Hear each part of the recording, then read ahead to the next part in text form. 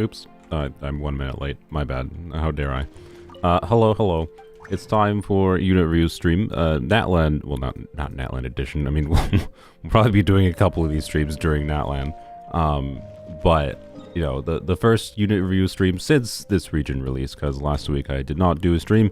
I was mostly just sick, like very sick actually. I am fine now, slightly congested, but mostly entirely fine. Hello.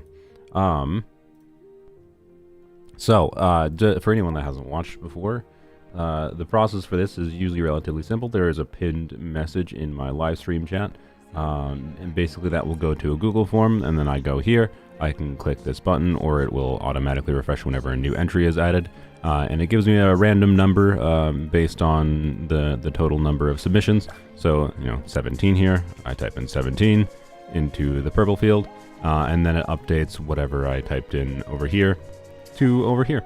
And then I can go to Enka.network and look at this person's profile. That's it.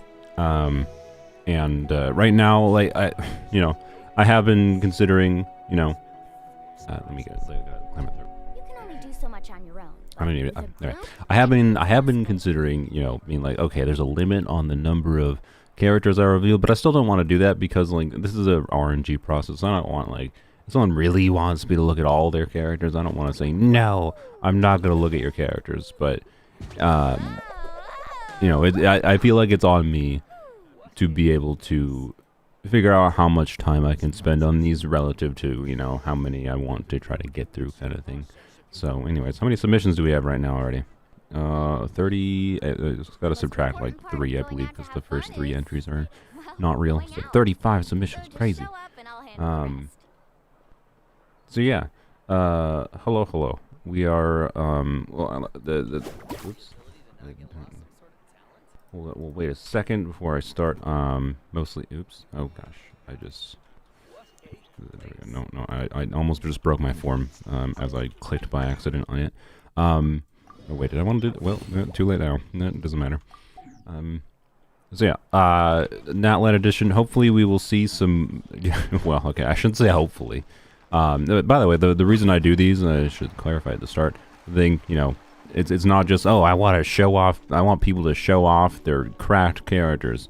And this is tying into what I was going to mention with Mualani and the new artifacts, but, I want to try to give people advice for, like, how to improve things or whatever struggles they're having. It's a way for me to address the, like, I'm having issues in Genshin without me, logging into people's accounts. Speaking of, I do plan to hopefully, the texture on these things are really weird with the lighting going on. An account fixing video, hopefully, maybe, will be out next weekend. We'll see. Being sick this last week kind of killed my desire to have to try to reach out to 100 different people. But anyways, we're not going to get too into it. Point being, we're doing a review stream. And maybe we'll see some new cracked builds on Mualani or pre-farm builds for Kanich, or maybe even a DPS Kachina. You know what? That's what I want to see. I want to see a DPS Kachina with somehow the most cracked. Like, if I see someone putting, like, very cracked, what is, I think it's called Codex. Codex is what I think I'll call it. Yeah, Obsidian Codex. If I see, like, very cracked Obsidian Codex pieces on a Kachina, it'll make me happy. But anyways, by the way, I've gotten, like, I've spent almost the entire last week's worth of resin on these artifacts. I've gotten not a single additional relevant new piece for my Mualani. Because, and that's not because of, like, sacrificial J, it's just because the game has been like, here, have a flower. Here, have a, that's a different flower. Here, have a flower. Here, have a flower. And then it's like, oh, what about feathers? And it's like, okay, well, here, have one. And it's a double low roll with defense percent. It's just like, okay, sure, not exactly what I wanted from Mualani, but thanks, I guess. And then timepieces have been terrible. Goblets have been terrible. And then, yeah. So, anyways, I can't even get like a crit damage circlet with nothing relevant for substats. Anyways, I have terrible luck. Point is on the new domain. Much worse compared to what happened last year with Marshall Sanders for me, so I guess I deserve it. Anyways, let's do the first one. Wait, I need to find somewhere to put... wait. Okay, I want to find somewhere to put Mulani's butt down. Sit her down so she doesn't yap. Because this is my yap time. You can't see what's going on. I don't see any bench here. Why is there no benches in Natland? Oh, there is. There's a seat. I found a seat. There we go. We're sitting down. Perfect. All right. Anywho's, so let's what am I doing? Go to my browser tab. I guess we'll do number 17 since this is the one I selected. Oh yeah, I forgot to mention donations. I do, you know, accept donations, and hopefully I get some because that's why I have ads turned off. I told YouTube to turn off ads, I believe. So monetization is off for this video for anything other than, you know, super chats. So I appreciate them, and I will obviously review characters if you do a donation. But I will, if I get donations, I'm going to alternate between different. Oops, just clicked off of the window. I will alternate between donations and randomized ones submitted through the form, right? So it's not going to be entirely donations, yada yada. But anyways, yeah, let's get into it. Oh yeah, I forgot about. Oh. Okay, I forgot about that. That's new in Natland, right? You can display, I think. Is it just 4 more characters? Yeah, you can display 4 more characters now in your profile. So, so people are like, review all my characters. Now it's even worse for me. The situation of review all my characters is even worse for me. Where like I feel like I need to look at people's characters, but okay. So even more, I need to force myself to go through them faster. If someone asks me to, this person did not. It's Churu's Bango did not ask me, right? But anyways, let's just start. Farina Nuvi Hutao official, wondering if continuing to farm for Golden Troop Marasasi is worth it for a meaningful upgrade, or if there's anything better to spend resin on, considering the rest of my characters. That's a good question. We can probably get a good vibe of that literally at a glance.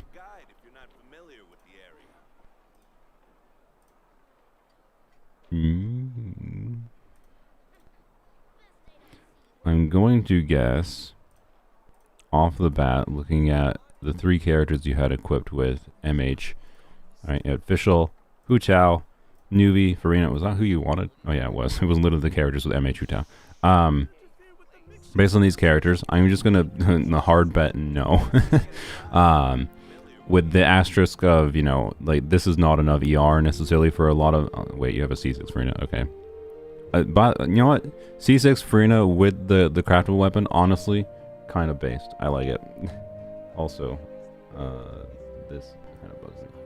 Move it like that, so because the chat icons being cut off in the stream was weird looking.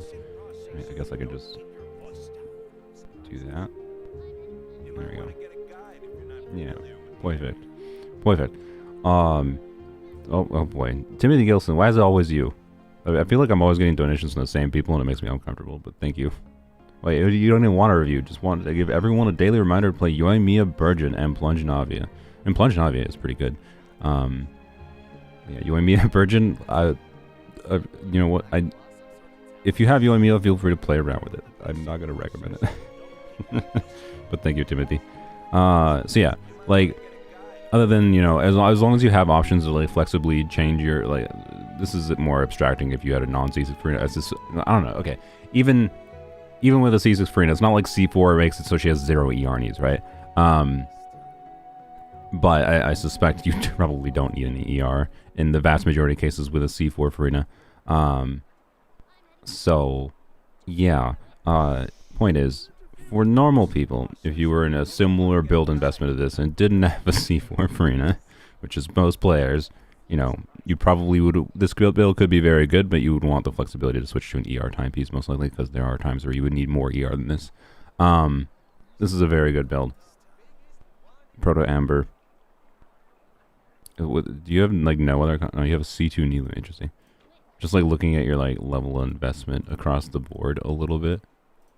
It's just, like, Farida is a surprisingly common character for people to apparently have spent a lot of wishes on, whether it be money wishes or not. Anyways, so yeah, Freenet is your goat, yes. So yeah, anyways, this is a very good Freenet build, obviously. And this official build is also, like, very good. Like, yeah, look at that tiny piece, that feather, that goblet. Like, yeah, oh, more crit rate would be nice, but, like, the solution to making this official build have better crit ratios, like, give her a stringless, not farm more artifacts, realistically. Or, does I give her a stringless? Give her a Skyward Harp or something. And Skyward Harp isn't necessarily better than stringless, even. It's just, it might be better in some situations, depending on how you're using official, right? And the increased consistency of having more crit rate might make you feel like she performs better even in aggravate. It's part of why I always leave. I don't use RFI Stringless on her. I use in my Skyward Harp because I like the crit consistency from the crit, even though I could have a good build in Stringless as well. So, anyways, yeah, there's really not much to crazily improve. Like if you're talking about, I guess, Hu Tao specifically, it is possible to get Hu Tao to, like where Hu Tao starts to be very valuable to put on MH is when she starts reaching higher crit damage amounts than this. And notably, that would probably require a crit damage circlet and potentially even more crit rate substats than you have. Like, that would maybe be the one reason, but, like, we're talking, like, a lot more farming to potentially get, you know, alternatively more crit damage from substat rolls too, right? Duh. But, like you have so much EM too, and also a very high amount of, like, HP substats. That's where some of your crit rolls went. And this is such a high stat value build that I don't think it's meaningfully worthwhile to continue farming this domain for you, unless you have other characters that you think may continue to need Marshall's A Hunter, because, like, the weird thing with the Farina, especially being that you have C6 Farina, is, like, she's literally Omega, I mean, there shouldn't be that, the chat delay is not necessarily because of stream delay. I have the stream set to ultra low latency, but anyways, Farina, especially with C6, is literally Omega universal buffer, slot her into probably every team. Is the Outland music too loud? It might be too loud, but anyways. It's great, yeah, the music is great in the back. So, anyways, I forgot what I was saying. Oh yeah, the MH artifacts on other characters, right? Because of the fact that you have C6 Farina, it can literally slot into, like, every single team. You don't even have to think about healers, which means, oh, MH is kind of like your ideal artifacts for any team you use Farina in as a slot in for a buffer and healer. So, because she does both. So yeah, that may be the reason to continue farming. Not just for your existing characters that currently have those two artifact sets, right? To get yourself to, like, I don't know what your total MH artifacts look like, right? But, like, my MH artifacts are in a situation where you see I have so many of them. That's because, like, there's so many different characters that might need different stats that I've kept a million different kinds of pieces and leveled up a whole bunch of pieces. And not many goblets, because, you know, goblets, right?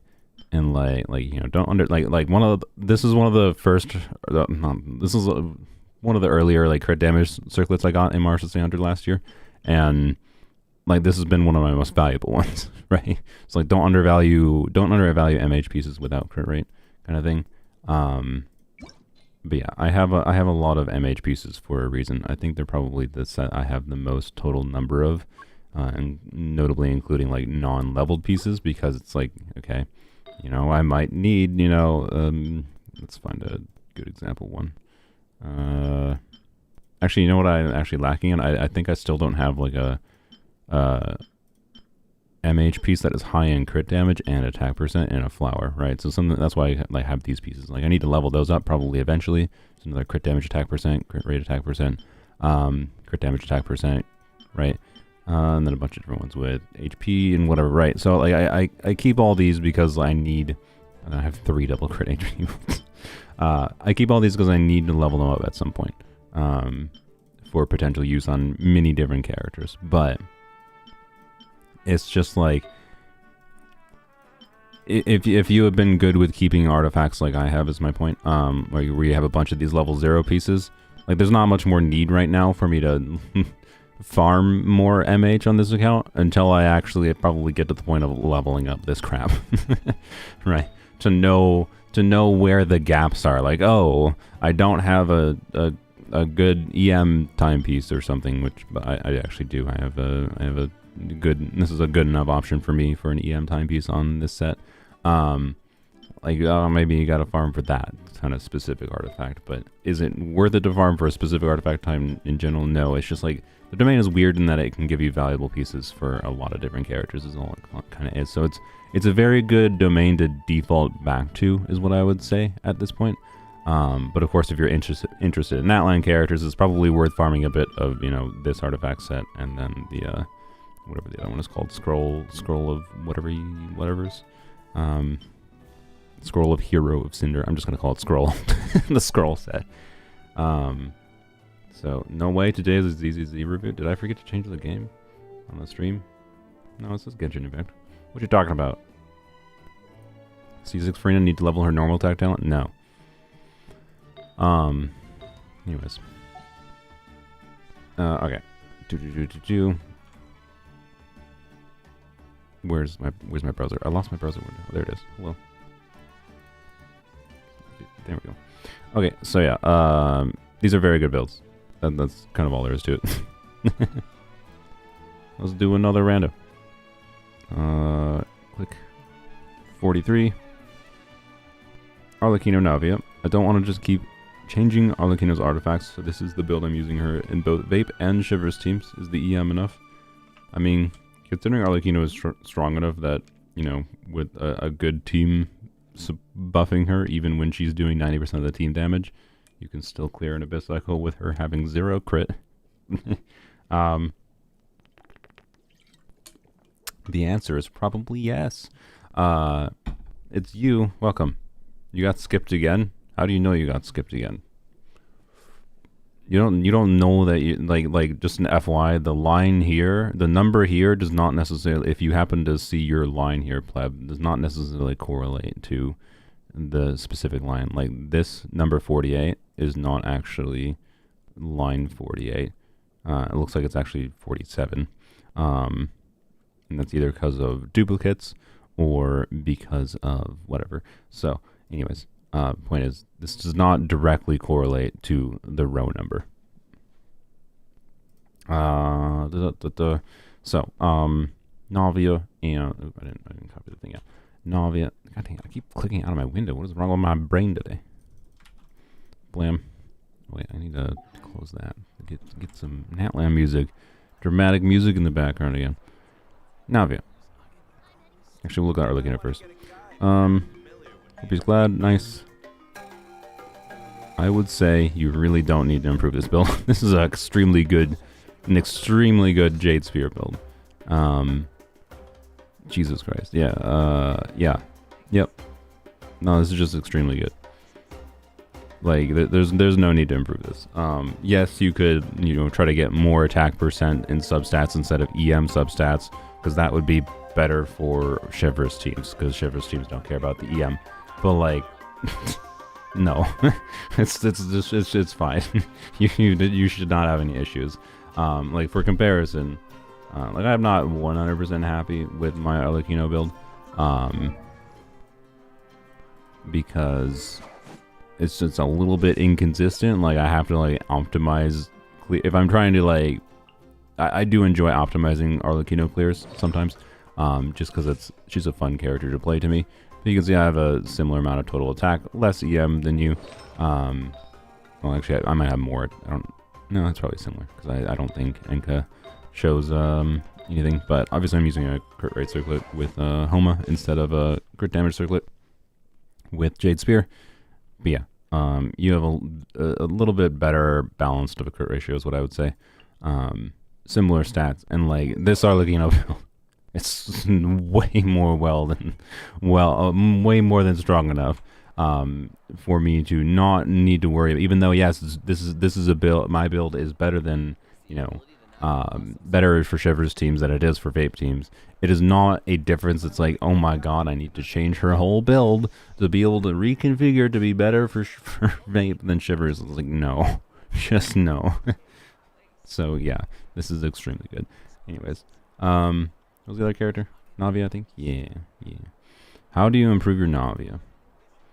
Will's Gravestone, nice. This is a very good. Well, the answer to how you improve your Navia is save your sanity and don't. Jesus.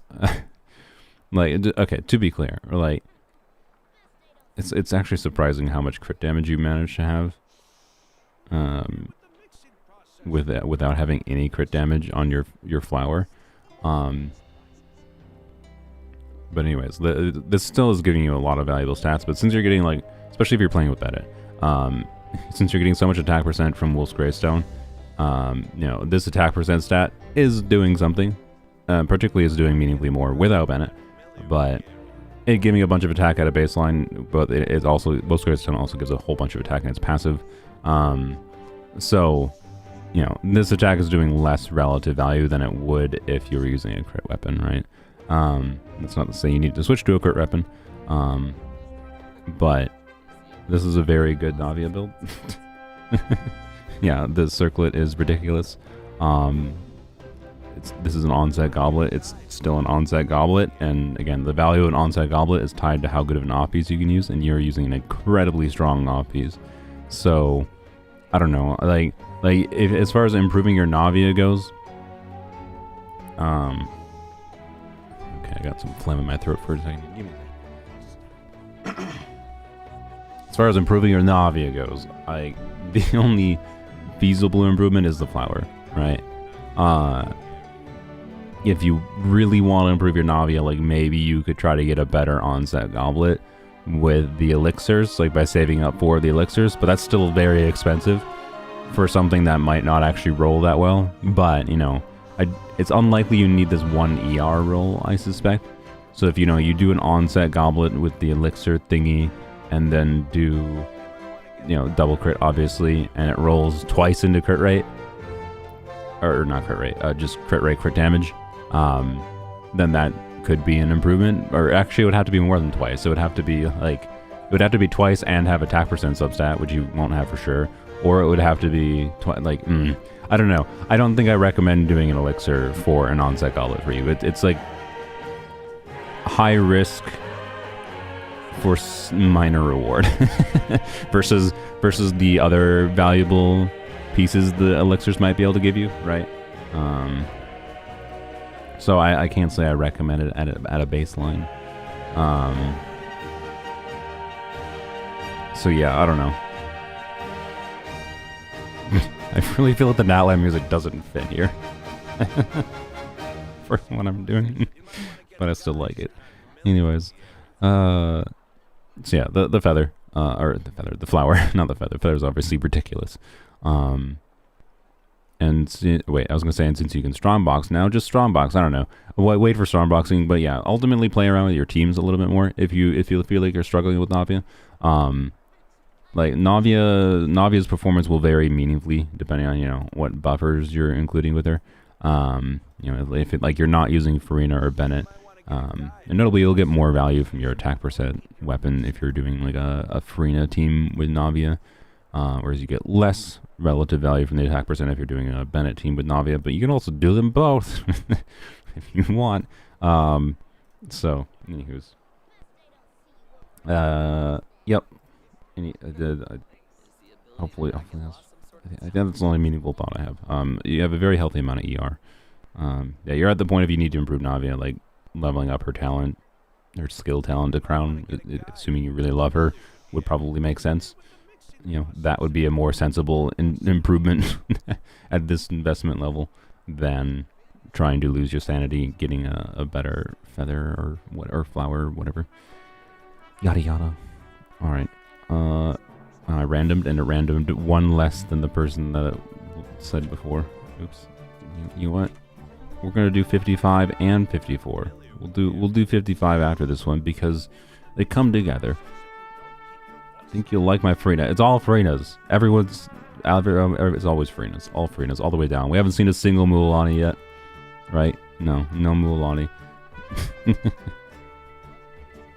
What is the forum for? We're doing unit reviews. It's it's the form for reviews. Like, do you want to get reviewed? It's the form for reviews.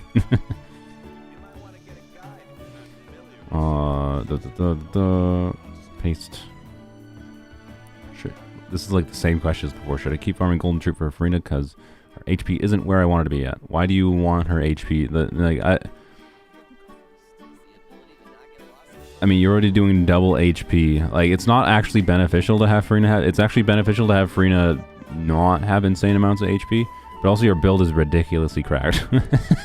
Like, this is an incredibly good fab build. So like, no, it's absolutely not worth farming anymore for her. Yeah, like, Jesus. This is an incredibly good, like why do you want more HP? Right? Like, getting to 37 to 38k HP is going to require you to get, you know, replace this artifact with an HP substat into defense. Replace the defense here with HP or the attack. Replace the defense here. Wait, this is an HP main stat. You can't even, yeah. Like,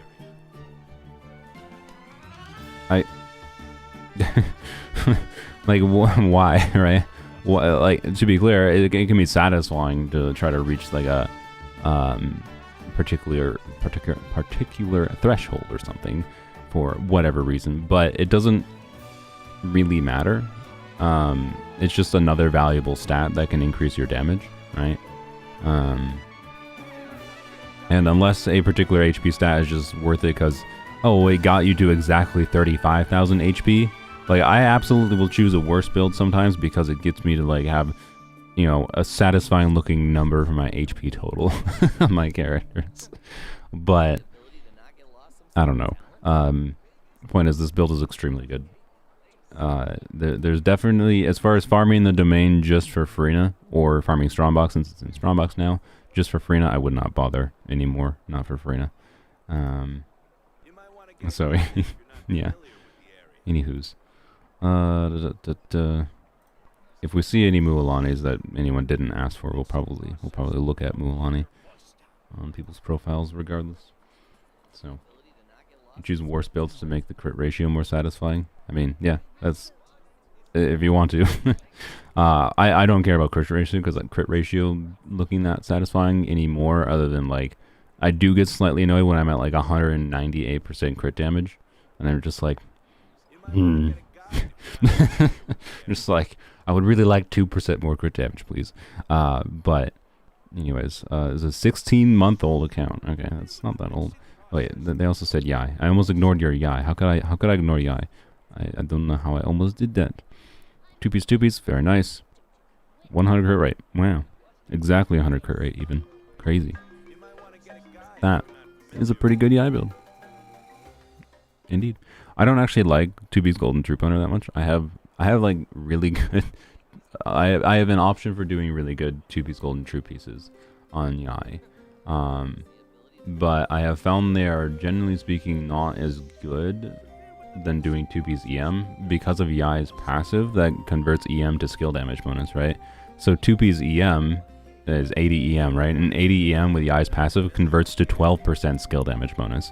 So 2B's Golden Troop is only giving you 8% skill damage bonus, but it's also losing you 80 EM that buffs your damage in other ways other than just giving skill damage bonus, right? Because 80 EM will also increase your aggravate damage or other reaction damage. So, I personally had found that I actually don't like 2B's Golden Troop. I also don't even like 4B's Golden Troop, but 4B's Golden Troop gives so much damage bonus that it can actually definitely make sense on Yai. So anyways, that would be the only consideration, is if you happen to have 2B's EM pieces, maybe you could do that instead, but honestly, I don't think it matters. You have more than good enough of a Yai build that is not really, it doesn't actually matter to min-max to that meaningful of an extent when you get to this quality of a build, right? It's just something that is a consideration, particularly if, you know, you want to free up these artifacts for official or something, which seems fairly unnecessary for you, to be completely honest, looking at your official build. So, anyways, yeah, point is, it's a very good Yai build. I like it. 100% crit rate exactly is very satisfying. That would be, that would be something if, like, if it made for a worse build to get a character to have 100% crit rate right on the line, I would absolutely prioritize using a slightly worse build for the satisfaction of having exactly 100% crit rate. But anyways, Yeah, I don't think you need to farm any more golden troop. I think you got enough golden troop pieces. That's my vibe. That's my vibe. But yeah, like aiming. I don't know. I see people like aiming for. We'll do 55 now. Oops. I just put that in the wrong one. Control Z that.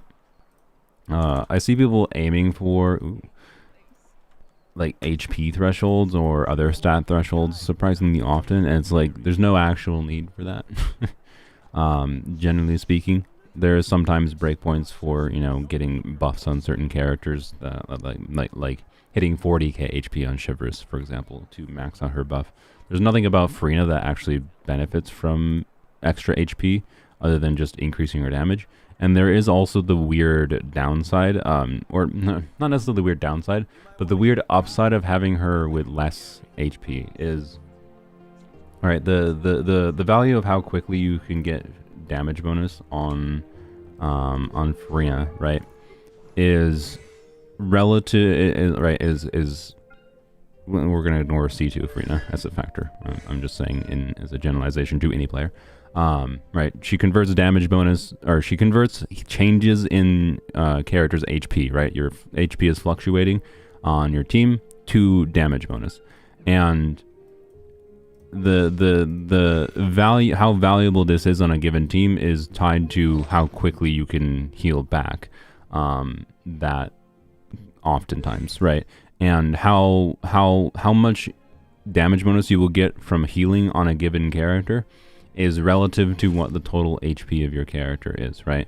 So when you have a very high HP Farina, right, it's much harder to heal her in a big chunk at a time, right? So like my Baiju heals on his skill 12.8% times 1445, so that is I don't know, like 7,000 HP or something, 7, we'll just say 7,000. That's napkin math estimation without me probably trying to pull out the calculator or anything.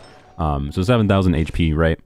And when the ideal with Farina is to go from like 50% HP to 100% HP on every single teammate on the team, right? When you have really high HP, even Baiju, a really good healer, right, is only going to heal 7,000 out of the 20,000 HP needed to fully heal Farina from 50% HP to 100% HP every rotation, right? So you can have this weird problem with the higher HP your Farina is, the less damage bonus, the less quick you get damage bonus from healing on Farina specifically. This is the same problem that happens if you pair her with other high HP teammates potentially, right? You can actually take longer to get your like Yellon. You can take longer to get your damage bonus built up because of your inflated HP on your teammates. So it's not insanely valuable to stack a ton of extra HP on Farina. is all it is. So and that's actually, yeah, that the Cyber Shiv mentioned, this is actually the weird that is in my opinion one of the weird downsides of Key of Kasha's suit on Farina, and it tends to be why you'd probably, it's part of the factor, not necessarily why. It's a factor of like, if you're using Key of Kasha's suit, you should strongly consider using a Hydro Goblet instead of a HP Goblet, right? But anyways,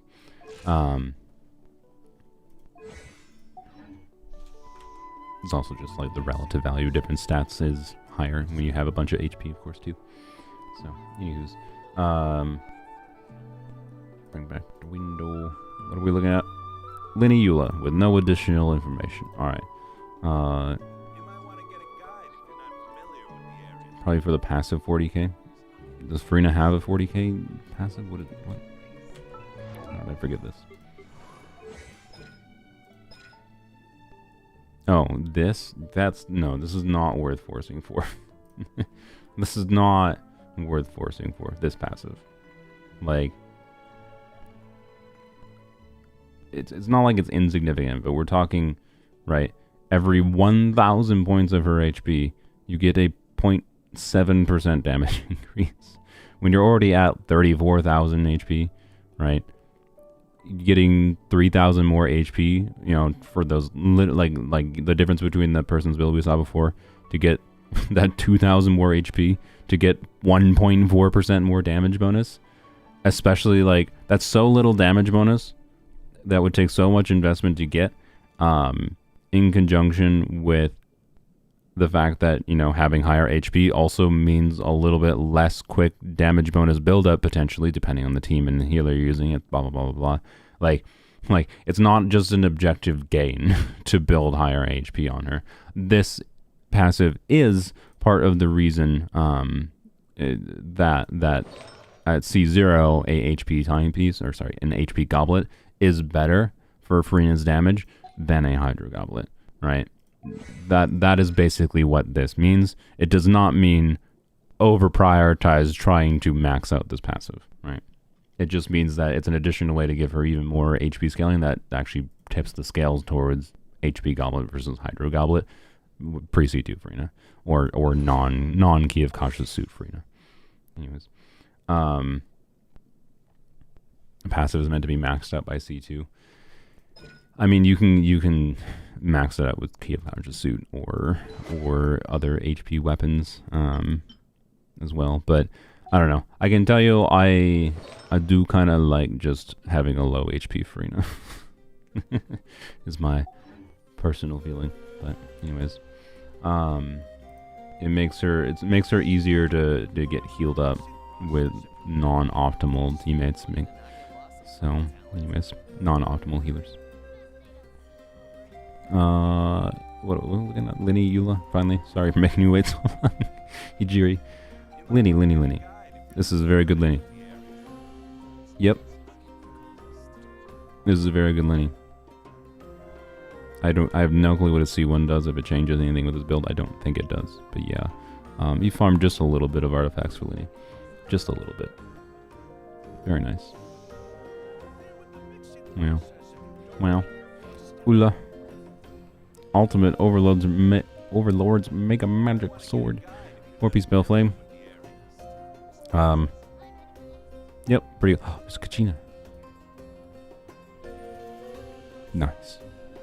It's not quite. This is a DPS Kachina, so this makes me very happy to see. But it's also not quite, I'd say, an optimized DPS Kachina, considering 30% crit rate. But I like it. I like it a lot.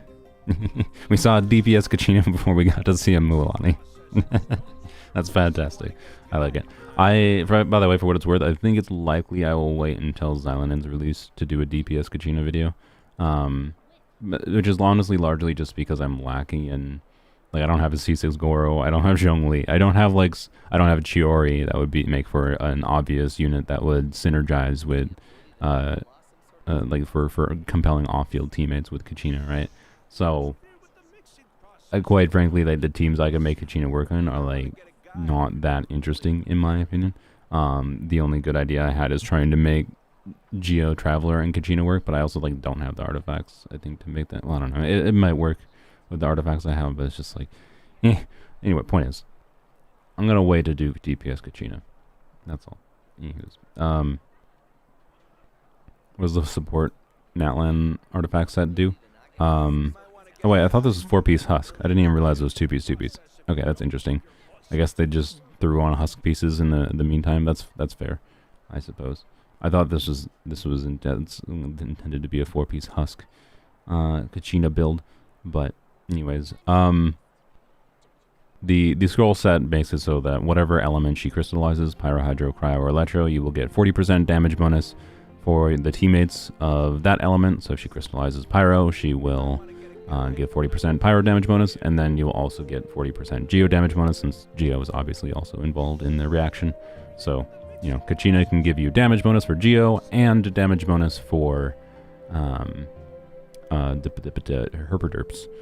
That's what Hydro, Pyro, whatever. So, like, if I'm doing DPS Kachina, or if you're doing DPS Kachina, if you're throwing DPS, or if you're throwing Kachina on a team with the new set, not DPSing, just 4-piece in the new set, stats don't even really matter on it that much. With, like, Farina, Chiori, like Farina.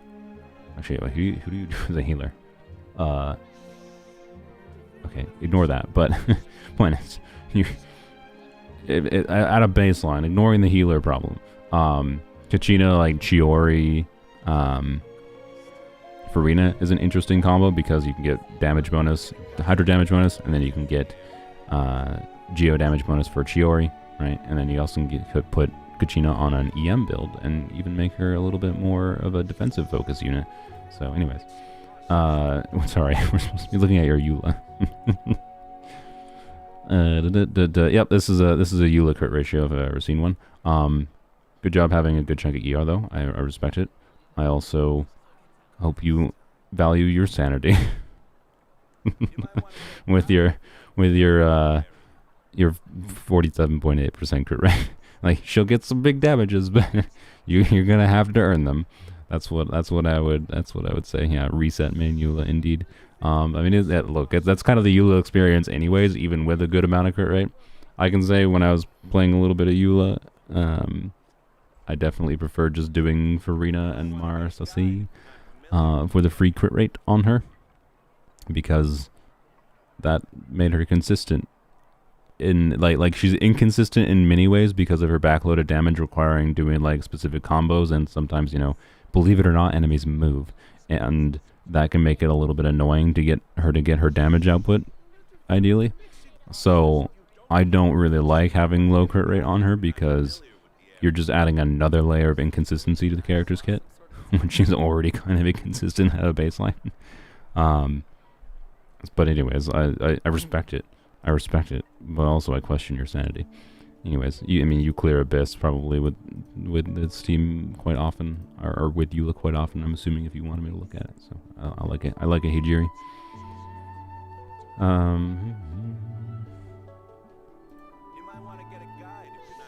Oh wait, I got a donation. Okay, we'll do one more random one and we'll do a donation.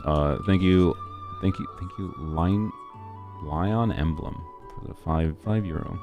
You want me to look at Zhongli and Toma hybrid builds? Hope it piques your interest. Yeah, we will. We will. If we see no Mualanis, you know what I'm gonna do? I'm gonna review my own. You know what I'm gonna do? I'm gonna review my own dang Mualani. I don't know why I copied that over there. I see no Mualanis. How egregious. Anyways, what are we looking at? I farmed the wrong set for Yoimiya and still trying to farm for Shimenawas. What do you want on Yoimiya? Crimson. I mean, Crimson is technically not really worse per se. I think Yoimiya has problems that are not her artifact set. And I can tell you, being that it gives her some AoE damage potential, and, you know, it's the most... Like, the two ways if I had Yoimiya, the two ways I would consider playing Yoimiya is most notably either a meme charge attack Yoimiya because of her little firework missile things, which aren't very good, and it makes me annoyed that they're not very good, but I would do my utmost to make them work. Or I would do, you know, a build that lets me use her burst at least, because her burst is fun and like, hey, fireworks, and she's the firework girl, versus... So, like, anyway, yeah, you probably want some more crit rate. To be clear, like, honestly, this is a pretty dang good and, like, respectable crit ratio for a Rust build. But yeah, this build will probably feel a little bit inconsistent, to say the least. Attack percent Goblet is also not necessarily ideal, I would say, especially with a Bennett. Or a Yunjin, honestly. Like, both Bennett and Yunjin... Yunjin gives a flat buff, and attack percent will not make your Yunjin buff higher, but damage percent buff will increase the value you get from your Yunjin buff. So I don't know, it's an on-set goblet, and definitely a relatable on-set goblet, so I get it. But I also think, like, with this quality of timepiece that you have, you would almost 100% be better served by doing a two-piece. It's kind of my conclusion here. You are AR-57. You don't necessarily have the same two-piece options that an AR-60 account does, or AR-60 onwards, because AR-60 technically... AR-60 can be an account that's played for a year and a half, or AR-60 can be an account that's played for 4 years. So it's like, how long has that been? Who knows? But anyways, by the time you get to AR-60, you usually have a good amount of artifacts. Where do you submit? There's a pinned Google form link. But yeah, I would strongly suggest two-piece. It's possible this is the best build you have, to be clear, if you don't have that many options for two-piece. But yeah, I would take a peek through, right? Especially if you're doing like, remember, like 2-piece EM is good. Obviously, 2-piece attack percent. 2-piece Marsh Say is good, right? I assume you've got. Oh, okay, I looked at Farina. I was like, I assume you've got Farina on Golden Troop, so you probably got some Marsh Sussies. Yeah, you do. You have farmed some of it. Also, why do you have attack percent circlet on? Oh my! What is happening? Okay, are you memeing or is, like, to be clear, I respect this kind of build on Nubulette. This is what he deserves. But if you're not memeing, I think you have a case of overprior. Okay, to be clear, the set bonus is very, very strong. Yeah, plunge Nubulette, I guess.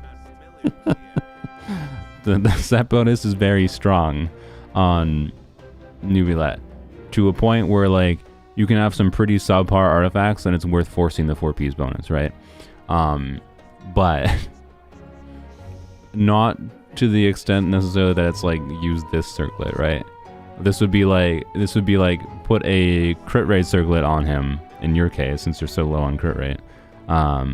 This is a very, very low amount of crit rate, especially for MH. They put a crit rate circlet on him with 0 relevant substats. So anyway, you kind of feel like a case of me where you're over prioritizing substats over the main stats. It is my vibe. But anyways, did I see? I don't know if I saw any clarification in chat if it is plunge, but yeah, it might be intended to be a plunge build. Either way, it's still not an optimized plunge build, especially with this circlet. But the timepiece obviously for plunge is good. But anyways. What characters do you actually want me to look at? Sorry. Always Farina. Always Farina. Yoimiya, Barbara. We already looked at Yoimiya, so yeah. Check your 2-piece artifacts for... It's not a plunging build? Okay. Yep, that's no in jazz. It's a no plunging build. Yeah, Yoimiya, try 2-piece. Yelan.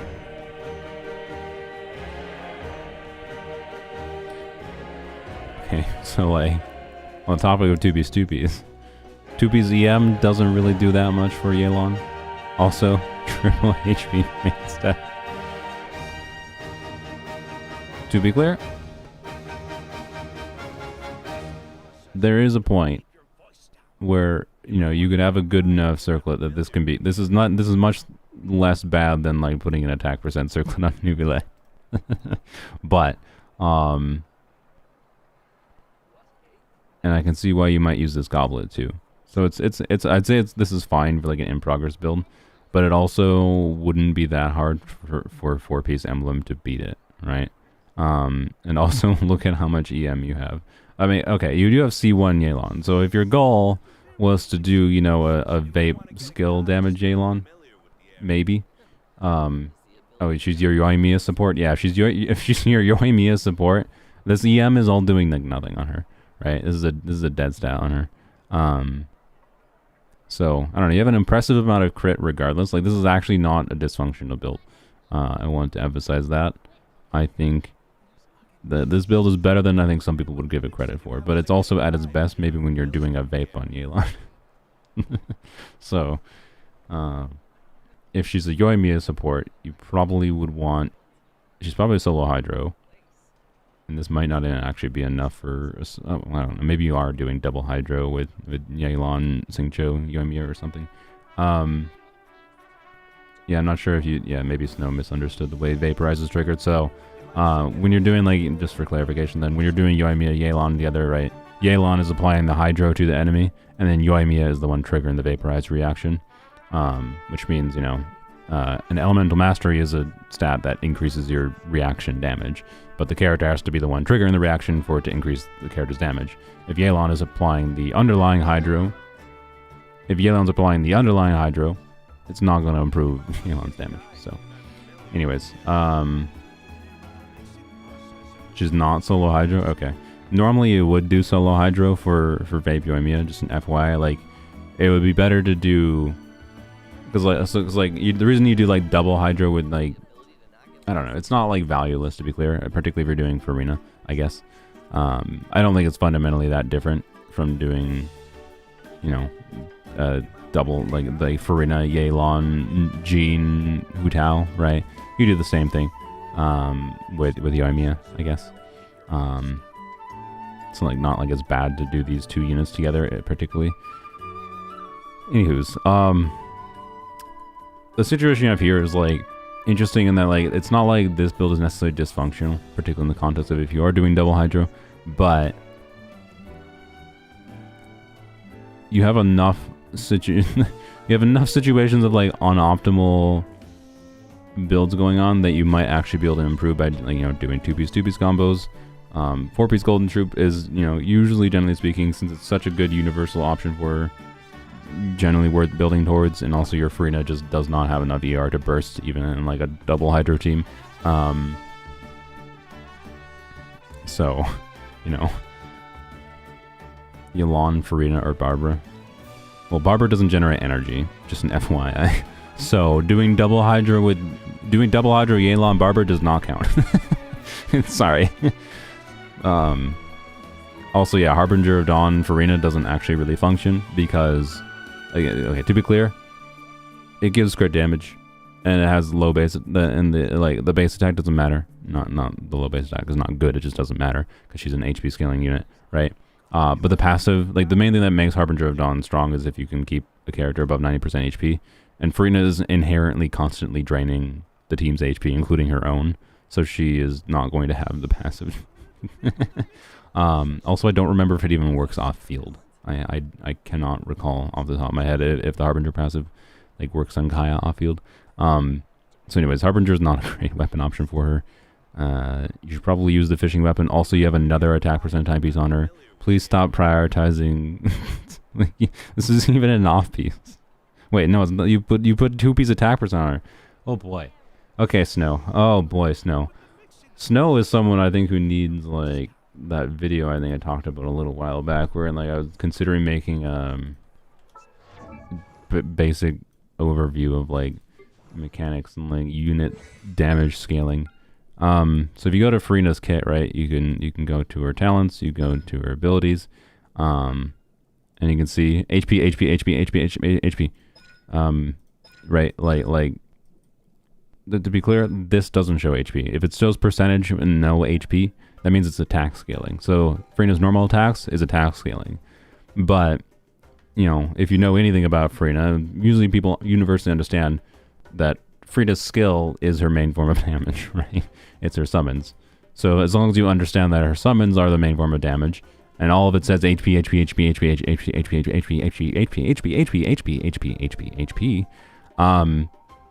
what stat do you think is relevant for her to do damage? So, and like, you don't spend enough time in domains, you say, but then like I'm not trying to like say you need to farm more, but like what you have done is you have spent effort leveling pieces that are not relevant. But yeah, and like I highly suggest checking out, you know, whether if you prefer text guides, which I like because they're like you can just open up the page in your phone, right? Like,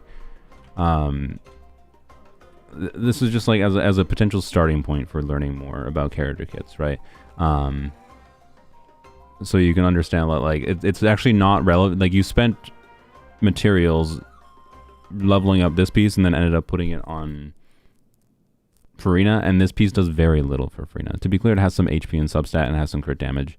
It's not technically worthless, but also you're critting like 33% of the time. So your crit damage, the value of a crit damage stat is quite low in this build. Especially in a build where you're not bursting consistently. Not bursting consistently on Farina is a very, very significant damage loss for Farina. But anyways, actually, let's go to the quick guide. I believe KQM makes a quick guide for every single character in the game. They have these nice little graphs that will give you, you know, talent priorities and basic weapon options, and you know, artifact options, etc., right? You don't need to do 4-piece golden troop on Farina, is my point. I'm not saying you need to go spend more time in the domain, but you should, you know, okay, my Farina is a really weird build right now, but, you know, you should be putting, you know, either an ER timepiece to be able to burst consistently on Farina or an HP timepiece to increase her damage, right? HP Goblet or Hydro Goblet, right? Like the priority is generally speaking main stats of artifacts because so many of your characters' damage stats come from the main stats of their artifacts, right? And that's something people miss way too often. They force set bonuses that aren't actually worth it to force, versus just using existing artifacts they have, right? Or they level up pieces that are like attack percent main stat, that don't do anything for the character, right? Like, it takes a lot of resources to level an artifact up to 20, and you know, that's kind of all there is. Like it would have been better in your case, almost assuredly, to, in your case, since you're low on ER, just level up literally any energy recharge timepiece and put that on her, and like, because attack two piece attack percent is not a set bonus that does anything for her, right? It does literally nothing.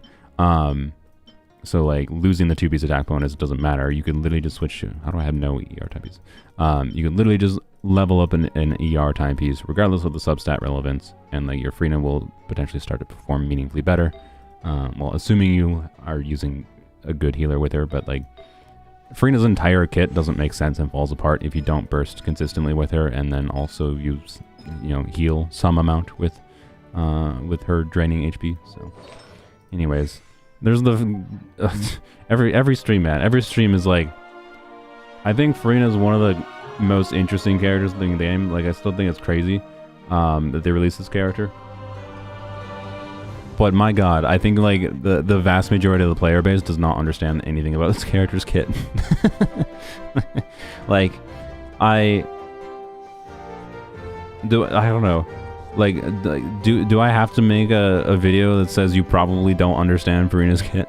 Because I see so many people that just have like builds that essentially make Farina just not very good. So anyways, I don't really want to make the video because like you can build Farina a lot of different ways. And use her in a lot of different ways. Like, it's not, oh, you have to build 4-piece golden troop. It's, you need to be able to burst consistently, and you need to be able to think about the healing factor as well with her. And if you're not doing both of those, right, then this character like just doesn't do anything. And one notable thing that people like seem to forget sometimes is how like Farina gets a whole lot. I shouldn't say she doesn't do anything. She can at a baseline. If you just use her as a Hydro player, don't have any like meaningful healing going on to help with her. You're just gonna make the if you don't burst consistently, you aren't getting value from the damage bonus, right? You aren't healing up with her, then you're basically in a situation where she's just like a bad damage dealer. Like, these scalings at a baseline are not actually very good. What makes her so strong as far as her damage output is when you get damage bonus for herself and other teammates, right? That increases her damage. And then, you know, you also, notably, she has this liner kit, wherein when your summons are attacking, if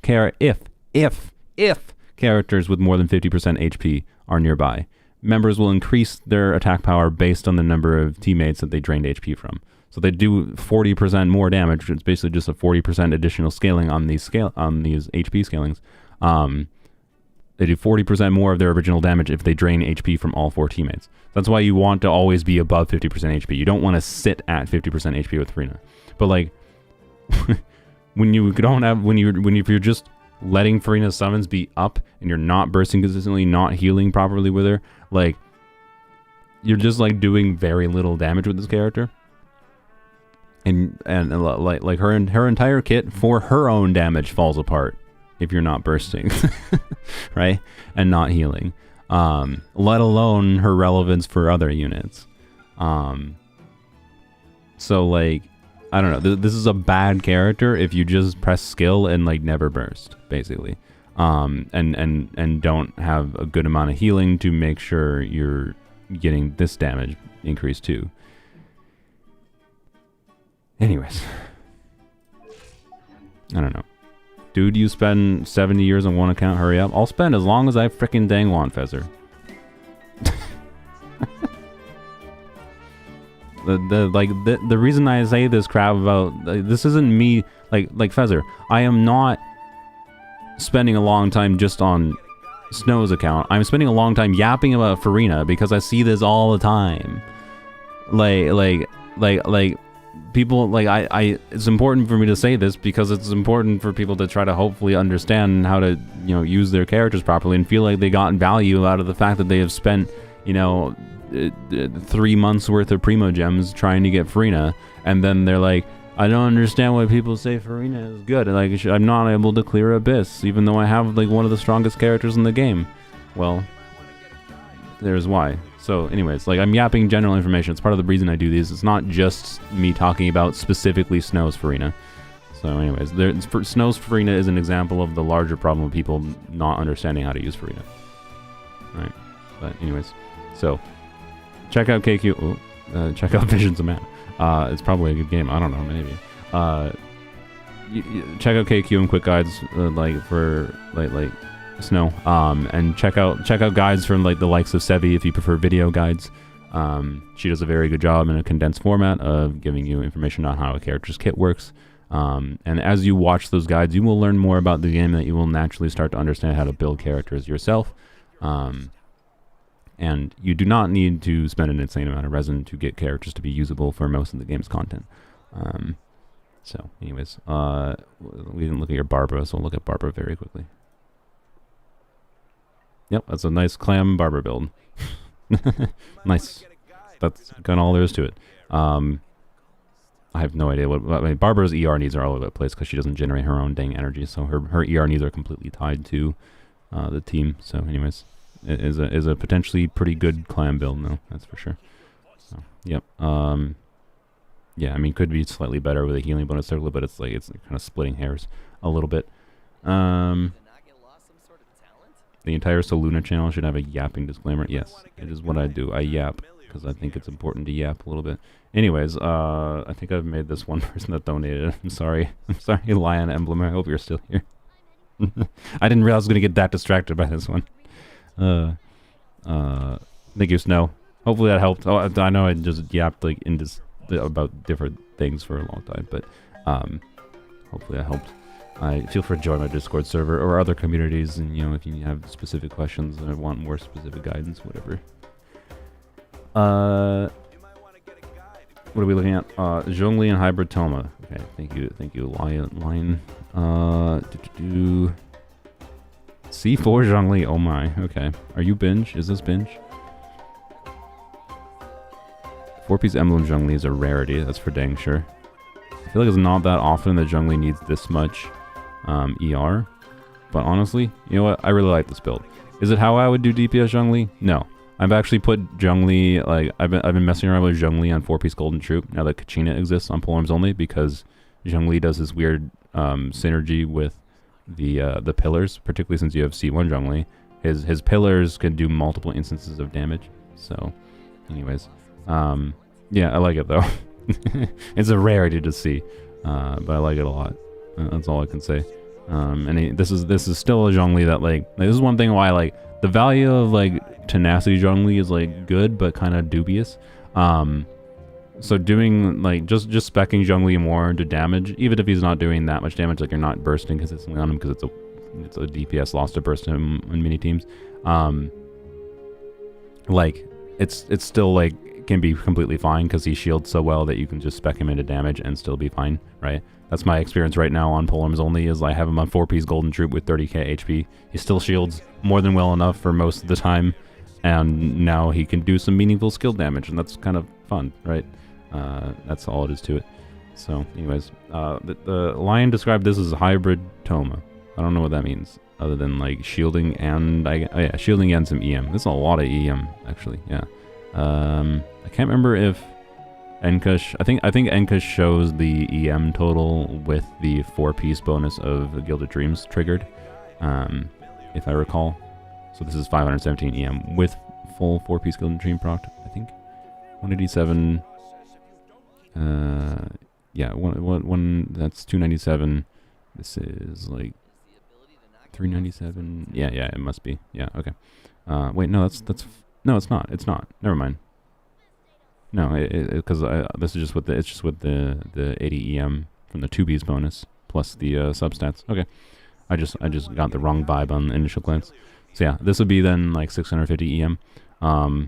Yeah, you have a very good chunk of ER, and you have a good chunk of EM, and he still has like this is actually a really well balanced hybrid Toma build. This is actually very impressive, honestly. This makes me want to build Toma this way on polearms only, because now that Emily exists, I have a little bit more reason.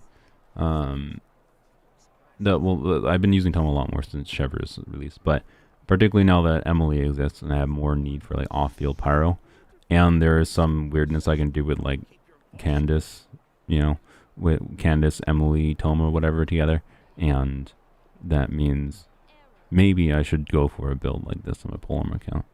Anyways, I like it a lot. Very nice lion. So yeah.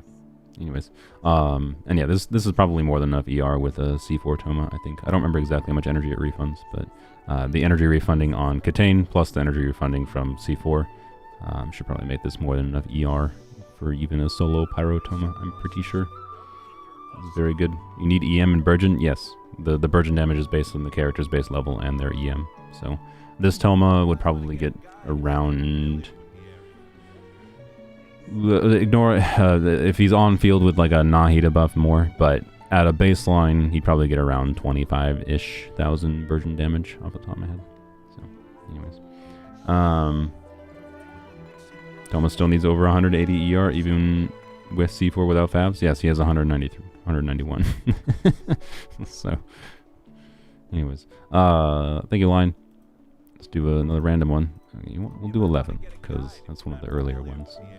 Oh boy, Eula is triple cryo. She's almost useless nowadays. I mean, I was surprised how usable she was when I got her, to be honest.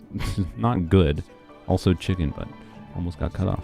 I don't want to upgrade her. I don't even know if I can. Akasha CV claims she's top 60, not top 60%. There's 59 people in front of me. Interesting.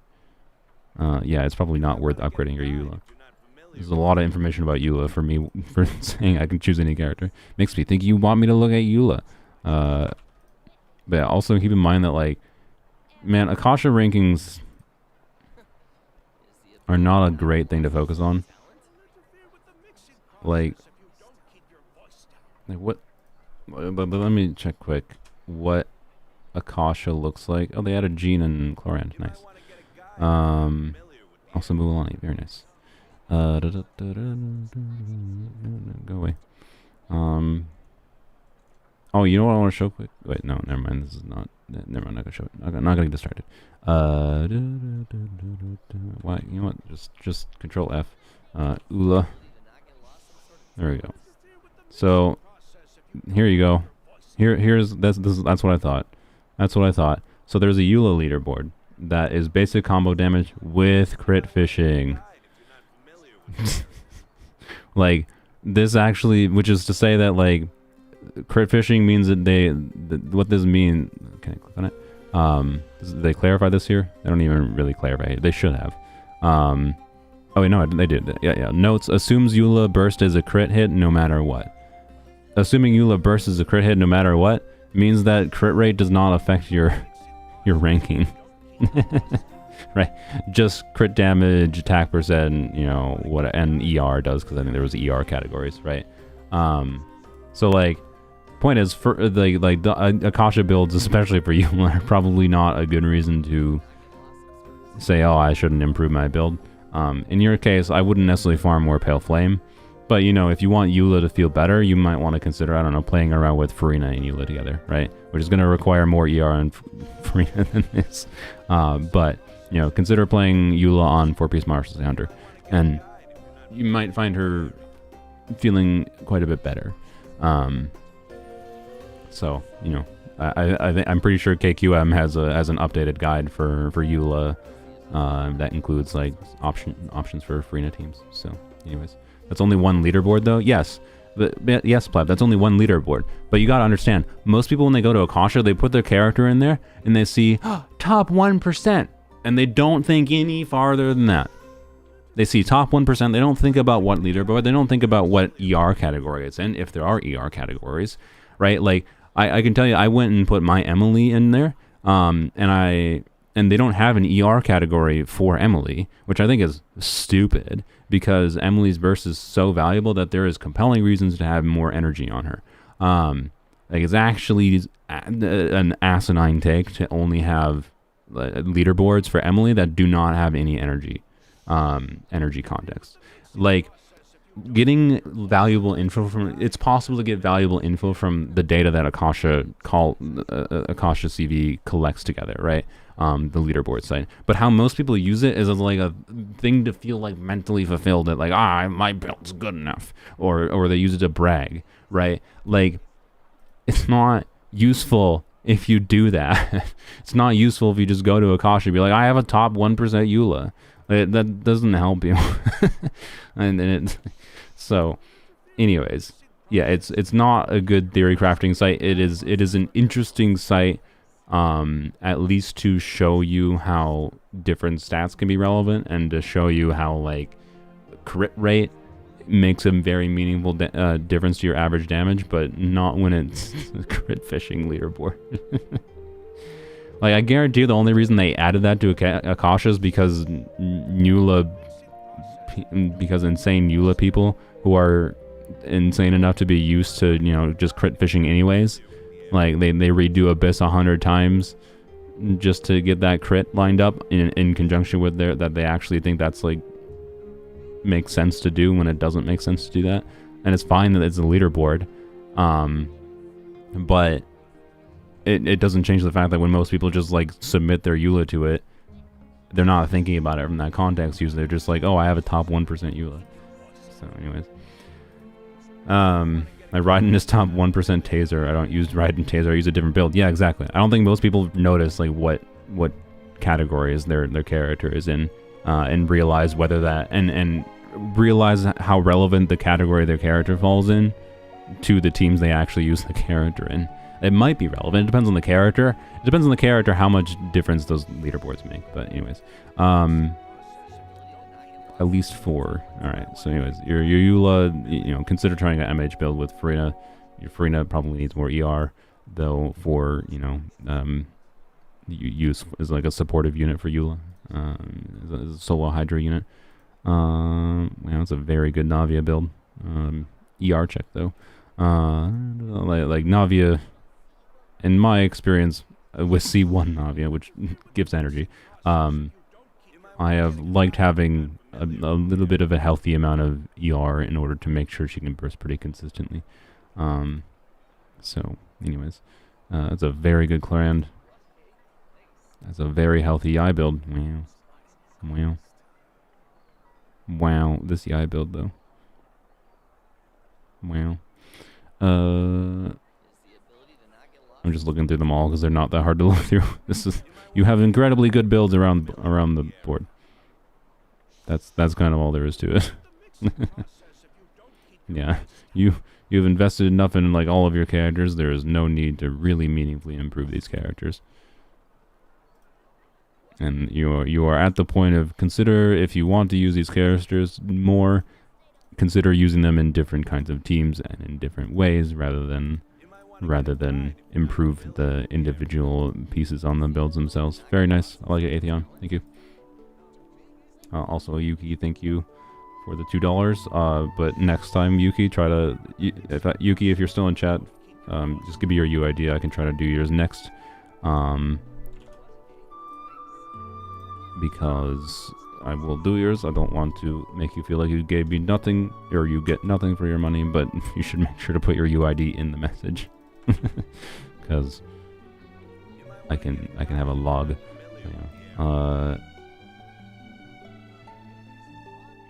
Try to if you're trying to put your UID, it wouldn't let you. What? I mean, okay, try to put your UID with some words along with it, I guess. Otherwise, you might have to message me on Discord after the fact, or at me on Discord. Sometimes it's easier to at me. What are we looking at? Catching Arlecchino Navi newbie. Wander if you can. He's great. Yeah, he's fine. This is a perfectly fine Wander build. I mean, he could use an Animal Goblet, obviously. It's possible you might have 2B's artifacts that are better. Because like your timepiece is not bad, but in particular, well, actually no, you're using a off-piece goblet anyways. Okay. I don't know. If you have any Animal Goblet that, like, don't forget to test, like, if you do have an Animal Goblet that has, like, I don't know, only 2 crit rolls. This has 3 crit rolls, right? If you have an Animal Goblet that has, like, 2 crit rolls and an attack percent roll, that is likely better than this goblet. But, it would have, I don't think an Animal Goblet with 0 crit is better than this goblet, but it might be on the line. Yeah, being that, like, this is not, like, insane, this timepiece, and this circlet is also, you know, has no relevant substats for him. You might be better served by 2B's on your Wander, but other than that, it's not dysfunctional. Wander has bigger problems than artifacts, so he's level 70, so it doesn't change. I'm not looking at his level. Obviously, he's level 70. So, anyways, it's a pretty good Nubilet build. Yeah, Proto Ember. It's probably enough ER for Proto Ember, generally speaking. Although actually, I've liked having about when I use Proto Ember Nuvia with R5 Ember. I think I liked having about 130 ER, but that's also just me liking a little bit of excess ER to some extent, and it depends on the team you're using it in. So you know, depends. Good Nuvia build though. Nothing crazy that needs to be improved there. Obviously, it could be stronger, but it's pretty decent. Wolf's Gravestone Navia, nice.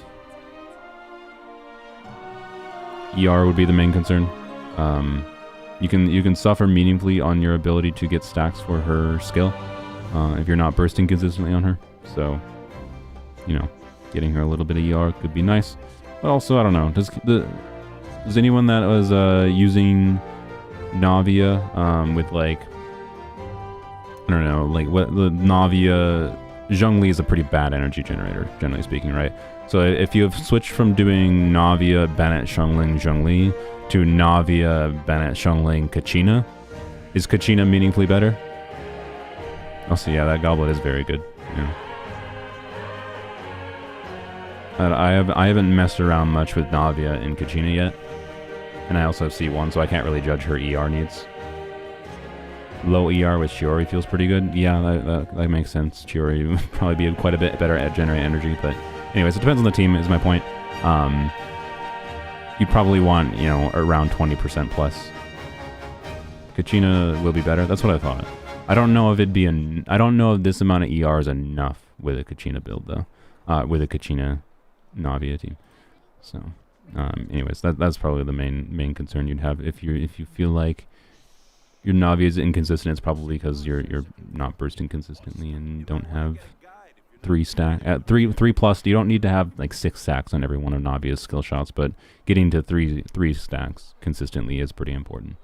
And her burst basically enables that on its own, mostly, kind of. Yeah, good Arlecchino. Definitely a very good Arlecchino build. More Chevrolet focused, but it's also definitely still perfectly fine at vape. And that is a very strong Kaching build. Is this overcapping? No, it's not. No. She only gets 15% free. I don't know why I thought for a second. The Kaching has no EM. Oh yeah, that's true. That is a little unfortunate. I mean, look, they might be doing Kaching with Electrocharge teams, or Kaching with... Okay, Overload Kaching is really not great in my experience. But I also haven't like invested enough into Kaching necessarily, Kaching's talents, to know how well a crowned Kaching would be. But that's more just on the baseline of Kaching's raw multipliers are not that good. So yeah, could use more EM. Is it worth it to switch to an EM timepiece without good in your build is? I don't think so. I think this is a more than capable build, and also keep in mind there is decent sources for like EM buffs, external EM buffs, right? So, anyways, Xylanen's weapon got buffed. I'm aware. It wasn't that meaningful a buff. They just changed it so that Chiori's weapon wasn't better for Xylanen, for DPS Xylanen. Xylanen's weapon is still better for universality, even pre-buff. But anyways, oh yeah, thank you for the reminder about Yuki's UID. Where is it? Why did YouTube switch to top chat? Frick you, YouTube. I don't think it actually affected it. It didn't hide it, but it just annoys me that it switched to live chat and then I have to refresh the window because YouTube freezes and then it switches back to the top chat. Like, frick you. Anyways, yeah, I think we looked at your things. Thank you, Cheese. You didn't donate, but thank you for submitting anyways. Yuki, what did you want me to look at, Yuki? I'm not looking at all of them, I'm sorry. I'm not looking at all characters. If you want me to look at all characters, you get like 5 seconds. Kaching. Okay, more Kachings. Let's go. Also, no Mualanis. How have we seen no Mualanis? No Mualanis. Also, Sylveon wants to show off her Lisa every single stream. Sad. Beto sad. Well, actually, okay, you don't have C2 Beto. I get it. Anyways, Kaching. Kago Tsurube Ishin. I can word. This is actually, I mean, okay, so you're AR51, just in case anyone didn't notice. For an AR51 account, this is actually a pretty dang good Kaching, I would say. Actually, like, what? Also, wow. Like, wow. Wow, how are you AR, like, what? I would like to have gotten this lucky at AR51. I don't know if you're, I will say, I don't know if you're necessarily farming for the perfectly, like you're not making necessarily the most resin efficient decisions, and resin efficiency can matter quite meaningfully to improving your builds in a shorter time frame early on, right, at your AR level. But you know what? I also absolutely respect just prioritizing Kaching for the time being. My advice, since you have Farina, would probably be to focus on farming the Marsh to say Hunter Domain, because you can get artifacts for Farina, you get artifacts for like Navia, 2-piece or 4-piece Golden Troop. Golden Troop can actually work on Navia pretty well. 4-piece Golden Troop is a little bit weird on her, but is good. And you also have Skyward Pride, which is nice. So, anyways, I'd probably suggest, farming Marsh to Hunter, 4-piece Golden Troop in the domain, and then you can like strong box for future Thundering Fury artifacts for Farina or something, or for Farina, for Kaching. Not to mention, one thing, Yuki, and you might not realize yet, is how strong Kaching will be with Fischl. So, like you have a really good Kaching team already potentially, and just doing a Dendro like teammate, plus probably ideally Yao Yao or Baiju, but probably you don't have Baiju. But like, let's say you might not have Yao Yao either. To be clear. Let's say Yao Yao, Kaching, Farina, Fischl, right? Will be like, yeah. Yeah, Dendro Traveler is a good option, to be clear, for Kaching, yes. But not what I was mentioning Yao Yao because you need a healer with Farina if you're going to use Farina and Kaching together. But yeah, anyways, you got a very good build going here to start. You've done a good job at realizing, hey, EM is a valuable stat. I don't think many players that are as new as you are would realize that this is a potentially meaningfully relevant piece, especially early on for your Kaching. So anyway, you also just definitely are lucky. I can't believe you have this many crit stats on a Kaching this early on. But yeah. Some people prefer Kirara for Kaching because she allows smoother rotations and more consistent Dendrop. Is that assuming C4 Kaching? I don't know. I don't know enough about the Kaching scene and people's preferences. Yeah, Kirara could be a good option for sure. But I don't know. As far as like, I haven't in the times I tried to use Kirara for her supportive utility to keep up like Aggravate, she hasn't been very enjoyable until I got C4 Kirara, is my general experience. Like, it can work, but particularly with Kaching, I imagine it can work because Kaching doesn't spend a ton of time on field. So, if you can have smoother, faster rotations, whatever, it might not be much of a problem. So, review your Mualani. I would like to, QB, but I also want a random Mualani. But you know what, QB? If this next person does not have a Mualani, random. If this next person does not have a Mualani, I'll do yours, QB, okay? Because I want to look at Mualani. Also, someone remind me if I can review my own Mulan. I'll trash my own Mulan. Actually, I don't know. I think my Mulan is actually pretty good. Like my Mulan Stoopies build is good enough that it's genuinely kind of like it's difficult for me to get a better 4-piece new set build. So anyways, Aloy, yeah, rare. Farina, Hu Tao, Raiden, anything else? All right, Aloy. Nice. Aloy can do some weird things that are unique. She has a weird kit. I wish I had her just because she has a weird kit. I feel like what I want Mohayo to do is just re-release a cryo character, like release a new cryo 4-star that just has Aloy's kit, right? So like I don't want them to re-release Aloy because like I don't actually like that they did Aloy. It feels like something that Sony forced them to do. But I do want them to like just make Aloy accessible to players that haven't played or didn't start playing until after Aloy's release, like me. So, anyways, I don't know enough about her because I refuse to meaningfully think about her when she doesn't exist. So, Farina, Hu Tao, Raiden. It's always Farina. ER. Well, assuming your ER is good enough, this is a good Farina build. Yep. But anyways, as long as you have an ER timepiece, and although you're definitely right on that borderline of even an ER timepiece is not necessarily gonna perfectly give you enough ER, but it's close enough that you probably won't have many problems, right? So, you know, as long as you have an ER timepiece, and you probably do since this is an off piece, you're fine. So, yep. I don't think this Farina build needs meaningful improvement,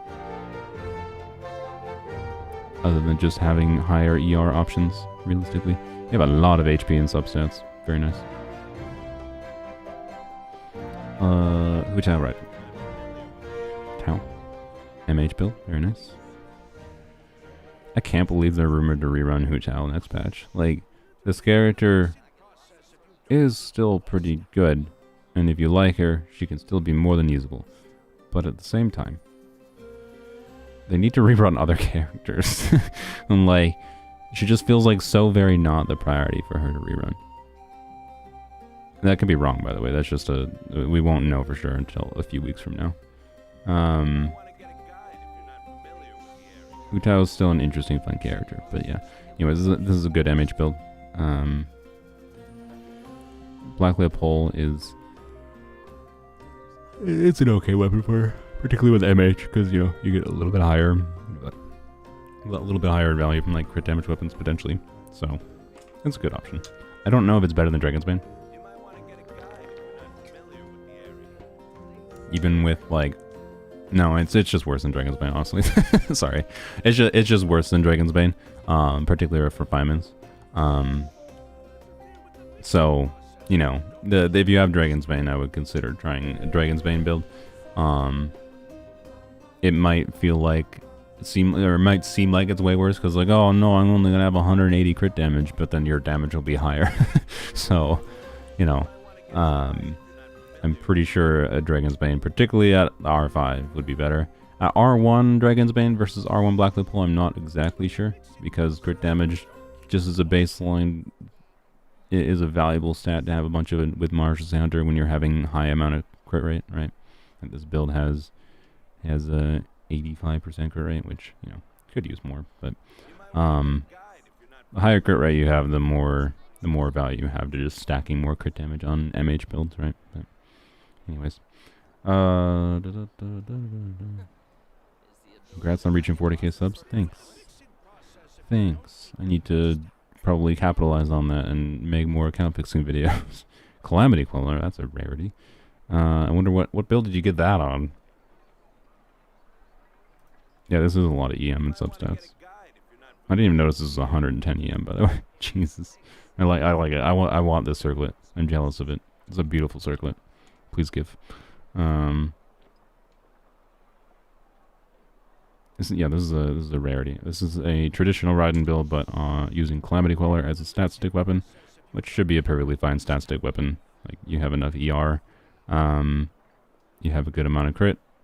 Right, this is a good traditional Raiden build, actually. It's nothing insane. I am not confident it would be better than a catch build. I do not know off the top of my head how Calamity Queller would compare with this, but yeah, I've yapped before about Raiden, and how a traditional Raiden build on Emblem, like this is doing a carry DPS Raiden, right? And she's just not very good at being a carry. It's not playing to Raiden's strengths. It's fun to burst on her. It's why I do hybrid Raiden. But anyways, point is she has a relatively limited number of teams where this kind of build actually shines. Is ultimately all it is. But you know, Chevrolet is probably rerunning soon. If you manage to get a Chevrolet, this build is probably more than good enough for a Chevrolet team. So yeah.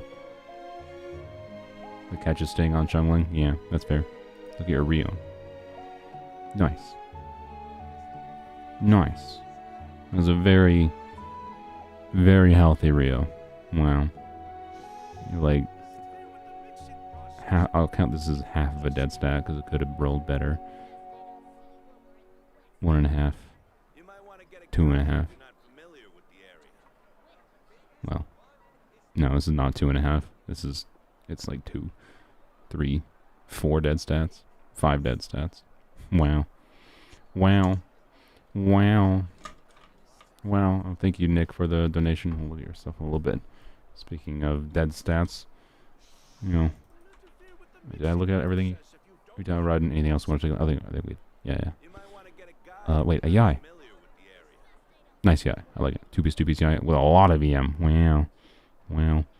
So, just as an FYI, in case you didn't know, in single target, Yai would prefer an attack timepiece, but in AoE, an EM timepiece is better.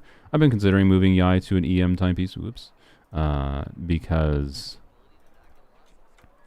Yai's strength shines the most in AoE, but I also tend to play her a bunch with Chevers nowadays, in which context attack tends to start being better again, since you're not doing aggravate. So, anyways, we're looking at Sylveon's yoked out Lisa. Oh yeah, oh I know. Sylveon wanted to, what did you, yeah, Sylveon I think used her elixir for, she farmed a crap ton of the overworld for a circlet. So she chose to, if I recall, she chose to get this circlet. And somehow, you know, the elixirs rewarded Sylveon and gave her, you know, I don't, did you choose attack percent crit and then you just got lucky and got ER? Right? But anyways, this is a 4-line I think with 4 crit damage rolls and 1 ER roll. Like, Jesus. So yeah, I think Sylveon, by the way, in the 50% ER category, I believe this is the #1 Lisa in the world. So, you know, and let's be real, anyone that the Akasha categories that don't have, you know, meaningful amounts of ER on Lisa are like, they're not being real. They're not actually using Lisa. They're just, you know, screenshotting. What Sylveon does is Sylveon actually tries to use Lisa. So, like, I respect the hell out of this insanity. Like, this is utter insanity. Do not, like, you should probably not ever farm this much for a character. But, yeah. Hey, that's official build. Yeah. Yep.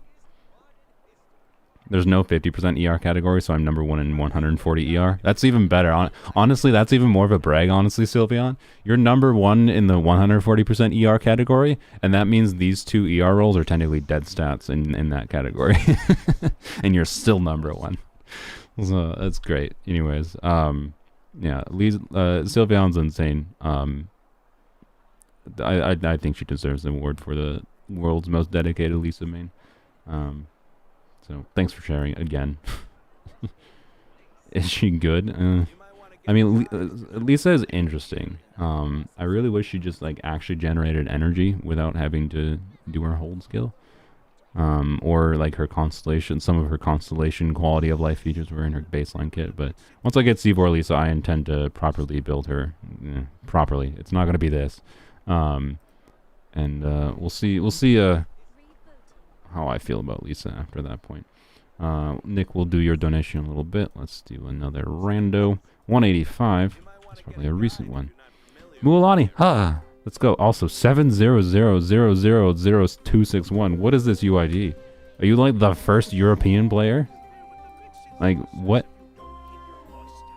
This means this is the 261st like EU account that was made. What in the world? Anyways, let's freaking go. That's like 2700006 hey, it wasn't my turn. So, wait, is this yours, QB? If this is yours, QB, that's a funny coincidence. Mualani on. Oh my God, what in the? How much resin did you spend? Is this person in chat? Where are you? This person resin refreshed. I refuse to believe they didn't resin refresh.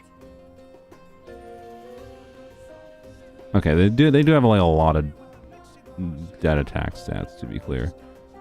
Not, I mean, still, that's not really okay. This is one dead stat. This is 3 dead stats, 3 dead stats, 3 dead stats. Like maybe, I don't know. Okay, it's possible they just got really lucky with these artifacts. This is an off piece, I guess. But like, what?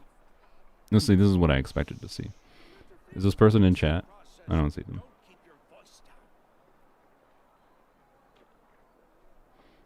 They need to put a cap on how many times she generates particles on her tappy, because otherwise it would be, if it was just one, you could just keep spamming it. Yeah, I know.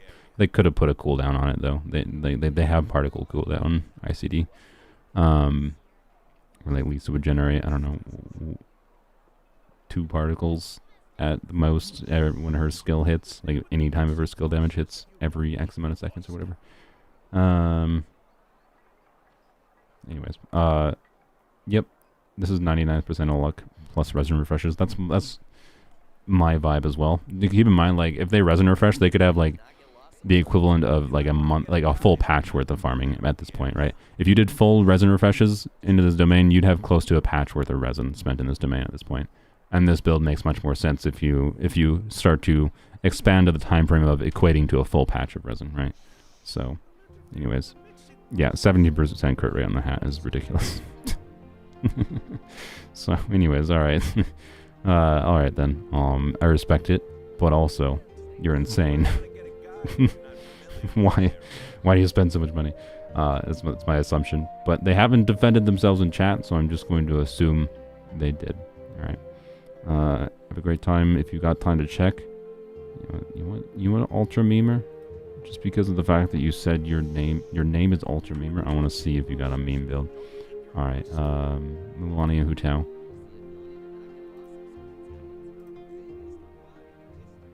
That's a good Crimson Hutao build. Yep. Yep. Mm-hmm. That's not much about it.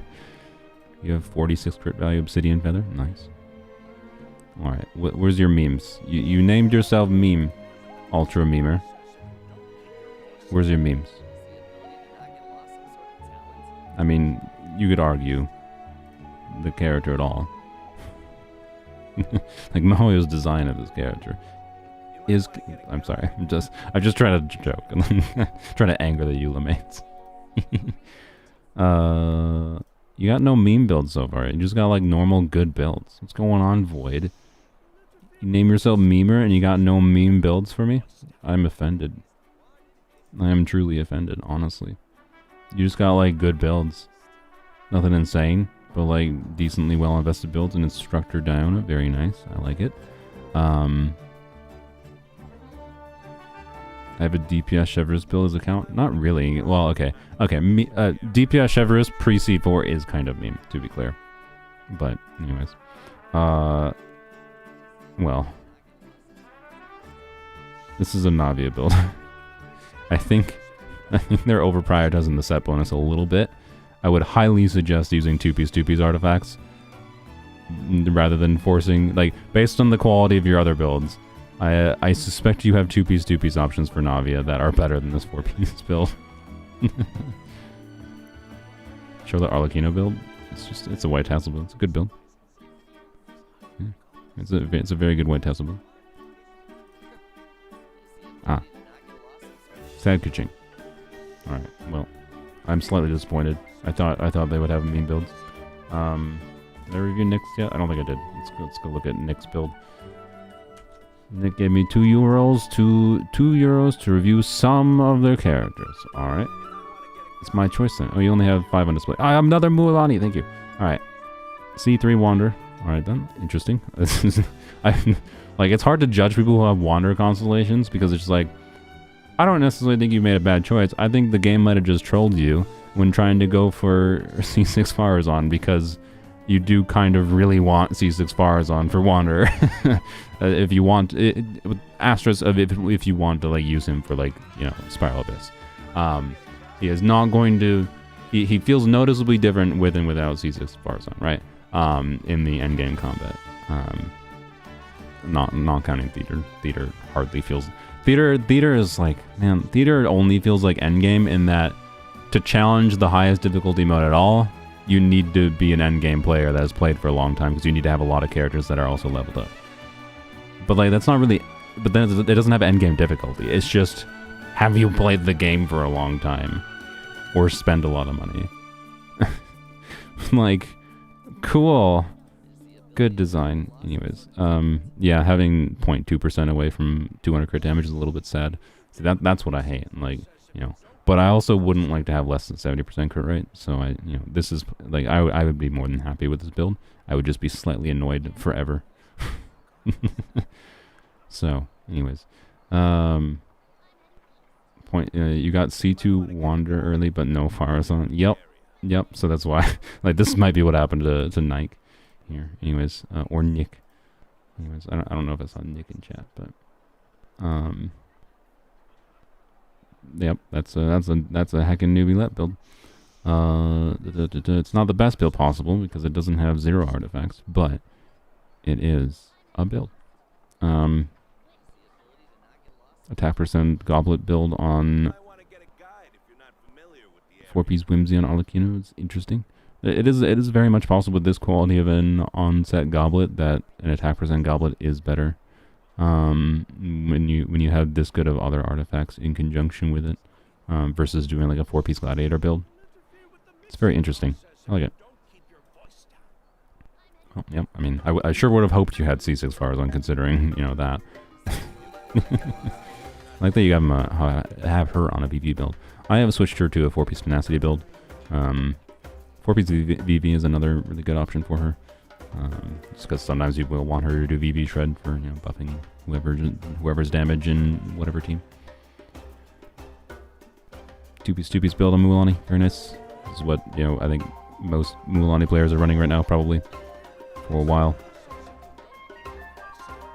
HP Goblet is definitely not ideal. The Hydra Goblet is meaningfully better for her.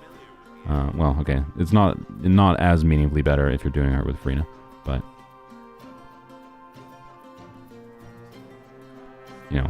so anyways, like this goblet is not bad by any means, and goblets are pain, but being that you are like an AR60 player, I would, and this is an off-piece goblet, check to see if you have a Hydra Goblet that is, just check whatever you have in game and see if you get higher damage from a HP Goblet, or sorry, a Hydro Goblet, even if it's a Hydro Goblet with like, only 2 crit rolls and like 10% HP is probably better, right? If it had like 3.1 crit rate, 7 crit damage, and 10% HP, is likely better than this piece, is my suspicion. It shouldn't be that hard to get a Hydro Goblet that's better than this. Oh yeah, 2-piece Golden Troop, I didn't even notice. I just assumed it was 2-piece, so yeah, thank you for pointing that out. I didn't even notice. So yeah, Nick, You have really bad luck with Hydro Goblets? Yeah, that's fair. That's why I'm just mentioning, like, even if you have bad luck with Hydro Goblets, consider that, even a bad Hydro Goblet might actually be surprisingly competitive with this goblet. Just consider the option. I don't know for sure if it is. It ultimately will depend on what exact artifacts you have. I'm just saying, whatever you have, test and compare it. Don't forget that, you don't need it to have the same crit value for it to be better. So, especially if it has some HP rolls in substats for Hydro Goblet, because, HP Goblet can't have HP substat rolls. But yeah, so yeah, 2-piece Golden Troop, though, doesn't work. She doesn't do skill damage, like, at all, ever. Her damage counts as normal attack damage. It's an easy thing to miss in her kit. It's a very understandable thing to miss. Why does... There you go. So, if you read her thing, blah blah blah blah blah blah blah blah blah blah blah. The Sharky Bites can be used in midair. Damage dealt this way is considered normal attack damage. That's always an important line to look through whenever you're looking at character kits, particularly when it comes to deciding what set bonuses apply to characters primarily. Yeah. So you'd want to do 2-piece Marche, 2-piece EM. 2-piece HP, 2-piece Hydro damage bonus. Right, she has a good number of options for 2-piece options, but 2-piece Troop is not doing anything. Is all. So, yep.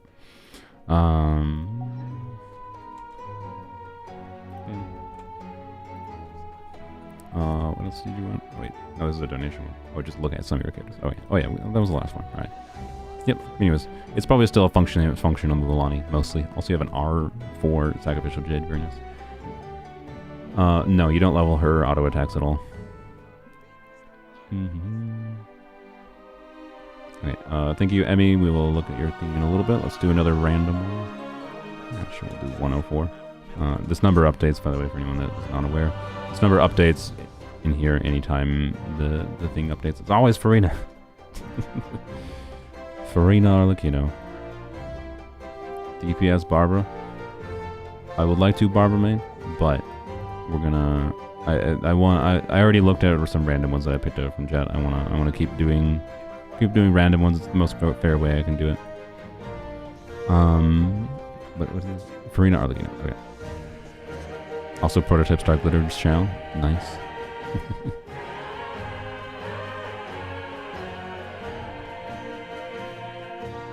Yep. I mean, it's a pretty good fab build. Yep.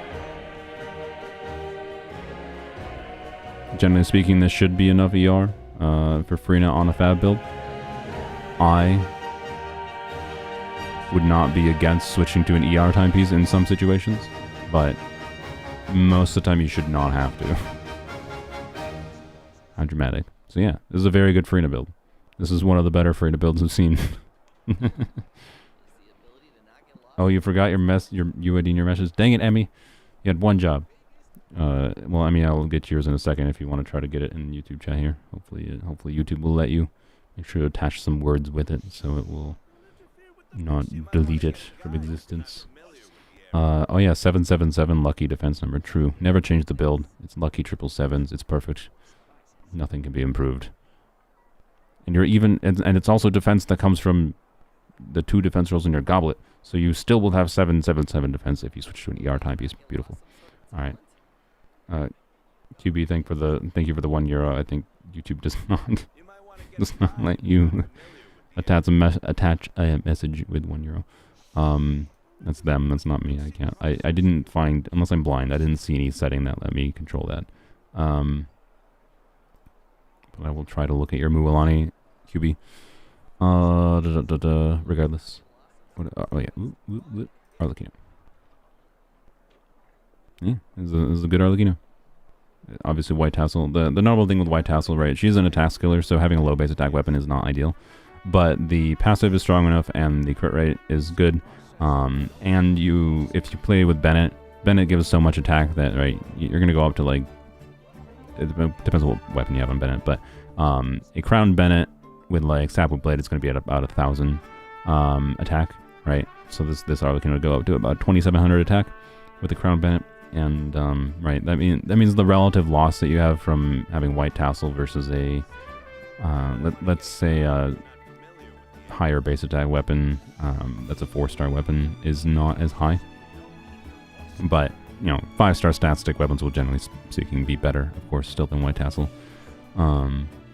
It's just still a very good option, just kind of ties her more to Bennett. Also, this timepiece I am jealous of. And your, well, sorry, you just have a good, you have like not many relevant non-crit stats on your build, but other than on your goblet. I gotta clear my throat. I should have done that before drinking water. Anyways, good all you know. Blah. I gotta turn a fan on too. I think it's getting a little bit hot in the room. Let's see. Look at Emmy's quick before we forget about it. Oh, Playboy sent me 40 of some currency. I can't recognize it. Why is your name Playboy? Who uses Playboy as their username? Alright. Anyways, thank you, Emmy. Let's look at more Mualanis. Now I request... I keep going the wrong thing. Now I request more DPS Kachinas. Oh, Emmy also wants Farina. Key of Cautious Suit, Farina, very nice. You have 0 ER substats just from your timepiece. That's a little bit of a struggle situation then, because it means, you know, this build... I mean, okay, it means you just don't use Key of Cautious Suit if you need to get more ER on Farina. Obviously, this could be fine for a double Hydro team, potentially, depending on what teammates, at least. By the way, like, so many players running this amount of ER on Farina is part of the reason I've been so bullish on, like, saying Siegeween is actually a good and pretty well-designed character in the context of Farina. Like, there are a lot of players with the Farina builds they've been using that would have gotten a lot of value out of Siegeween. And to be clear, I know a lot of people pulled Farina during the Farina Siegeween banner. I'm not saying to prioritize Siegeween over Farina, but like this is the kind of build where, like, you could start to use this build with, like, the double Hydro Core Farina Siegeween together with any number of teammates paired with them. And, like, yeah, anywho's.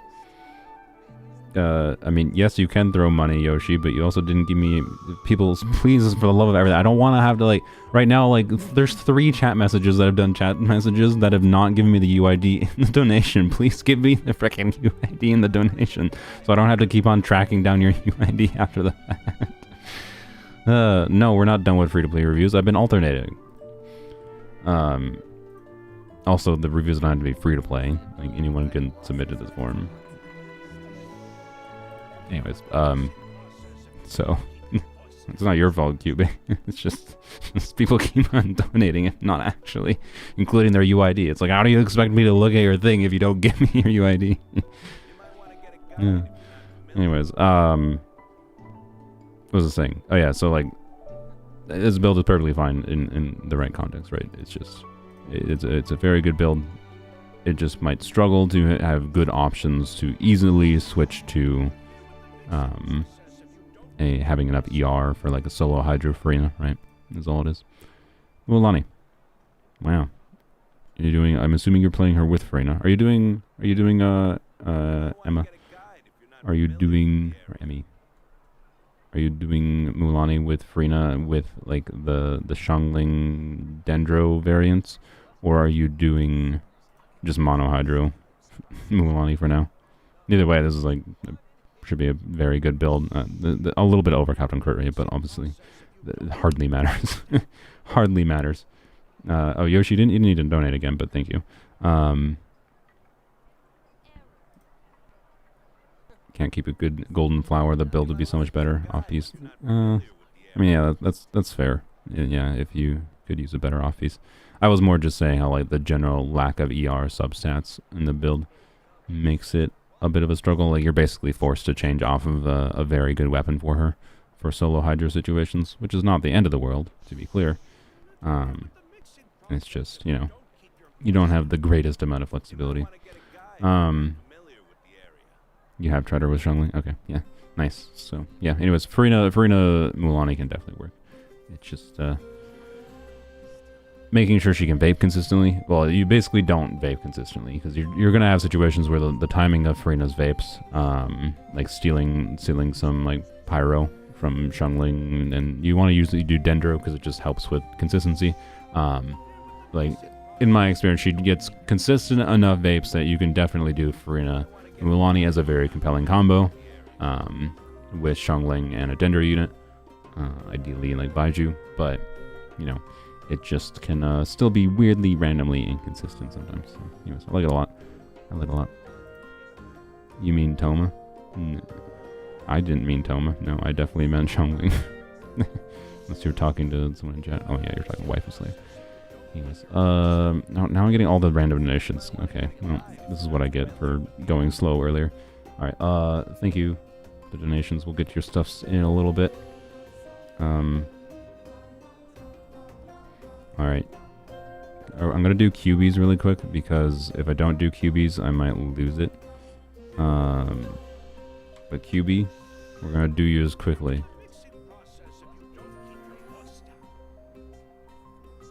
But please, if you're donating, make sure you're donating enough to actually attach a message. So I can actually look at your thing. Otherwise, I might not be able to do it. That's all I will say. Alright. Anyways, yeah, now I have a little bit of a backlog of donations, so anyone that donated might have to wait a while because I am going to alternate to doing random ones, right?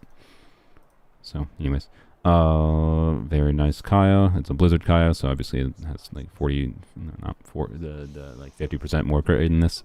So it's a very good Kaya for Freeze, even though the main problem is, of course, Mihoyo has decided that Freeze never gets to be very relevant anymore.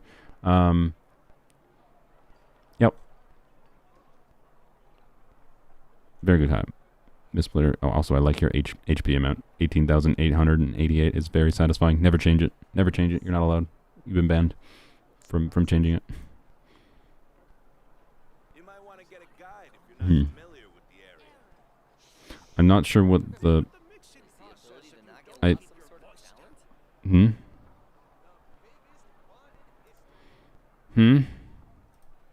I'm confused.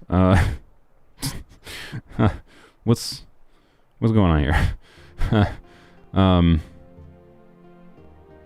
Like, this is like a DPS build amount of crit damage, but then in like Animal Goblet crit circuit, right? But then LOL crit rate, and then also ER, like ERs. When you use skill, plunge attack makes more damage.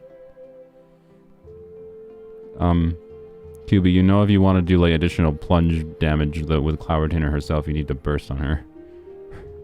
like if you want to plunge Shan Yun, to be clear, I really like plunge Shan Yun. I like doing plunge DPS Shan Yun more than I like doing plunge DPS Xiao. I'm sorry, with Shan Yun. Like it was more fun, but it's just like you've chosen like also EM timepiece, which can make sense on no, I don't know, like, okay. I'm pretty sure EM timepiece because of how she can like triple dip in value from attack percent. Doesn't actually make sense even, but I don't know, it's probably not terrible.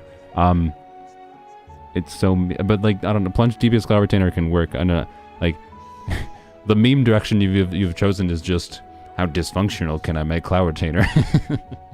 That's what it feels like to me. I'm sorry, QB. I'm sorry, QB.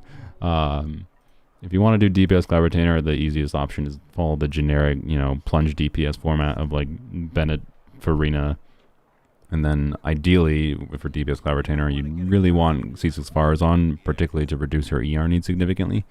And Bennett, by the way, is the least necessary option on that team, but she can gain a very, very significant amount of value from Bennett.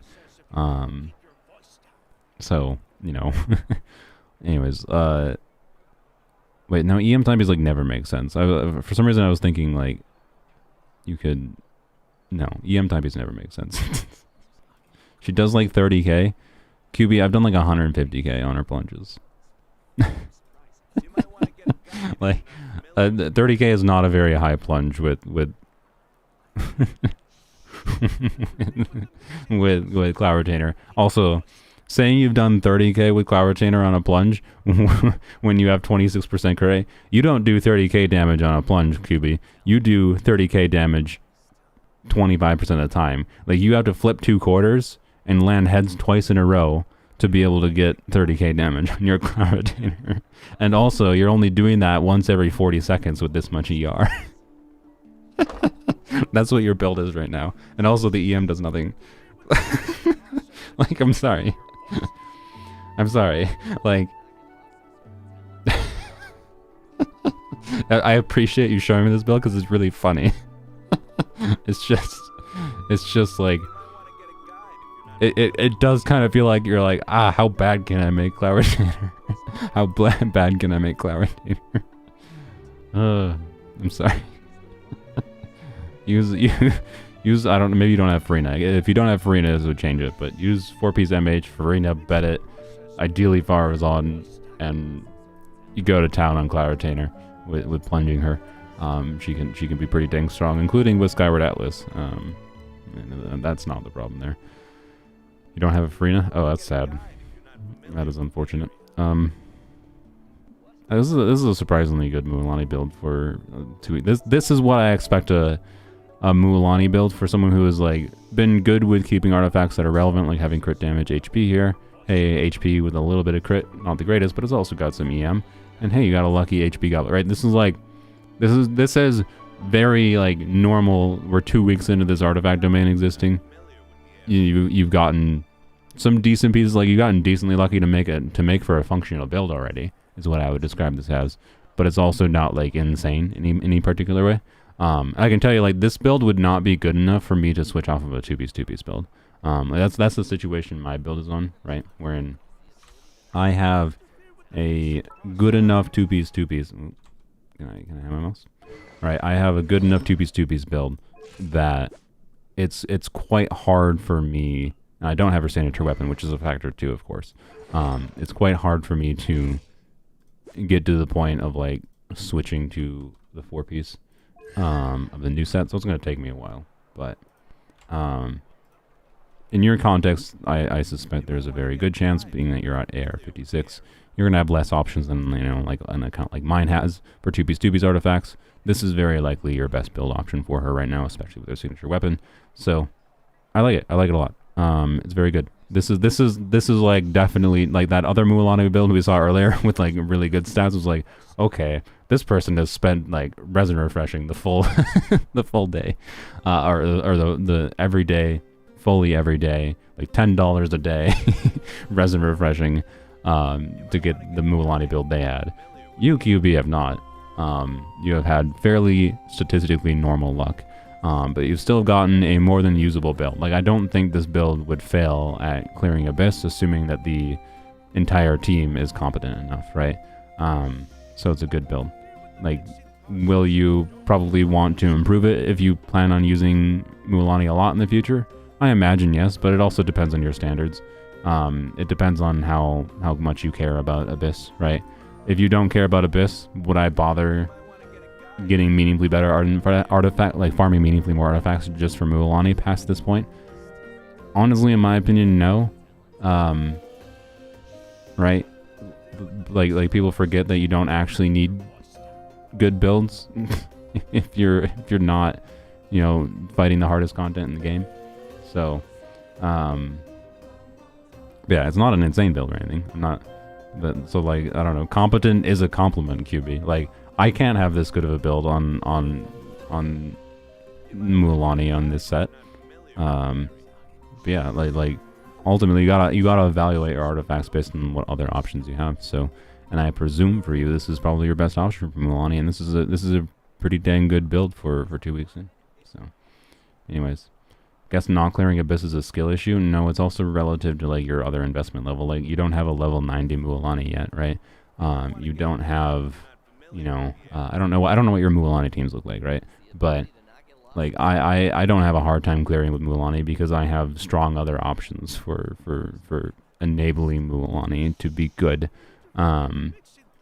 Whereas like based on like your investment level you're at in your account, you know, you don't necessarily have the other components necessary to make Mualani's teams function very well and consistently, is all it is. So, does level 90 matter on Mualani? Yeah, you probably want a level 90 her if you want to get meaningful value out of her. Right, so, anyways. QB's at an investment level that, like, yeah, you're not gonna, like, if your goal is to clear Abyss ASAP, you could potentially get there relatively soon. Based on some of the characters I'm seeing. But I'd have to look at, like, what you notably don't have any of, like, the strong 4 stars. I don't know what your Bennett looks like. I don't know what your Fischl looks like. I don't know what your Xiangling looks like, which is relevant for Mualani, right? Dia, if you want an easy option, by the way, QB, if you haven't been doing it, then I assume you haven't. Here's my Dia build for Mualani. Alright, I'm doing 4-piece instructors, and the stats don't really matter. Like, having Dia leveled is nice, because if Dia is leveled a little bit more, she won't die from the damage she tanks. You don't really need to level her talents at all, but, you know, just having, you know, leveled Flower, having some amount of stats on Dia, because she will trigger a small amount of virgins, can be relevant, but, like, it's not that relevant. Point is, right, like, the actual substats don't matter on instructors. Just get 4-piece instructors, give her some HP so that she will be able to tank some damage, and then you can either use Sacrificial Greatsword like you're using, or you can use this to buff Mualani's damage even more. This is the Sumeru Craftable Claymore, which gives you a little leaf on the ground that you can pick up. That will give Mualani even more EM and increase her damage quite significantly. I'm using her with Emily, of course. I don't know. Did they have? I didn't see any Nahida. Okay. So in your case, you probably, I don't know. I guess you use Dendro Traveler, maybe. I don't know. Or a Dendro Healer. I don't know. A Dendro unit that is doing some amount of off-field Dendro, basically, is what you want. If you use Dendro Traveler, you got to worry about being smart with, you know, making sure you don't blow it up with Dia, to be clear. But anyways. Yeah, for AR-56, it's not bad at all. But my point with the spiel about, like, Dia and whatever is, like, your performance on Mualani at this point is going to be down less to artifacts and more to the other teammates enabling Mualani to be good. Anyways, thank you, QB. That was longer than I expected to spend on that. Let's do a random one. Spread with triple dendro. Triple dendro. Interesting. Triple dendro. What is the 4th team? Well, extra unit. I guess Kuki, probably? Unless they're doing it. No, triple dendro, you might be doing a healer. So I guess probably Yai is like. If you're doing triple dendro, I'll hate them. Whatever. Linny with Farina. Okay. It still makes me kind of sad because, like, Linny was made to do mono pyro.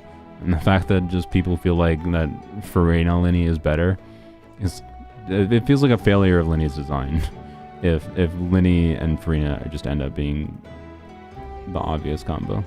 Anyways, alright, we always have to look at Farina. You know what? Here, I'm gonna try to look at this Farina and summarize the build, my thoughts on your Farina build in 2 words or less. Actually, 1 word. Can I? What's going on? Did I? Oh, I didn't copy it, that's why. I was trying to put the same UID in that I was already on. Linny Farina's so fragile, I don't like it. Yeah, I don't know. Like, Linny is a weird character. He has potentially very high damage output, but he just doesn't feel good to me personally. And he was designed to be, like, have his strength and, like, his gimmick of getting a lot more damage. He's a Pyro DPS who gets a lot more damage if Pyro is already on the enemy, is a cool gimmick. Also Jesus, but then you just end up using him with Farina anyways. Like, oh, okay, well then you're just playing him as a vape charge attack DPS. Like, oh, okay, it's like, it just feels a little sad to me to not that they design, if they ended up designing him in a way that ends up being the case. I don't know. It's fine. It's good that he works with Farina, right? But like every character works with Farina. So, anyways, Yeah, the lineage skill ceiling is very high, which is an interesting aspect to him as well, of course. So, anyways, I'll summarize the Farina build in one word or less.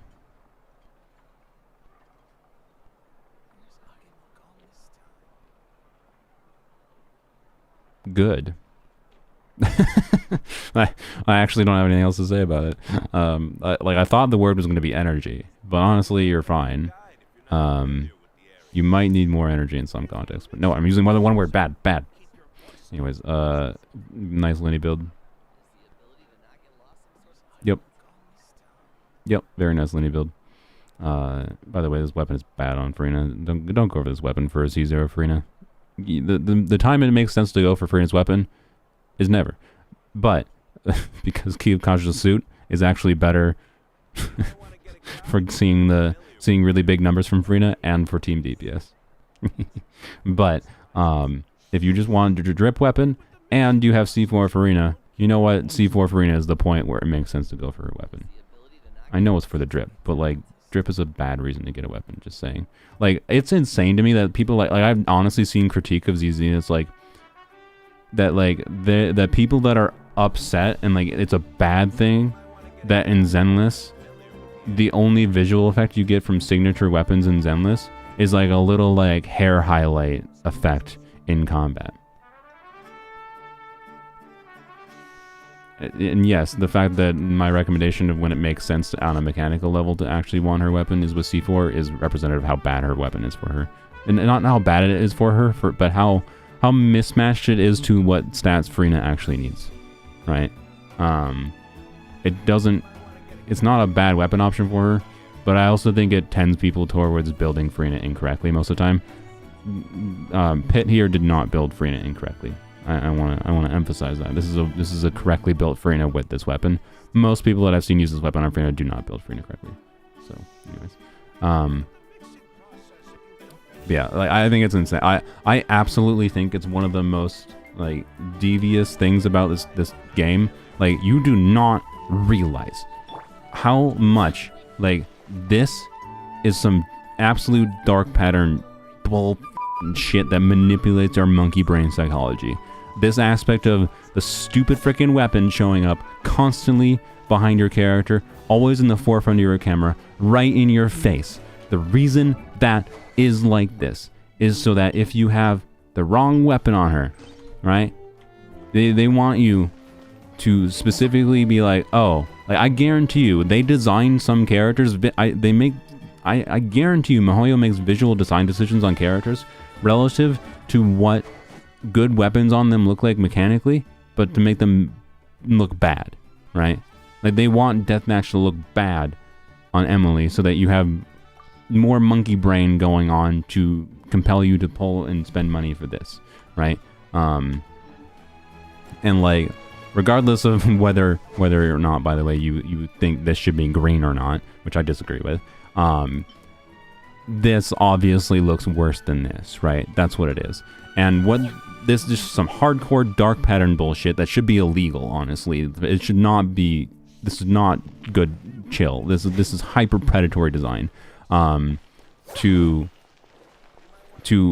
do this constantly and shove the weapon in your face and scream at you. This is literally the game screaming at you, "Hey, you fucking pleb, you didn't get her weapon." Right? So I really, really hate the mentality of oh, gotta get a weapon for drip, because it is literally rewarding MiHoYo. Like, talking in that way and saying that, like, the reason to get a weapon is drip. Like, yeah, it's gonna look better if you get their signature weapon. But, like, it's such a bad baseline mentality to have, because it's rewarding them for their predatory behavior. Like, you're rewarding someone for doing a bad thing. We're rewarding MiHoYo for doing a bad thing if you are just getting a weapon because it looks pretty. That's my shtick, and I'm gonna stick to that. I do not think it's cool that they shove these in our face. I dislike it. I would disable this function if I could, but they don't let you disable it because they don't want to let you disable it because it makes them money, right? You're rewarding them. You are making them money, even if you didn't spend any money on getting these things. You are helping make them money by talking about things in ways of like, I pulled the weapon for the drip. So, anyways. Best weapons in the game are Fav. Why? Because Fav, visually, they're well designed, they look generically neutral enough, and they work on basically every character in the game. So, anyways. Use Fav. Not that Fav always makes sense on Emily. Emily can make sense on Fav. Anyways. Back to this. I need to go sit Emily down so she doesn't yap. It's my yap session. Anyways. The Fav weapons look best. I will forever fight. You know, like it's fine if you want weapons to look good, but like it's not a reason to pull for things. It's not a reason to spend money. And you definitely shouldn't talk about it that way because it's rewarding Mihoyo for their bad behavior. You're proving them right, anyways. And I really like that in Mihoyo versus other games that I played, they don't shove the weapons in your face. I think Zenless is like a good balance of having a very minor visual benefit, but not shoved in your face constantly. It's obnoxious. It's actually obnoxious. Anyways, what are we looking at here? Oh yeah, they want Ito, Klee. I'll hate them. You might want to get a guide if you're not This is just a normal height and build. C2. Nice. I mean, okay. You should probably use an EM timepiece, but especially with his weapon.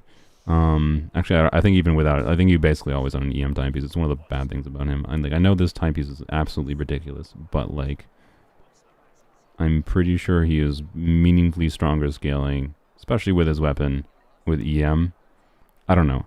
With how good this timepiece is, I don't know where the breakpoint is. That like I do. This is a good enough piece that I do not think a EM timepiece with 0 relevant stats is going to beat this piece.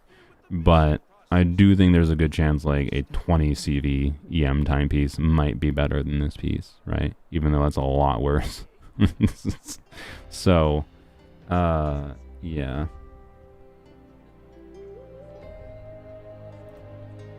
Anyways, other than that, normal Alden build's very good. Yeah. Yeah. Yeah, like spread with triple dendro does not make it so that attack percent timepiece makes sense, right? Klee, mono, double hydro frenzies, no EM. Yeah, what do you mean no EM? Just no EM and substats? Nice. Okay, that's sad. C6 Klee, wow. Wow.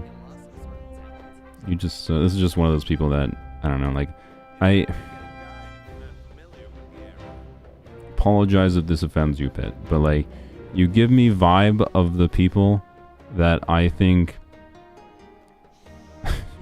might have an unhealthy relationship with the game, wherein it kind of feels like to me, yeah, it kind of feels like to me, you spend money, right? Not obviously, you don't have this many C6s and not spend money, and C2s, right, and signature weapons.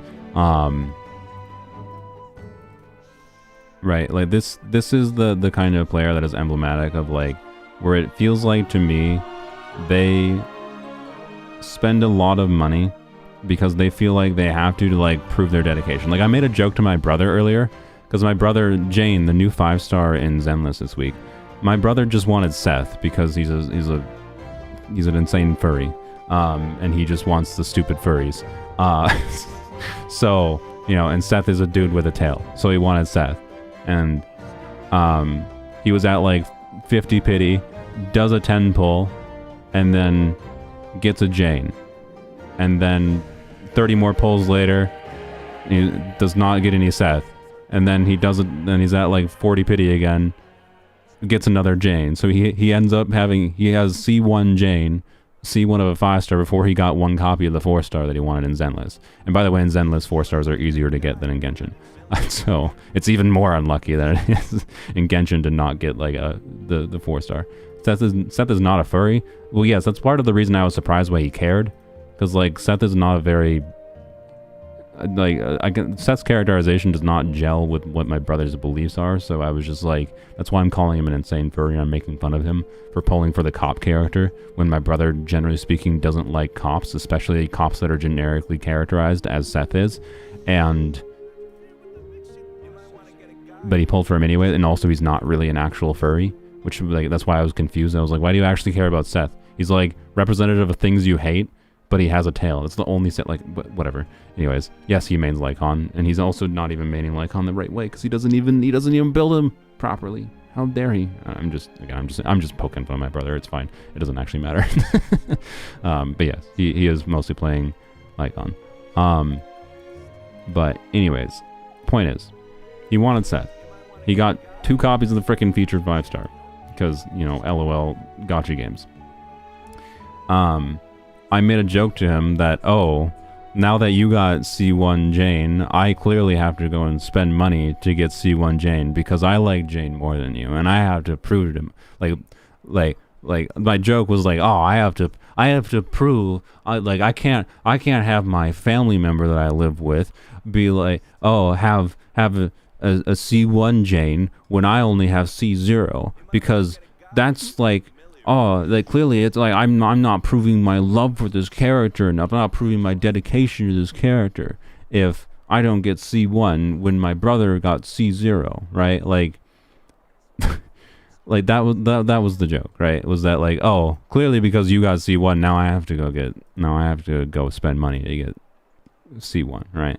Because clearly, like, how could I let that happen, right? How could I let someone who likes Jane less than me have a higher constellation Jane, right? That's the mentality that not like that Pit feels like to me, that they fall within, wherein they feel like they have to see 6 characters or get multiple constellations on characters they really like just because they need to prove their dedication to them, or like I don't know, man. So I apologize that, like, I'm just using Pit as an example, not necessarily saying Pit fully falls into this like archetype. But this is like a mentality I've seen in general, right?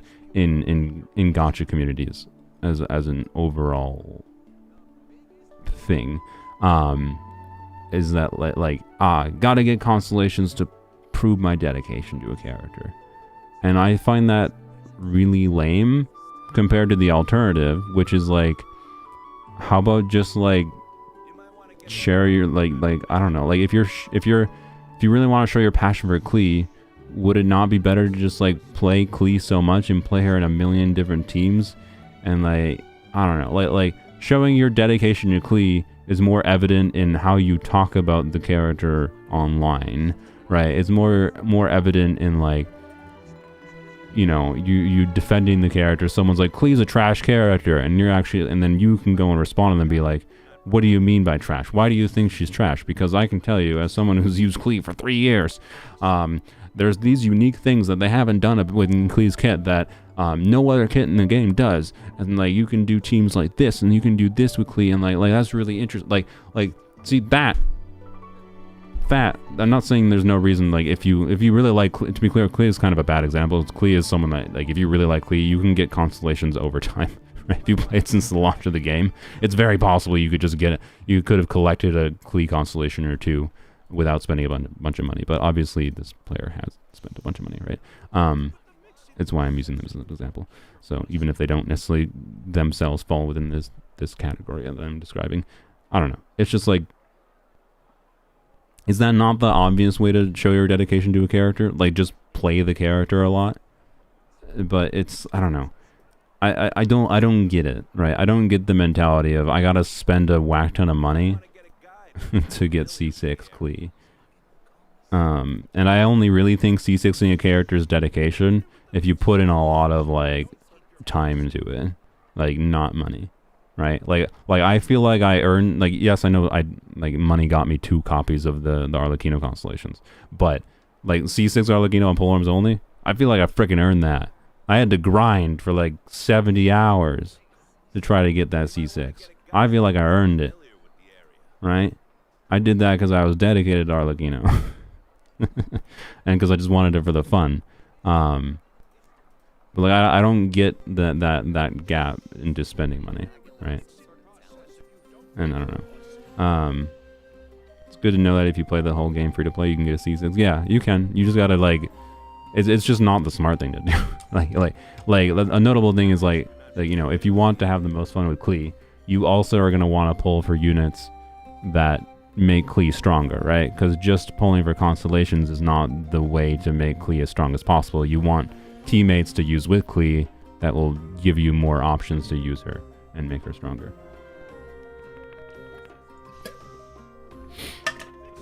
Yeah, like, yeah, you can skip 90% of Fontaine just for C6 Farina. You definitely can.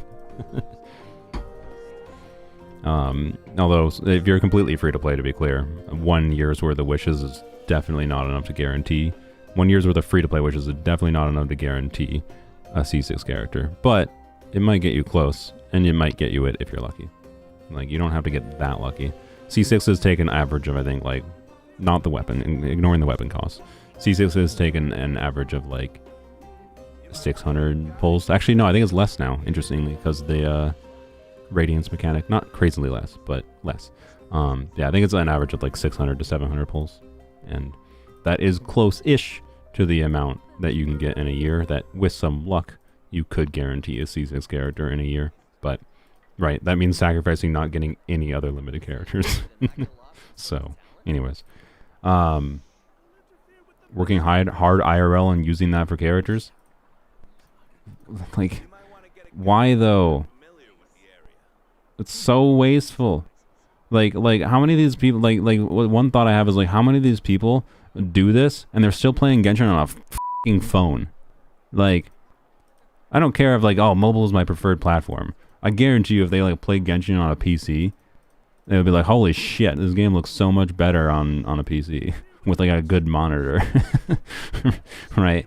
And like it's excessive is my point. Like, the amount of money to get this is so goddamn excessive. I have a button to beep. Like, it's just too excessive. So anyways, sorry for the God, I've gotten very distracted this stream. I'm so sorry. This has not been my intention. I just don't get it. I just don't get it, right?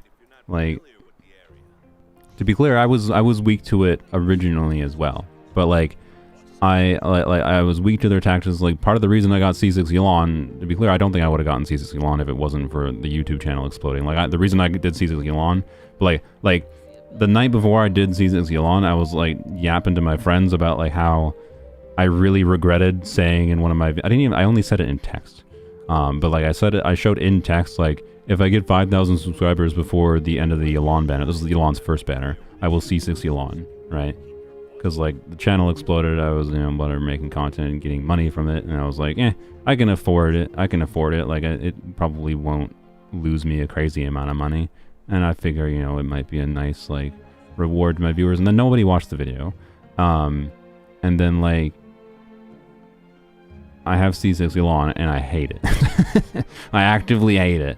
I actually dislike C6 Elon because it forces me to use the character differently. It turned a character I liked using into a character that I like now. Like, I hate C6 Elon. So some of us actually don't have a PC good enough for Genshin, don't have a PC at all. I'm not saying you have to get a PC for Genshin, but I'm saying people will there are people that will prior to spending thousands of dollars in this fucking game on their mobile phone before they spend thousands of dollars on a PC to play the game. That's my point of that comparison. My point is not that you have to play Genshin on PC, but that if they want to enjoy Genshin more, they want to enjoy staring at their favorite Raiden Booba sword more, they will enjoy the visual appeal of the value their money gives them from putting into a computer that can also be very valuable for their life and other reasons, than putting $1,000 and then now you have the same animation that looks bad on your phone. Like, I by the way, like, my point of comparison, I have an iPhone 15 Pro. It's probably the best mobile phone experience you can have in Genshin. It looks like garbage compared to what it looks like on my PC. It looks garbage. The best like mobile phone experience you can have for Genshin right now looks like garbage compared to PC. Like, anyways, like the point is, I don't get constellations.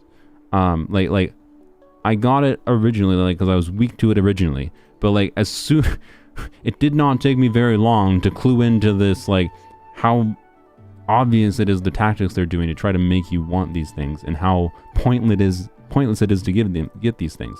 Like, to give Mihoyo some credit, right? Like, it is. Anyway, I think we looked at your thing. Sorry for yapping so much with this account. It's just like, I don't know.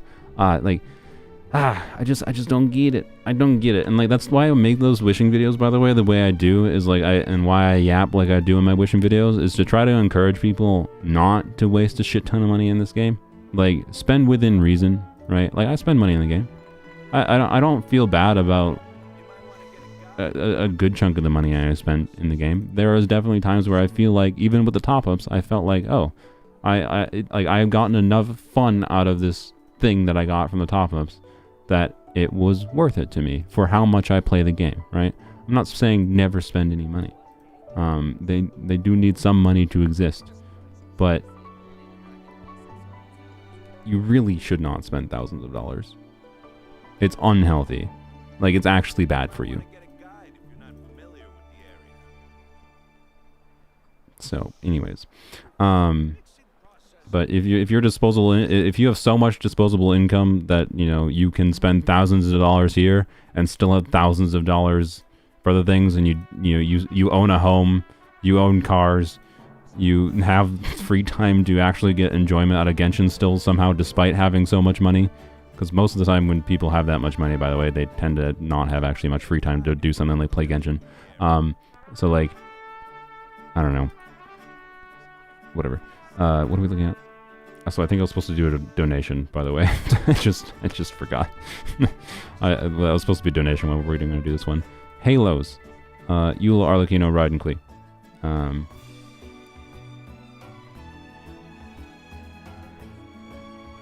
Okay. Oh, I see. That's why they said that. I mean, if you haven't, in your situation, it would make sense to like obviously just force the 4-piece bonus. I'm assuming they just might not. I don't know. I don't know. AR60 players, maybe they're an AR60 player that stopped playing for 2 years, right? But just force the 4-piece bonus in this case, even if it's an unleveled piece, right? Like, don't level up an HP timepiece for Klee, but just an attack percent timepiece would be fine for your Klee, and then on 4-piece MH, right? Anyways, other than that though, it's a good in-progress build. It's just, you may as well force the 4-piece bonus at this point and get meaningful value from it, right? That's all. Genshin on Steam Deck is fantastic. Yeah. I played it briefly on Steam Deck. I haven't bothered keeping it updated because I don't play on my Steam Deck that often. But yeah, Genshin on Steam Deck works quite well. It takes a little bit of effort to get it working, though, I will say. Yeah, obviously they said it's in progress. So, anyways, yeah, you got a good start though for your Klee build. It's just needs that one last piece, which is when artifact farming is miserable. But at least the MH domain gives you relevant other artifacts. Raiden, Arlecchino, Eula, all the Eulas. Yep, as a Pale Flame build. I would merely consider the idea of doing an MH build, particularly because, you know, you might surprise. To be clear, unless you enjoy the insanity of crit fishing for Eula, right? If that's something you enjoy, then I guess by all means stick with Pale Flame. But if you do end up collecting MH pieces, that could be useful. Not that you necessarily want to specifically farm for it, but being that you might just get MH pieces while farming for other units, it may be valuable to consider an MH build with Farina on Eula in the future, and you might suddenly find she feels so much more consistent that it just makes sense. So anyways, that's my vibe that I got from using Eula on MH personally. I think it was Arlecchino. Wow, 100 crit rate on the line. Beautiful. Obviously this would be a vape focus Arlecchino build. Interesting that you took her skill to level 9. Her skill does basically 0 damage, just an FYI. So I wouldn't spend that crown. Unless you just want to get her triple crown eventually for whatever reason. But yeah. Anyways, yep. Nice. Oh yeah, did that Eula, oops. Did that Eula not have any ER? No, it did have ER. Yeah, that was a good chunk of ER. Anyways, yeah, good Arlecchino build. Don't forget, though, you would probably, even with Staff of Scarlet Sands, I'm pretty sure you want to switch to an attack time piece. After, well, I don't know. No. No, yeah, even in a like a Shivers team. If you're using Arlecchino in like a non, melt or vape team, switch to a attack time piece, I'm pretty sure. Yeah. It's a Mulan. Nice 2-piece Mulan build. Yep. What was the? This is actually a very this is a very good 2-piece Mulan build, honestly, because this is with the craftable, right? So that is a healthy amount of crit for a 2-piece build. It's better than mine, I think. Yeah. Anyways, what was the other one? We're not supposed to look at Mulan. Riding. Yep, it's always engulfing. I feel like I see a trend, by the way, having done this for like over a month now, of people like Eula's a weirdly common character people want a review for, or Raiden, and I think it's an effect of people want reviews for these characters because, and it's always Raiden on like this kind of build, right? I think people want reviews for these characters as an effect. This is a theory. This is just a theory. Don't get me wrong. Nubulette is going to be a more valuable character to most accounts, respect. But if you want my vote, I think Mulan is a more fun character. But she is harder to use, has less team options than Nubulette, right? She's less universally strong, like in different situations. But I find Nubulette intensely boring to play, and after using him for literally the patch he came out, I just like never want to touch him really. I have not wanted to go back to him very on. So anyways, my theory for like why people want to see so many builds of like their reviews for like Eula or a traditional Raiden build is a mix of these characters are on like how their kit is designed, like level. Physical is not in great state. Eula could be much better if Mihoyo wanted to actually make physical be competent.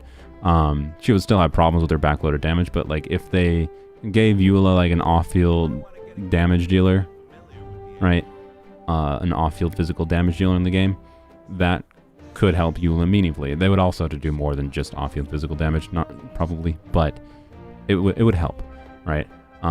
If you could do, an off-field physical, like a off-field cryo unit that does off-field physical damage, plus Eula, right? That reduces, there's an off-field cryo that could reduce Eula's ER needs, and then an electro unit for electro resonance, which I guess ideally would have to be an electro team healer, because like the ideal team would probably be like Eula, Farina, an electro team wide healer, which doesn't exist, and an off-field physical DPS, right? They don't seem to want to do that though, right? So anyways, Eula can be underwhelming that way, and then Raiden is just an undertuned carry unit relative to how DPS, to be clear, it's C2, she's more than functional, right? So at C0, Raiden is not a very good carry unit, right? And I've seen a lot of people wanting their, this kind of build reviewed on their C0 Raiden, and it's just like, well, your build is usually not the problem. Your build is usually not the problem with these characters, right? And I feel like it's people just want them reviewed then, because they want validation for choosing to use these characters anyways. Or the other aspect of the theory is that they just want help because they're struggling to use these characters because they're underwhelming. Right. In this case, I do not think Halo needs help using their characters, I suspect. I highly doubt that, at least. But I don't know. It's weird. I mean, yes, it's just flexing potentially, but that's part of the reason I do this randomly and then do the paid ones. Is like, you know what? If you want to flex, you gotta pay for it. Otherwise, you just get randomly selected. I don't know. So, anyways, like these are good builds, but they're not. These also aren't like insanely flex worthy or anything, relative to some of the insane Raiden builds that exist out there, right?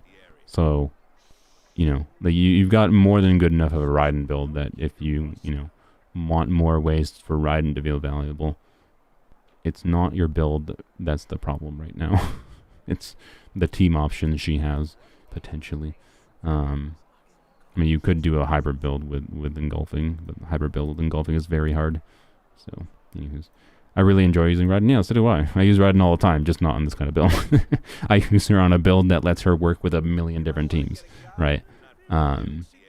So, anyways, it's just something interesting to think about, right? Is why do people ask for reviews on Eula Raiden so much, right?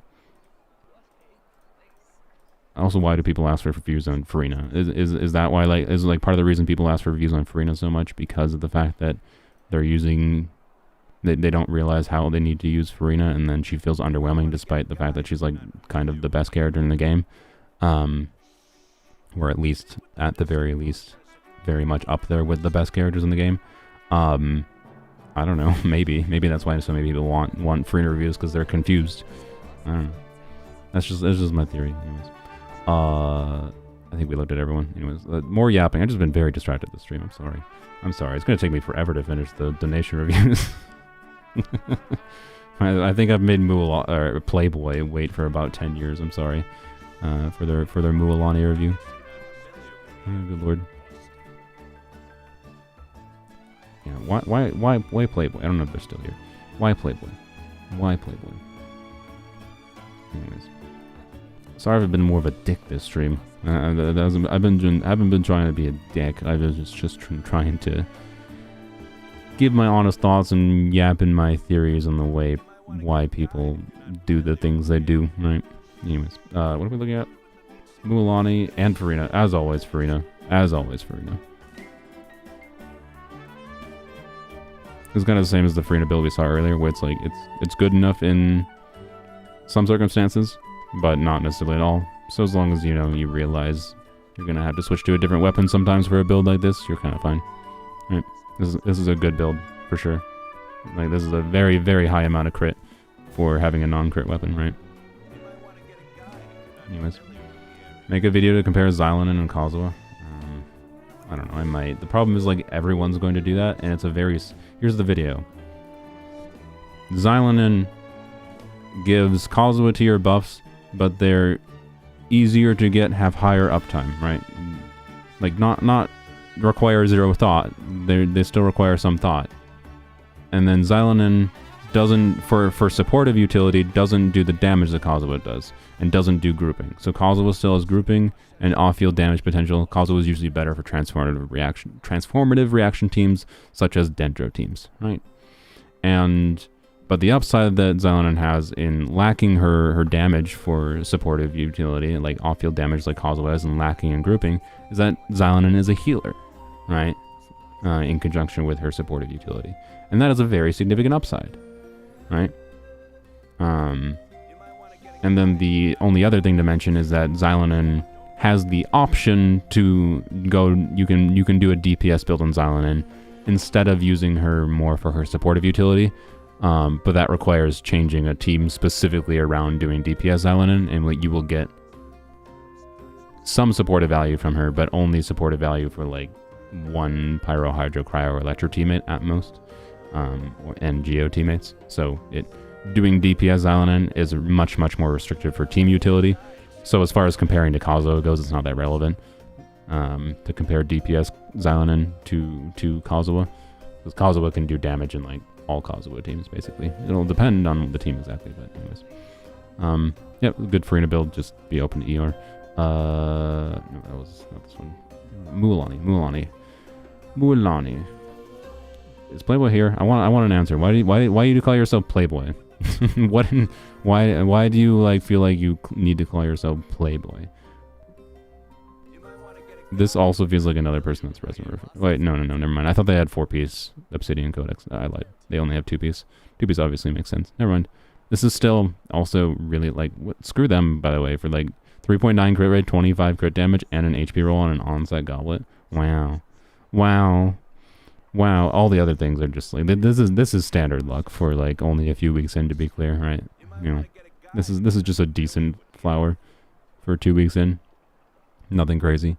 I thought this was a 4-piece build for a second, until I computed properly. Anyways, don't I have the exact same amount of crit rate? Do I? Is that the exact same as mine? That would be funny. Like, why mouse? Why? Nope, I have 0.3 more. Get wrecked. Mine's so much better. This is a joke, obviously. Anyways, but yeah, how do you get this lucky with Goblet? I don't know. Don't ever expect an onset Goblet to show up. Just don't undervalue them when they do. All right. Anyways, I think Zalina would be good with Ito. I haven't thought about her with Ito that much, but what do you have? Wait, you have to. As long as you. Yes, I think she will be. She should be better for Ito than a number of other options. I think, unless I'm misremembering something, I might have to like go review her kit. I don't know. I don't remember the specifics, but I'm pretty sure yes. Specifically in regards to Geo, I mean, you can you'd have to do at least do not do more than. Wait, no, you can't do more than 2. Yeah, so she should be good with Geo, or with Ito, right? Yeah. Anyways, yeah, I think Playboy's not here anymore. But anyways, good builds, Playboy. A good 2-piece build on your Mualani, obviously.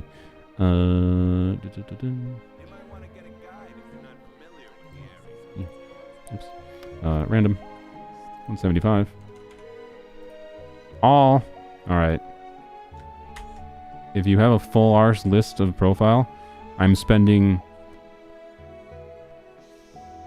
The fact that you're saying all, and there might be 12 characters here, means you need to acknowledge I'm not going to spend 3 hours, unless it's 3 hours yapping about something that's not just their builds, right?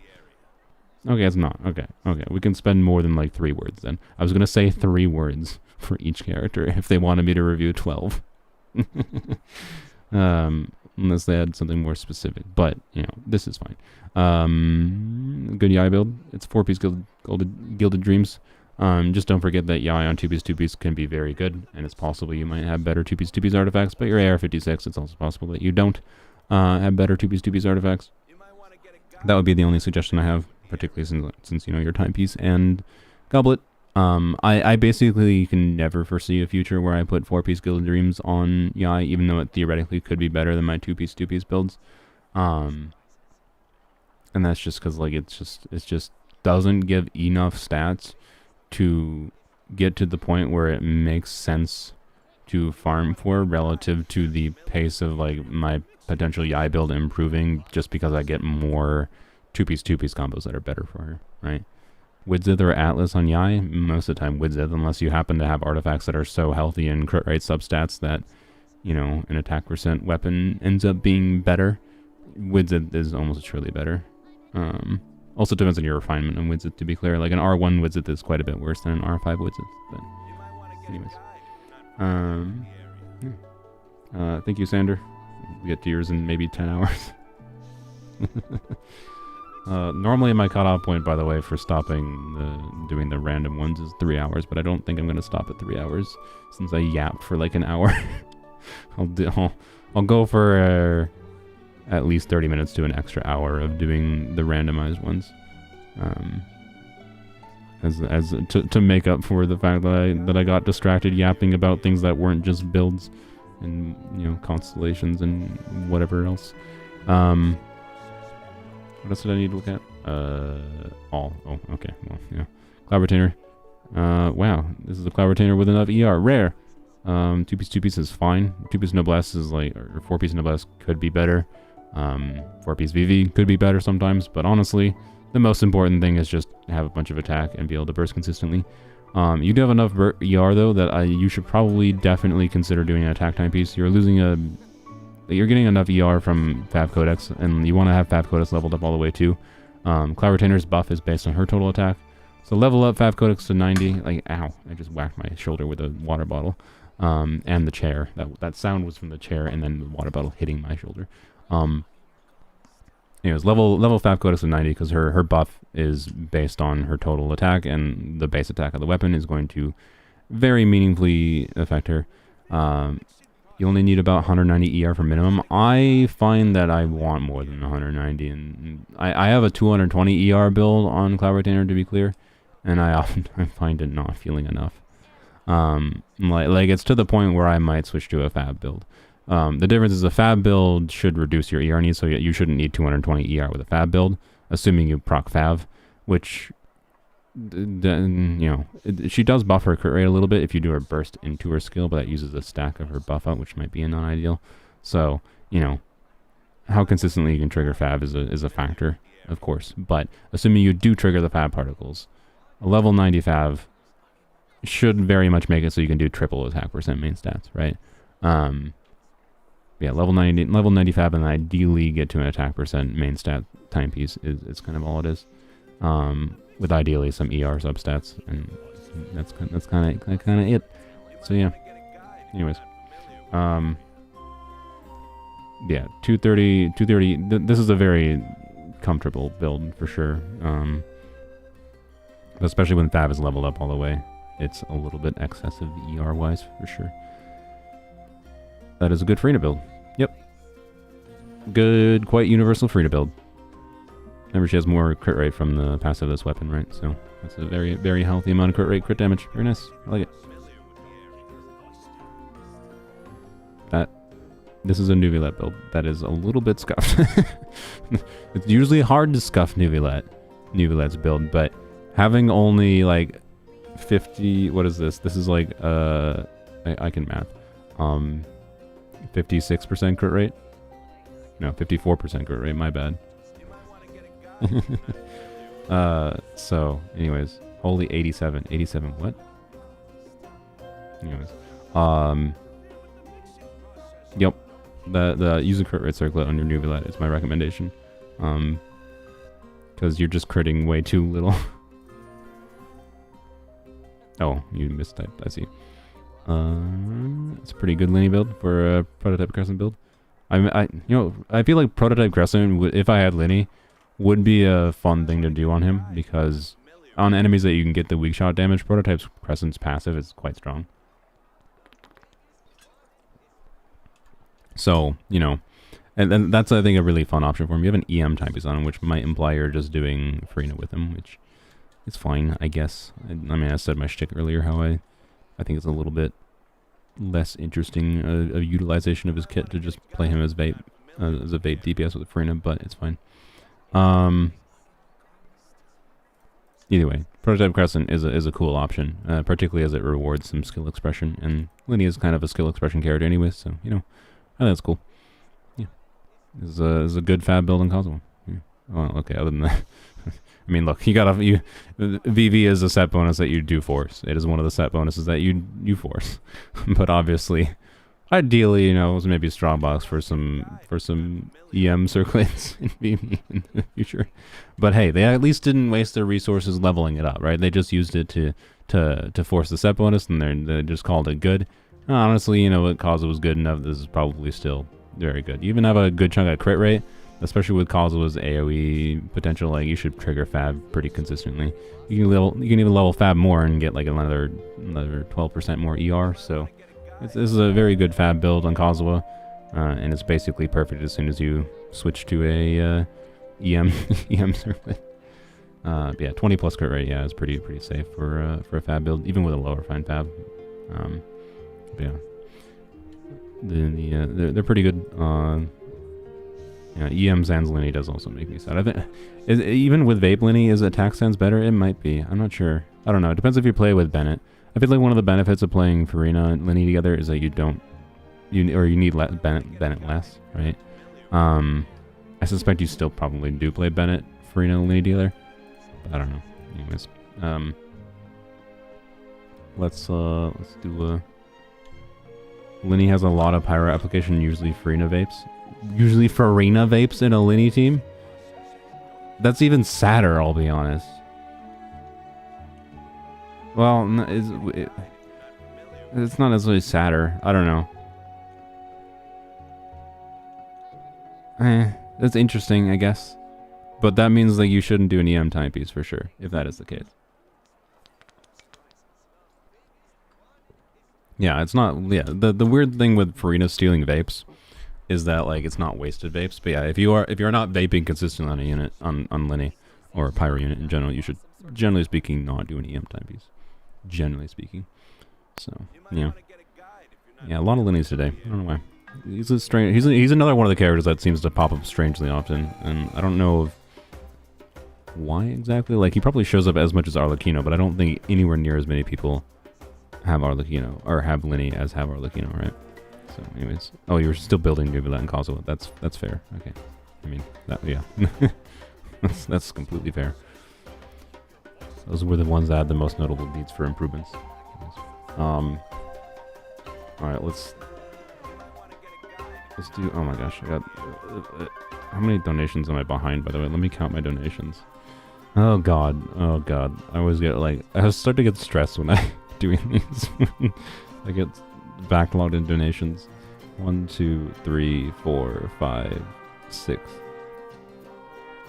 7. Alright. We'll here we'll do this one quick. We'll do Crizzy's. There should be simple. And this is the next one. I'm just going in order of the donations, by the way. So, and then we'll do another random one. Crizzy just wanted me to look at Dia. Akomaru Dia. Interesting.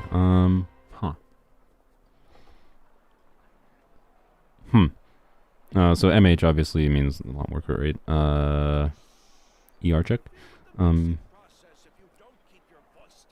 This is not a dysfunctional build as far as the crit goes for Dio, but the intention here seems to be a, you know, like say let's let the most optimistic take for this Dio to be functional. Yeah, Akomaru is rare to see. I forgot what the passive actually does, to be honest. Akomaru. Actually, I think I have this weapon. I could probably just look at it. I think it does something not terrible. For every point of energy... Oh, yeah, it's this one, yeah. For every point of the entire party's combined maximum energy capacity, the elemental burst damage of the character equipping this weapon is increased by 0.12%. Maximum of a 40% increased burst damage can be achieved this way. That is not actually a terrible weapon for her, for a burst DPS Dia, carry DPS Dia. But yeah, not having enough ER to burst consistently is the main problem, obviously. You generally speaking, if you're not using an ER weapon, if you want to burst consistently on Dia, you usually have to do an ER timepiece. It is the general rule of thumb. So that's really and I know it's sad because, like, look how good this timepiece is, right? But, like, yeah. And even then, by the way, this build would probably only still have enough ER to burst in Mono Pyro. Because, yay, Dia. Yay for Dia ER needs. But also, it depends on the favs on the team. Yada, yada, yep. ER needs, yay. It is a big reason why Dia's high ER needs is a big reason why her carry playstyle is not very recommendable. It's just something you can do to have fun with her, right? And sometimes it can make sense to fit in to some teams and be quite useful to have her do a meaningful bit of extra damage if it's not the main focus of the team. But if you're like trying to do hyper carry Dia where her damage is like a main focus of the team, you tend to struggle a little bit more, right? So anyways, ER. Yep. Thank you, Grizzy. That's basically the recommendation. ER. Because Linny doesn't have enough pyro after he goes passive already, and Mavuika, he will guarantee get it, and Farina will get all vapes. Yeah, that's fair. I mean, assuming Mavuika applies meaningful amount of pyro, I wouldn't 100% assume the Pyro Archon is going to apply a lot of pyro. Raiden does not apply much electro. just saying. Do we need the Pyro Archon to apply a meaningful amount of Pyro? I sure hope so, because we're really lacking in off-field Pyro players. But,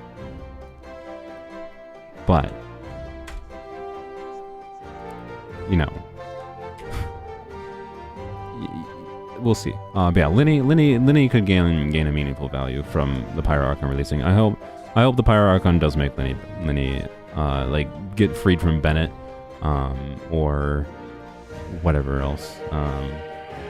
Yeah, if you can do Farina, Pyro Archon, Linny, and consistently always have Pyro on the enemy, that'd be very cool. That'd be very cool. So, yeah. Is it possible to get Animo Aura? No.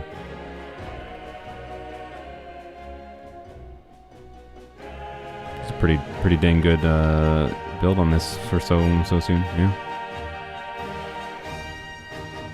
Yeah. This is quite a lucky build. I'll be honest. This kind of build would be like right on the borderline. If I had this feather, flower, and circlet, this build would be right on the borderline of being good enough for me to switch to from my Tubius build. But I think my Tubius build would still be better than it for me because I have Sacrificial Jade. Right?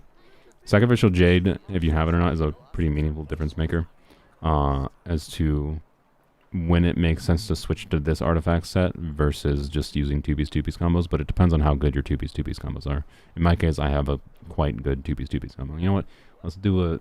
I'll wait till later. I'll remind me later. I'll look at my Mualani and try to like use that to illustrate as like a context for when you would decide to switch to like, or when you would decide to draw the line for using this 4-piece set, right?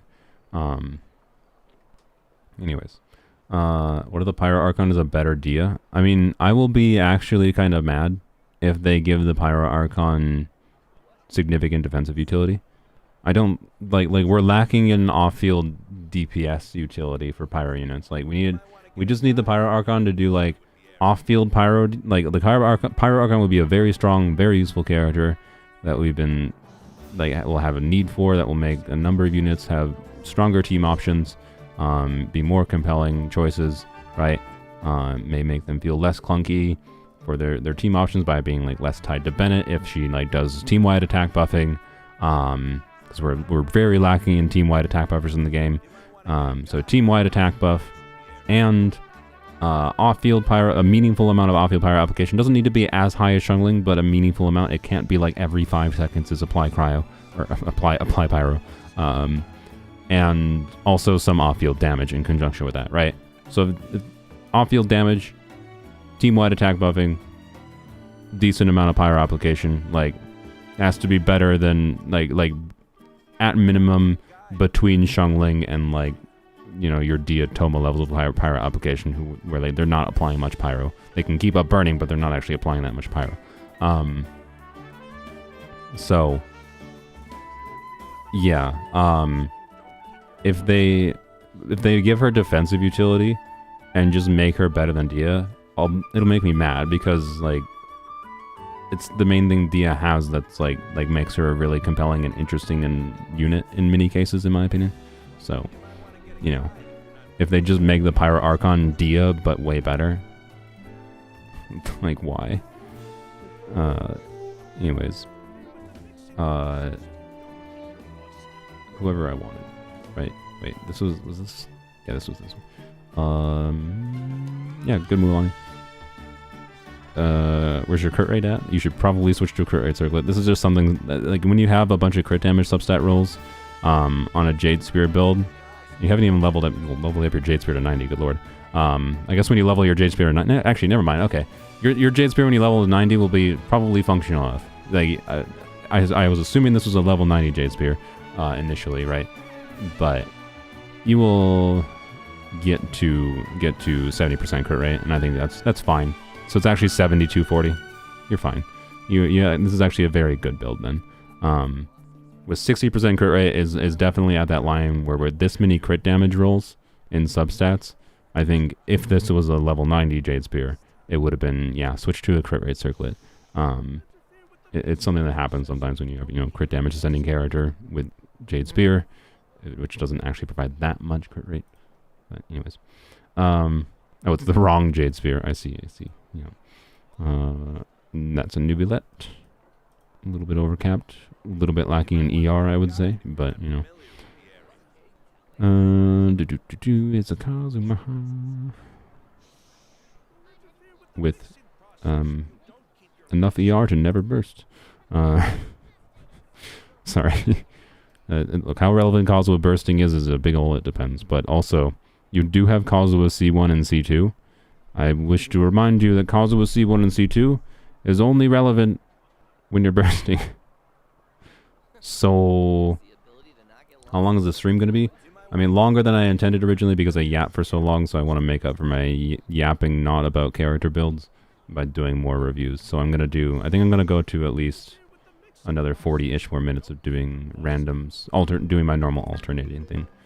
So, anyways. Yep, Nahida build. Nice. Ooh, a fish build. Rare fish. Not C6, sad. C6 is not needed, but very nice. Interesting fab build. I don't know, fab build is an interesting choice on official because, you know, generating energy is good and you build her for damage anyways, so she can very consistently trigger fab. And that can be beneficial for the team, right? But definitely not the most insane official, and I don't know, it's an interesting option. It's an interesting option for an official build. Yap podcast win. Zyax and Selena collab. Why? The Zyax yap as much as I do on his streams or something. It'd be never-ending infinite yaps. Or more likely, what happens when two yappers get together is one person yaps and the other person shuts up. And then just doesn't talk for 30 minutes. Oops.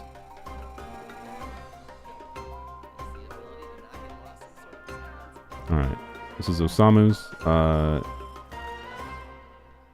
Wait, what did I just... Oh, I should have done Yoshi Kono's first because they did 2 donations. Well, okay, we're doing Lexus's first. Alright, official for ER. On who? For Alhaitham? Oh, okay, I see. They wanted me to reveal Alhaitham, so anyways. C3 Alhaitham. Interesting. See, this gives me the vibe of someone who might have just collected constellations as Alhaitham as reran a few times, right?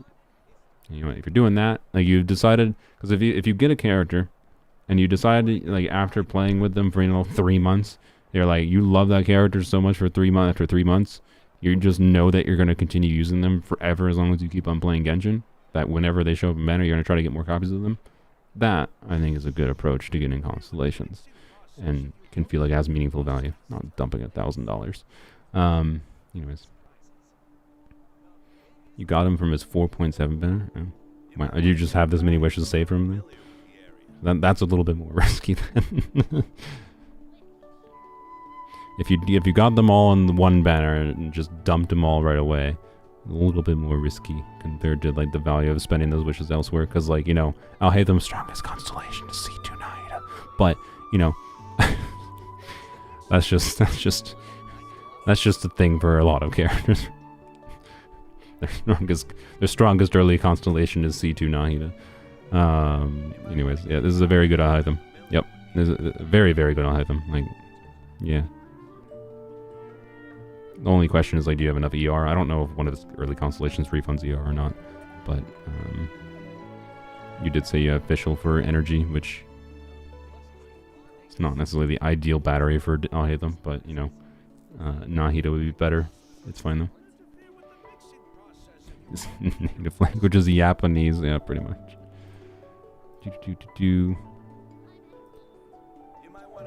Spent $300 to C6 Linny. That is insanely unlikely. Anyone that is spending money in this game should not expect $300 to get them a C6 character. Never, ever expect that. He's still a work in progress. This is a work in progress? I mean, the only question is the ER, but if like you have enough, like, Alhaitham, like, having played Alhaitham a bit more, like, I feel like his burst is, like, definitely wanted, but also not necessary, to a crazy degree. So, like, you'd want some ER, you might want a little bit more ER, but I wouldn't really say this is an in-progress build. How much ER does he need on a Nahida and Kuki team? With Nahida, I don't think his ER needs are very high at all. I think this is like a fine amount of ER, I believe, for a Nahida team variation. But he needs meaningfully more if you're doing him like solo Dendro, for example. Is probably the notable factor. But yeah, I know his burst does a lot. You definitely want ER for Alitham. It does a lot. It's just he can feel functional without having to burst consistently. Is my general vibe, even if he is worse without bursting consistently, right? It is probably my verdict. Yeah, so anyways, you could consider getting more ER stats, but I wouldn't consider that necessarily an in progress. This is not an in progress build. This is like an extremely good item build. Lexus. So anyways, good item. Let's do a rando. 205. Mualani. All the Mualanis. Wow, we were so lacking Mualanis earlier. Now I'm awash in them. Yoshikono's build is next. But anyways, I think I got very lucky when farming from Mualani with getting her. But other than the three I mentioned, the share artifacts, yep, I mean, that's the way to do it. Trying to get dedicated builds for every single character you ever might use, the longer you play, is more and more insane. It's just not possible. So you've got to share artifacts somehow, to some degree. Wow, really? Wow. Hydro Goblet, or not a Hydro Goblet, but like, for the quality of these other artifacts. God damn. Wow. Wow, what the frick? What the heck? Wow, okay. Politely screw you, Goldie. Just this is not on the new set, but like, wow. Wow. If they hadn't said they got very lucky here, I would say they probably resin refreshed. But I think I believe them. I think I believe them. They just got very lucky. Anyways, some people do get that lucky. All right, good job, Goldie. Mualani, Shao, and Eula. All right. Yeah, that's a good show. Assuming you have his ER needs met, which, you know, being that he has Cloud Retainer and like Farazan as compelling teammate options now, Shao's ER needs are potentially quite low, depending on what you got going on. I don't know if they have C6 Farazan or not, but yeah, if you're doing C6 Farazan Cloud Retainer, obviously Shao's ER needs are just kind of like gone. So I'm guessing they're using Cloud Retainer with Shao at minimum, and also they have C1 Cloud Retainer, which can reduce Shao's ER needs even more. So yeah. Still trying to get C6 Farazan. She doesn't like me much. Yeah. Yep. Farazan. Anyways, the point is, I think this is a perfectly fine amount of ER. That's all I was trying to say. Very, very good 2-piece Shao build. Shao is definitely one of those characters where I just feel like it's not super worthwhile to farm, honestly, a dedicated set for him over just using 2-piece artifacts.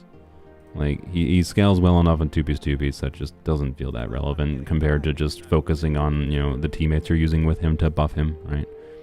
So, anyways. What was the... Eula. Another Eula. Eula. 2-piece Eula. With the Eula crit rate. Well, I mean, if you want suggestions, if you're like... If you need to know how to improve, like, oh, is it worth it for you to farm for... Finish farming the 4-piece set on Pale Flame? With how dang good your 2 Pale Flame artifacts, it feels like rough to just say use MH or something with Farina. I don't know. I feel like it's just this 2-piece build is probably more than fine. Realistically, right? Like I think the problems you're going to face in trying to like clear the game's content with Eula are not going to be very related to the build at this point. I think this is a good enough 2-piece build, as long as you're fine with the crit fishing. You're kind of more dependent on how annoying the enemies are going to be and whether or not you crit, rather than like the slight additional value you would gain from 4-piece Pale Flame, right? So I don't think 4-piece Pale Flame is worth it, is my point. MH would be maybe worth trying if you are playing with Farina, to be clear, but not 4-piece Pale Flame. I feel like it's probably not worth it. Anyways, Never seen a Eula with more than 55 crit rate? I have. I mean, there was a couple, 3 weeks ago or whatever, where we saw like 3 or 4 Eulas in one batch that like all had good crit rate. It was crazy. It was like, what is happening to the reality of this world that we are seeing all the Eulas with crit rate? It's crazy. This makes me sad. I'm assuming you're just not using Shenhe right now, to be clear. And these artifacts were just yoinked from different characters, or just, you know... Well, okay, no, this I refuse to believe it. These are artifacts that you actually used on your Shunyun. This just makes me sad. Shenhe and Shunyun share a lot. Yeah, that makes sense. That makes sense. That's actually one problem I realize is when I get Shenhe, I'm gonna have to figure out freaking, because she's gonna be a character I want to leave on a permanent build because she's a support. But yeah, I might have the same problem when I get her. Anywho's just yeah, it's like Shenhe's a character I've like literally been talking about how I've been wanting her for like 8 months on my channel, and they just refuse to rerun her. And then I see this Shenhe, and I'm just like, no. But yeah, I get that you just switch your artifacts around. It makes sense. Anyways, thank you, Goldie. Good builds. Good job getting lucky with this set. Let's do Yoshi's. Sorry for the wait.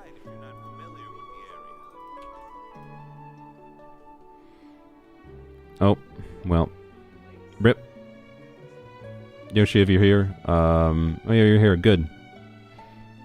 I'll keep yours open. I'm going to open up a new Enka tab. We're going to do another random while we wait for you to make the profile visible. Do you know how to make it visible? You just gotta like hit the settings button, and there's a little like eye icon with a switch that you can toggle, and it should show not a slash through it. Okay, well, I'll show you. Oops, I almost just killed something in OBS by accident. You go here. Oop, I don't have my mouse. You go to this button in the top right of your profile, edit profile, show character details. Make sure it's checked, and then... Oh wait, they don't have an eye icon anymore. That's good. Okay, it used to be a stupid little eye icon. They must have changed that when they updated the profile thing. Now it's just a switch. That's much better. Good job, Mihoyo, making your UI slightly less awful. So, yeah, go do that. It'll take a few minutes of updates, so I'll just be doing another review while we wait.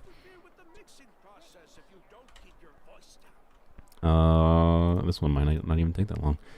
Rate the build and give suggestions. I mean, how good your build is always going to be dependent on what you have available. Like, there's no reason to rate a build in comparison to other people's builds. The only point of comparison is to yourself. This game is not competitive. But if you want a competitive rating, even though there's literally nothing competitive in the game, it's probably like a solid 9 or 10 out of 10 Yelan emblem build. like it's a little bit imbalanced crit ratio wise, but also, you know, this is a very, very strong Yelan build, to say the least. So, yep.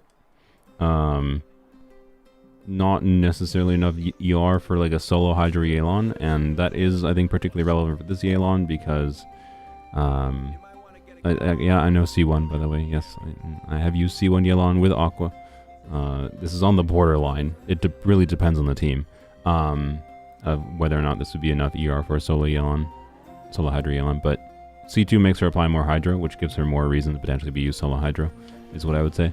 So, you know. But you can also just switch to an ER timepiece and you're fine. So, like, it's not even a problem. It's just literally not a problem. You're fine. It's the only minor nitpick I could have. Other than that, like, you've got like for 90% of Yelan's teams, this is a extremely good build, right? Is basically what I would say. What was the other one?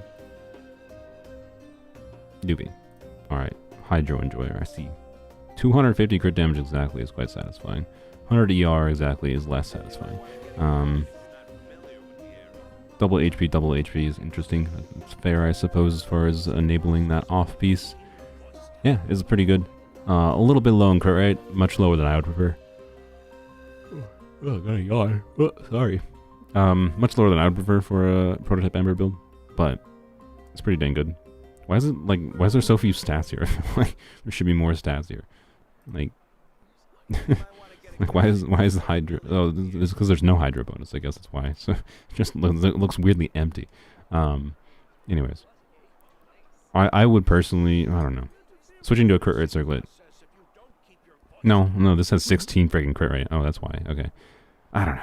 This is right on the borderline where I don't know if I would prefer a crit rate circlet or not. If you have a crit rate circlet that has some ER rolls, I think I would consider it. But I don't know. If you're always playing Nubulet and Frina together, maybe you don't need the ER. I'm not sure. I don't like Nubulet and Frina together. Once Frina came out, I stopped playing Nubulet. So and I felt that Nubulet and Frina together, when I played them, were fine and underwhelming and uninteresting, and by far the least interesting way I found to play Frina. So, you know. Yep. It's a good Nubulet build. Just, if you're doing solo Hydra Nubulet, which is like a thing you would want to do if you're not doing Frina, right? Then you probably would want a little bit of ER, even with an R5 Amber. So, that's all.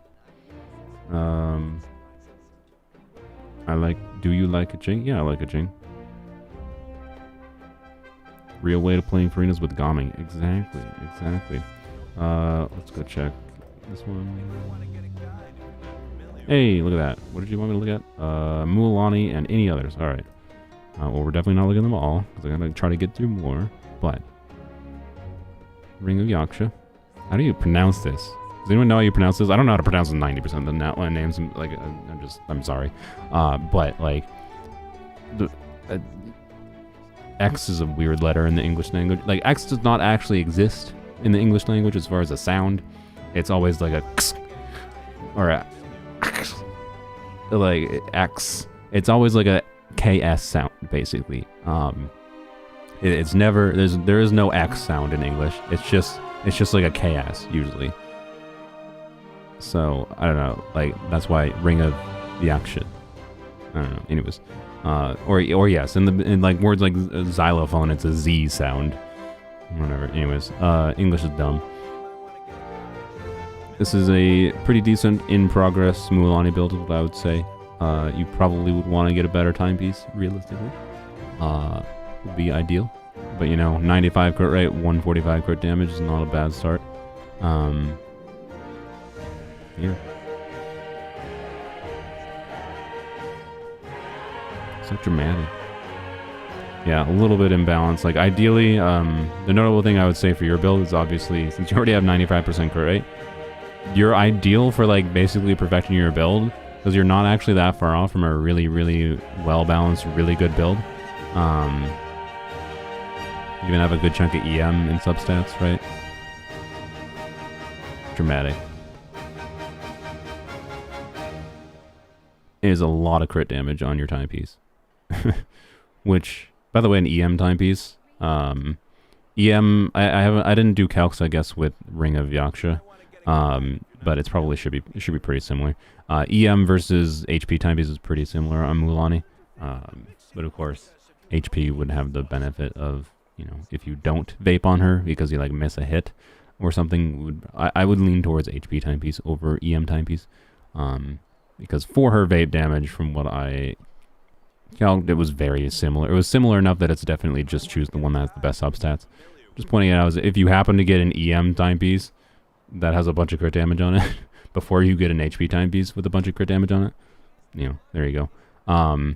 Yeah, the alternative is, of course, if you get a flower that is, you know, this is a lot of your crit rate right now, right? If you get a flower that is a bunch, like, less crit rate, more crit damage, then you could get a timepiece that has, you know, more balanced stats than just a bunch of crit damage. But yeah, like, the ideal to basically perfect this build is a timepiece with like 40 crit damage. But getting a timepiece specifically with 40 crit damage is highly unlikely. So it's likely in progress. Like, while you farm for your Mualani build, you will end up like, you're never gonna change with this piece, by the way. This feather is absolutely ridiculous.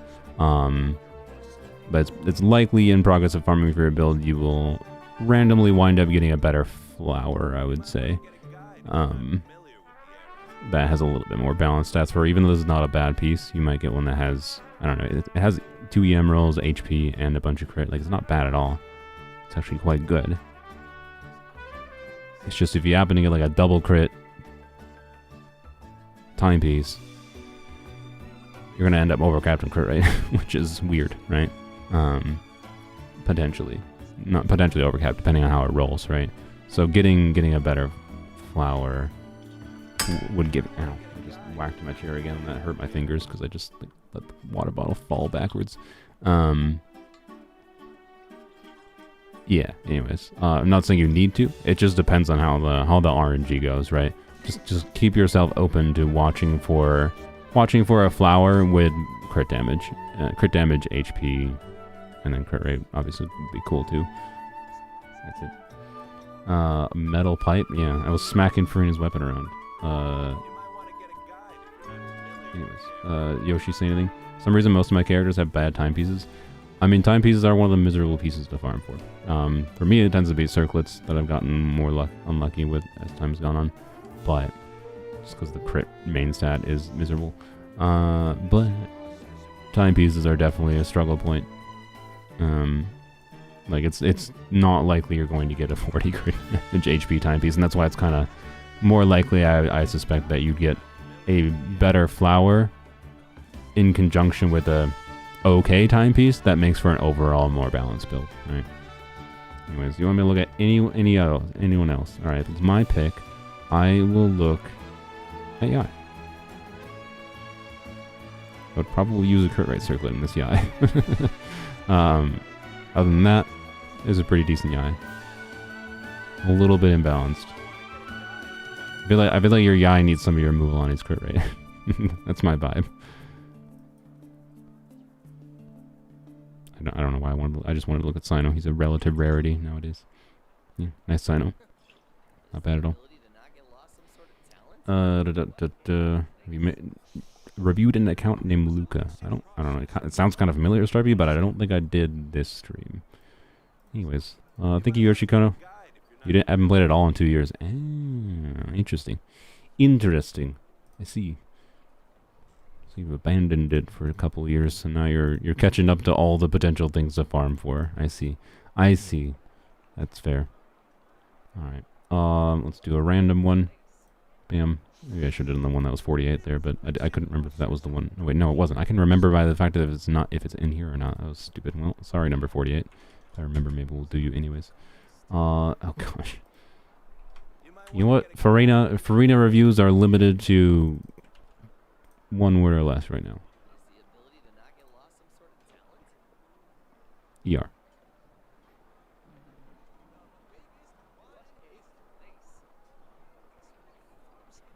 If you need it. It's not bad. It's just a ER if you need it. Risley, Cloran, Baiju, Ayato. This is a functional Farina, but you know, might need more ER sometimes. Yaksha means tree of life. Interesting. This is a very strong Cloran. Very nice. This is 100% crit rate Cloran, by the way. Yep. Very good. She probably I don't know, light a foliar, and as long as you're doing aggravate, is probably very, very good. Right. I don't think this makes it so you do an EM timepiece on her though. I think it's just like a good stat stick mostly. Chippadoop. Yep, a good Ayato.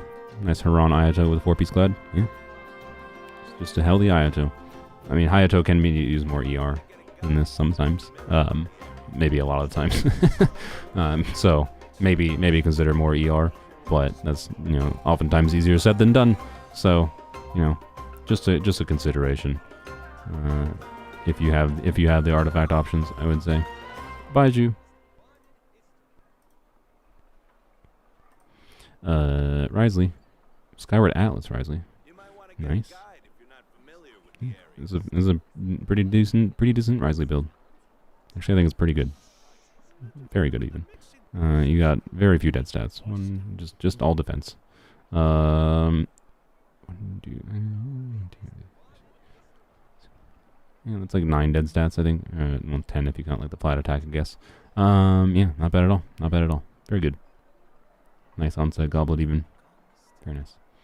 Actually, would have kind of, I don't know, timepieces are relatable, so, you know, I would have actually expected a better off-piece timepiece normally with this kind of onset piece. Not necessarily just, like, in having higher crit value, to be clear.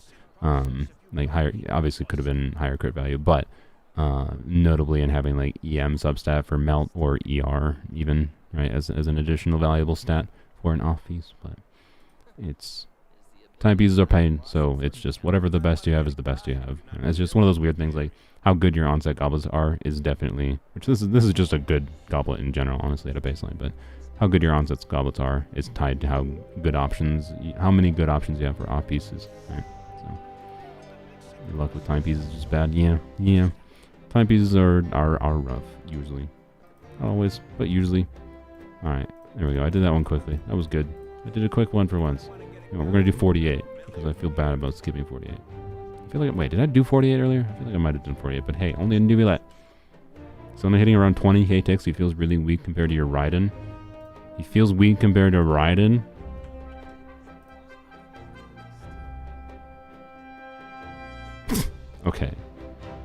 Okay. Well, gee. Can anyone tell me why this Raiden might feel stronger than this Nubulette?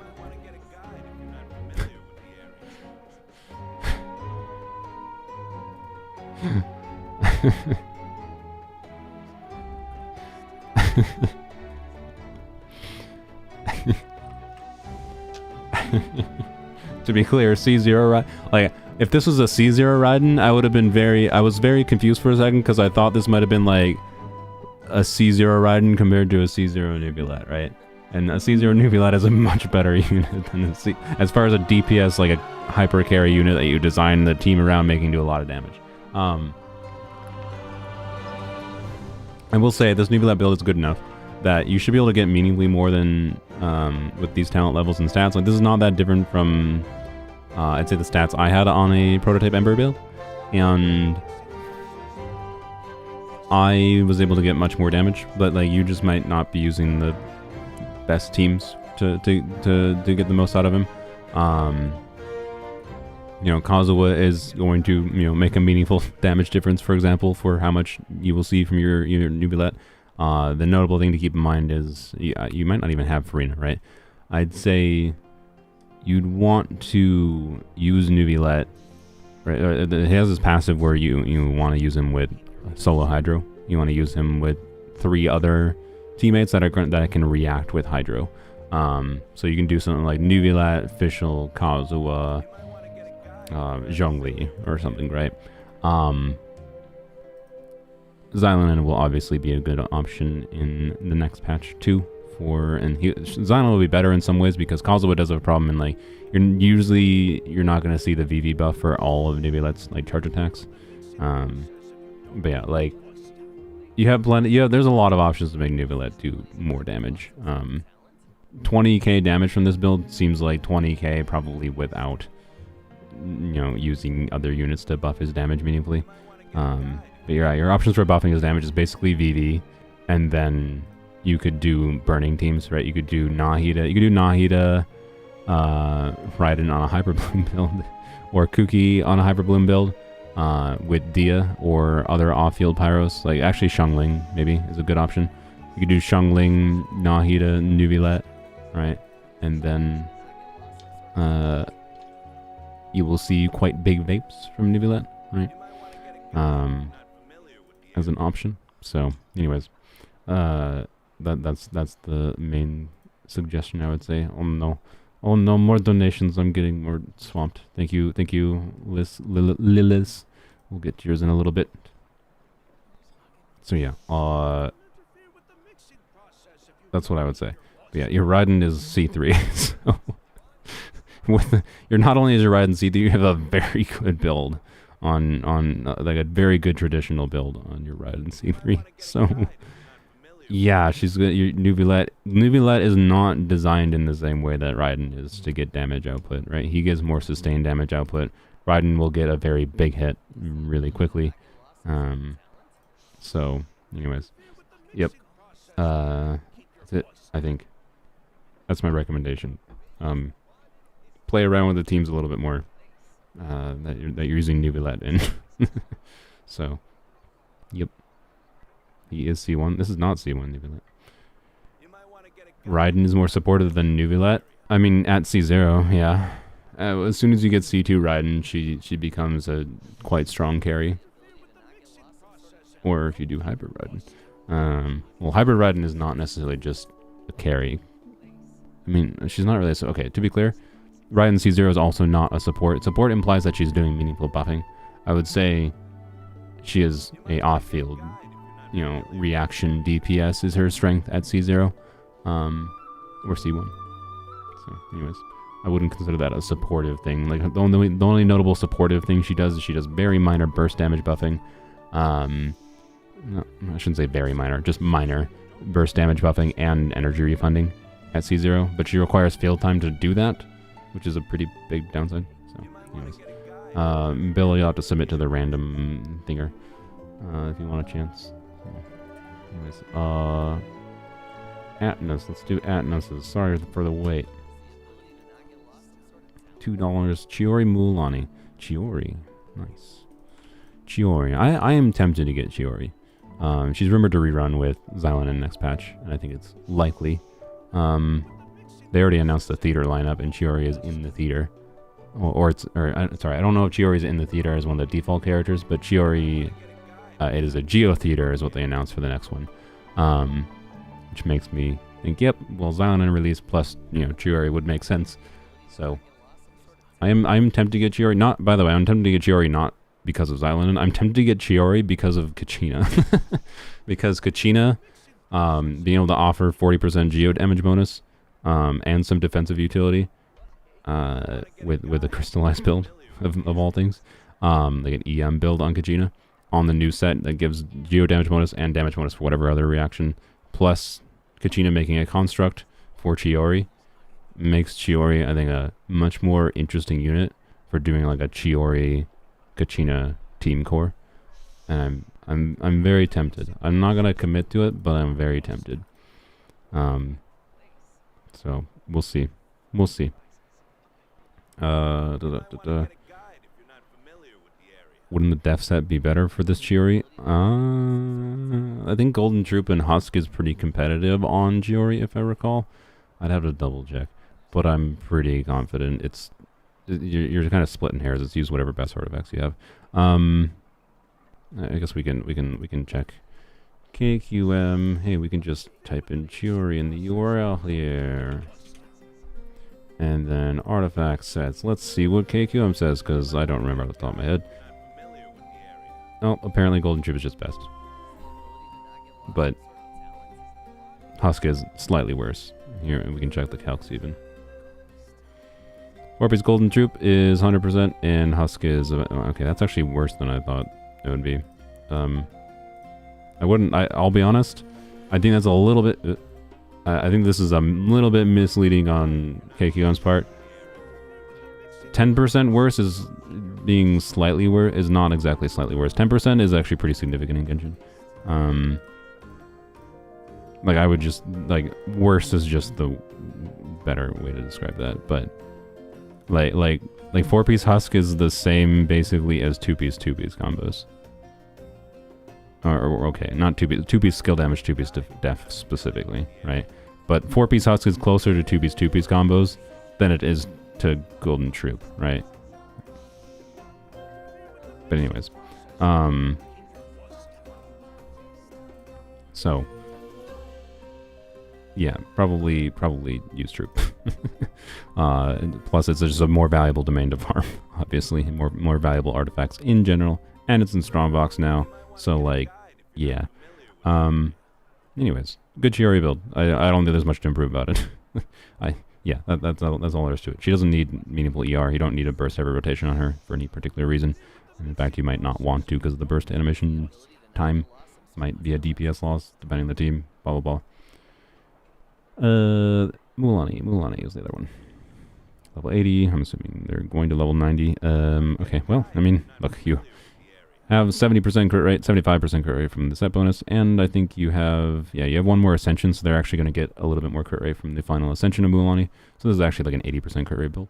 I would say this is a very good build for being only, you know, again, 2 weeks in. Yep. They're using an HP circlet, actually. That's interesting. It is definitely worth considering, especially if you have a signature weapon to use an HP circlet.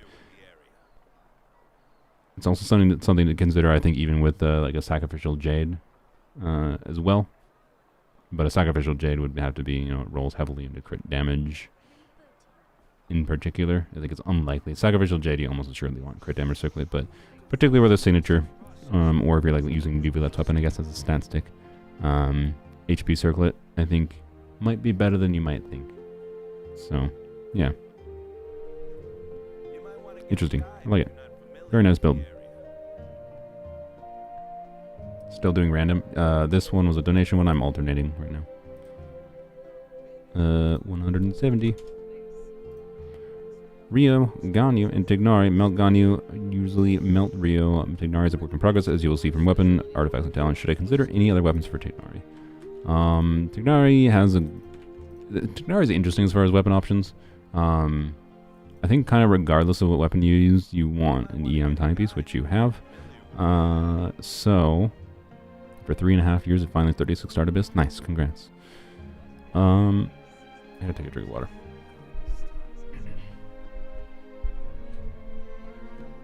I just got 48 again, did I? It might have shown up briefly. Anyways, I think this is a very, very good slingshot build. Yeah, obviously you mentioned you're still leveling this piece, which you've already gotten 2 good rolls on this. This is a better Tignari build than I think I have. My Tignari build might be stronger because I'm cheating, because I have ye olde cheat weapon of slingshot, or not slingshot, slingshot, the cheat weapon, Hunter's Path, which the only reason I have that is just because I got stupid lucky. Did a 110 pull and got the weapon, but yeah. This is not a level 90 slingshot, by the way, so you'll get a little bit more crit rate. So they actually have like 80% crit rate, and they'll get about 20% more crit damage too. Ideally, you know, you're a little bit low in crit damage, actually, I would say. But you make up for valuable stats elsewise. And I don't think it's really a problem. So, you know, yeah, I don't, like, I probably need to test Slingshot, now that I have it leveled. I use Slingshot on Stathos all the time, like, almost always. And I should probably play around with Slingshot on Tignari a little bit more and see how much I notice it. I suspect I will not notice the difference that much. His 966 attack a little bit low. I mean, the weapon is, again, not very leveled up, but also most of it. So Tignari, let's just go over his kit, I guess. For those watching that may not realize. I need my mouse pointer. There we go. So he does not... He's one of the sneaky characters in the game, wherein he shows like he's attack scaling, right? So you can, you know, do Skyward. What? Why is my official non? Whatever. Fix that, I guess. So you can do a high, like an attack build, right? I actually messed around recently with it a little bit, but he looks like he's attack scaling at a baseline. But the way that the spread reaction, he's completely designed to basically get his meaningful damage when he triggers the spread reaction, and that basically means you build him for EM at a baseline because of that, potentially. But then also, most importantly, he has this passive, which for every point of EM that he has, he increases his charge attack damage. So this gives him even additional EM scaling. So the fact that he's so designed around triggering the spread reaction, right? Because his attack scaling is really just not very good, right? Like these scalings at level 9 are not very good. His attack scalings are not worth speccing into, right? But when he triggers the spread reaction, the spread uses his base level and his elemental mastery, and then any damage bonus gets applied to it as well to do an additive bonus, and it multiplies by crit, right? To do an additive bonus that will then make him get a big damage, right? Is larger damage numbers. Whenever he's not triggering the spread reaction, he's hitting very little numbers, right? So point being, you do EM timepiece on him, and he's gonna have low base attack, even with his signature weapon, right? Which has higher base attack than Slingshot. So where is Slingshot? There it is. All right, so Slingshot is 1125 attack, and obviously I lose a bit of crit rate. So I would have to restructure the build a little bit, probably to get a little bit balanced crit rate. That's where I was talking about, where I get to cheat a little bit with having a much better crit ratio than I would otherwise have with this thing. And like the higher base attack does increase the damage, but like the more meaningful increase is the fact that this gives him even more EM scaling, right? Like it's not actually the base attack increase that matters that much here. But I don't know. You can do like Mimi attack scaling things with Tignari. I was doing like burning Tignari where I did non-spread Tignari with Emily, Tignari, Dia. I still found it better for Tignari's damage though to like get spread to happen by like putting Kuki in the team. So I did like Tignari, Emily, Dia, Kuki, and then I like used Kuki's burst to make sure I had spread able to trigger, and that was actually a pretty fun team variation for him. So anyways, point is he's a sneaky unit, where like that baseline thing where I said before, look at the character's scalings, does not actually quite tell you what's going on with him. He's a little bit more of, I'd say, an unintuitive unit as far as the obvious stats to build on him. But this build is what makes sense, and there's not much to meaningfully improve on it other than obviously finishing the in the circlet is all it comes down to, or just LOL get really lucky with other things. Like obviously you could probably improve this feather is probably the only meaningful improvement, but I wouldn't like Strombox to improve this feather. I would just keep an eye out for feathers when you're farming bosses for other characters, right? Anyways. No, his weapon does not exist except for on Chronicle Banner now. So, no, his weapon is Vaporware, basically. Yeah, Miko's great for Tignari. What other characters I was supposed to look at? Rio and Ganyu.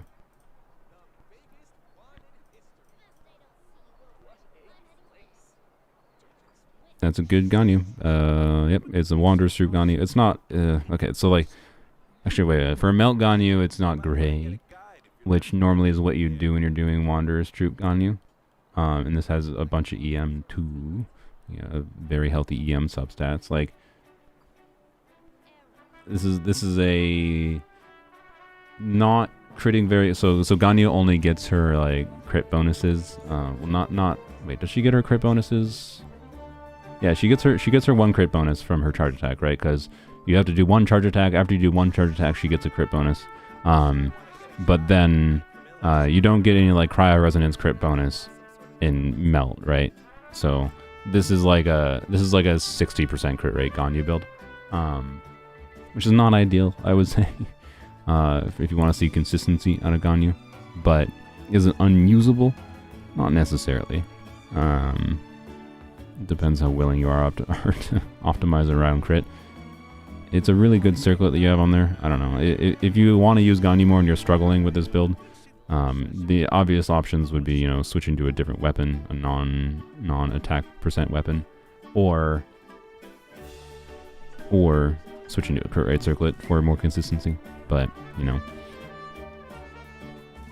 up to you is what I would say it is. So yeah, just always hit weak spots. That's an option too.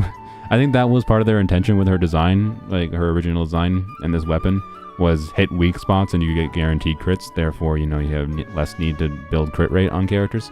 I do think miHoYo intended that as a gameplay mechanic early on in the game's design, but then they have just chosen to not design most enemies with weak spots that are hittable. So, yeah. Ganyu can have low crit rate as her privilege. I mean, yeah, but this is still 60% crit rate. It's still kind of low. This is not a freeze Ganyu, right? So, anyways, yeah, Skyward Harp would probably fix the build the most. So, anyways, what was the last one? Risley. You're a rare cryo. Well, not that rare. I mean, cryo enjoyers probably are cryo sad people. Just. you know, the cryo's not in the best state. If you like playing all the cryo units, that's what I would say. You can make, it's not that hard to make one cryo unit work. But if you wanted to play Abyss, like using a cryo unit on both sides of the Abyss, it's a bit more of a struggle, I would say. Anyways, this is a good Rio build. Yeah, very very healthy Rio. I like it. hopefully Mavuika. I really hope the Pyro Archon makes for melt teams to be meaningfully stronger by being a Farina for melt kind of thing, right? Pyro, off-field Pyro that doesn't require 500 DR and hugging enemies, and also does meaningful damage of her own, and does a team-wide attack buff would be kind of, I think, what melt could need to start to be a little bit more compelling. But anyways, or it will be fixed in Snezhnaya. Yay, yay. Anyways, was that a paid one? I don't remember. No, that was a random one. All right, let's do. I have 4 left. Wait, no, I have 5 left. God dang it. I'm gonna do Fawn R's, another Farina. Okay. Farina Miko. Oops.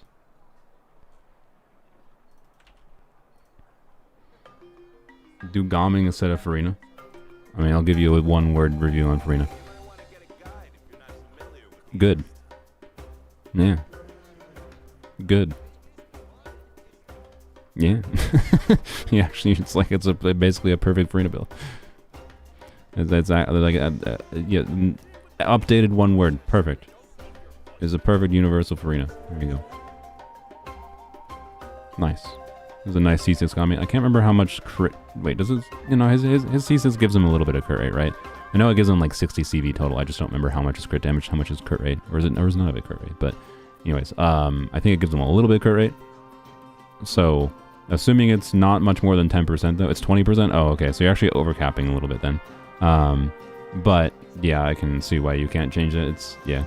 That do be how it is when you accidentally when a C6 gives crit rate and you're using a crit rate weapon, right? The only alternative would be what? Using I guess you could use an attack percent weapon, but then you go from overcapping crit rate to being 20% below 100% crit rate, and like it's not necessarily going to be better, right? Especially with losing the base stats of Beacon or Reed Sea versus, I don't know.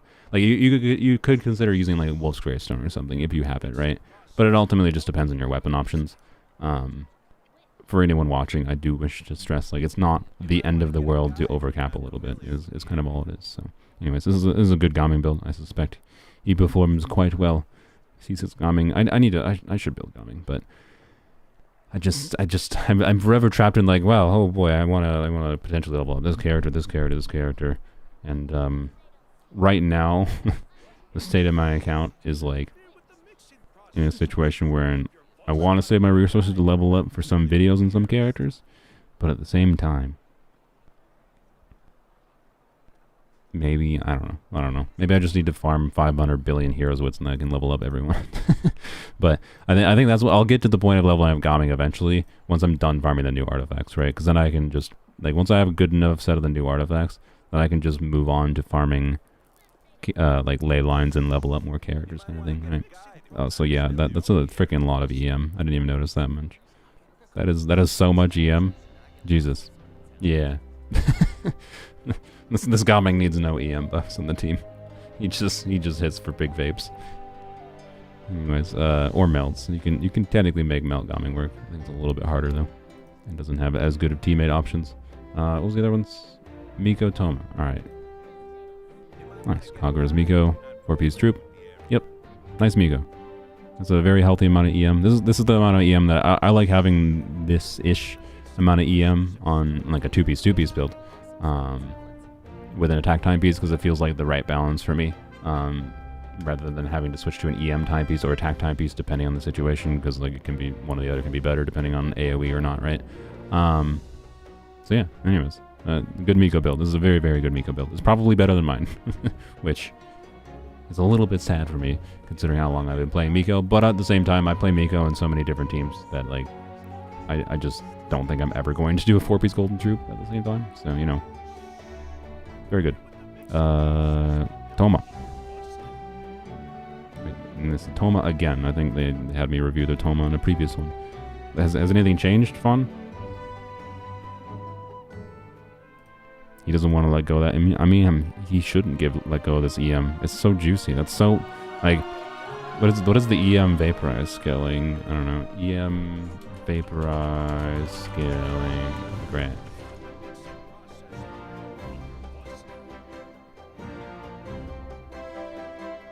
Load internet, please.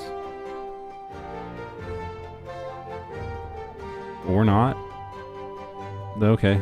Well, I was gonna show a graph, but apparently not. What? Why?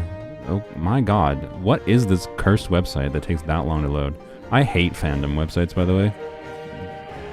They're really bad, usually. That I don't think is my internet. But anyways, so you can see... Oh, God, stop loading a UI in front of the thing I'm trying to look at! So, I need to... There we go. So, 400 EM, you have... Wait, yeah, it feels not quite correct. Wait, is it really 800 EM is the breakpoint for 100% increase for vape? This is a bad graph, actually. Because this is not separating out forward vaporize or reverse vaporize. This is a bad graph. Never mind. Okay, fandom continues to be trash. This is a bad graph. Don't use that graph. Bad graph. Oh, it's no, no. This is a fine graph. You know what this graph is? No, I realize what this graph is. This is a graph that's like taking the base scaling from the others. The scale, yeah, like the scaling is the same, but the multiplier changes. So this is fine. This is actually fine. Yes. So it's a 50%. So 400 EM, right, is a 50% increase, from the base scaling, right? Which means it's a 2 times. 400 EM is then, yeah, that's what I was looking for. That's why I was confused with the 100%. 400 EM is the breakpoint, I believe, actually, for getting 2 times scaling on his vapes. Which, there you go. That's the spiel. What are we doing? Oh, wait.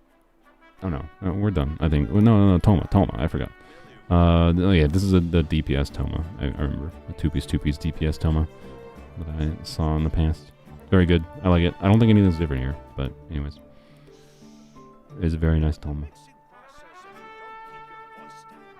Yeah, weird Toma, but fun Toma.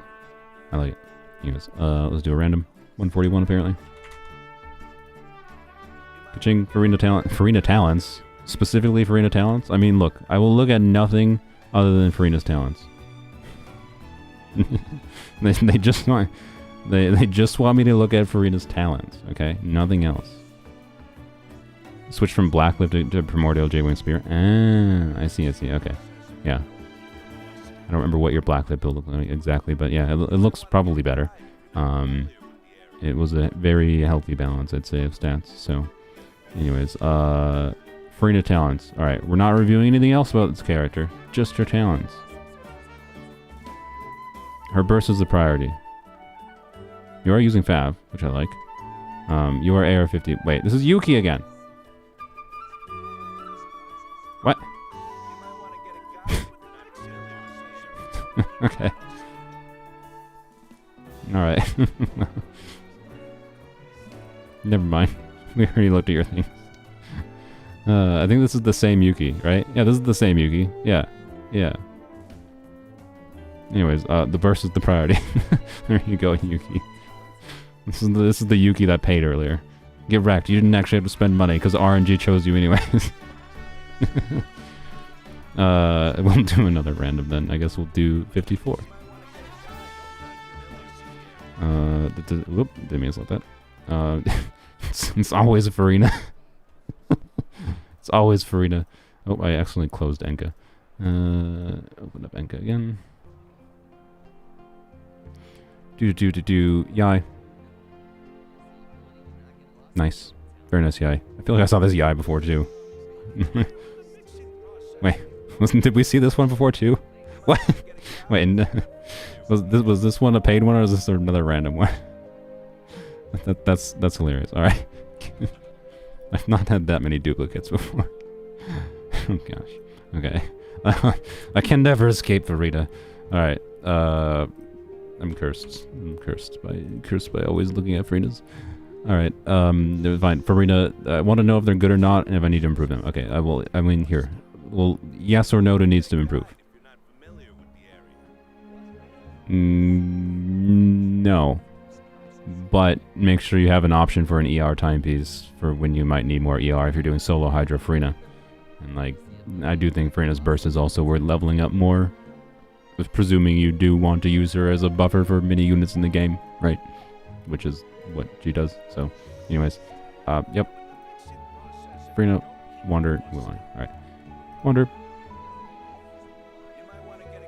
Decent, not crazy. Obviously a little bit imbalanced crit ratio wise, but it's on the this is one of those like when you get to this like balance, it's like hard to say, oh, yes, crit rate circlet is better. It might be better for average damage, but depending on the crit rate circlets you have, it might not be that much better. But for a 2-piece build, I think it's pretty decent. 4-piece Shimenawa's is quite strong on him. It might be worth trying to get to 4-piece Shimenawa's eventually on Wander if you want to play him a lot more. But ultimately, as always, you will probably see more effect than anything else of if you have C6 Farazan with him or not. So, you know, doesn't Cryo give him 15% crit rate? I mean, yes. I don't... Okay, look. It's an option for sure if you need it, but like it's also not so good that you prioritize it versus like making the team worse. Wanderer's best team doesn't include Cryo usually, but if you do happen to be using like Layla, and you are using Layla in a way that you can consistently swirl Cryo, like the problem is like you usually want attack. You usually want to like do like Bennett with him, for example, and you want to get the attack buff. So if you're purposely doing like Cryo instead, if you're doing Bennett with him and you don't want to swirl Pyro, you want to swirl Cryo for the crit rate buff because you might be low on crit rate and you might notice that more. That's fair. But how do you do that?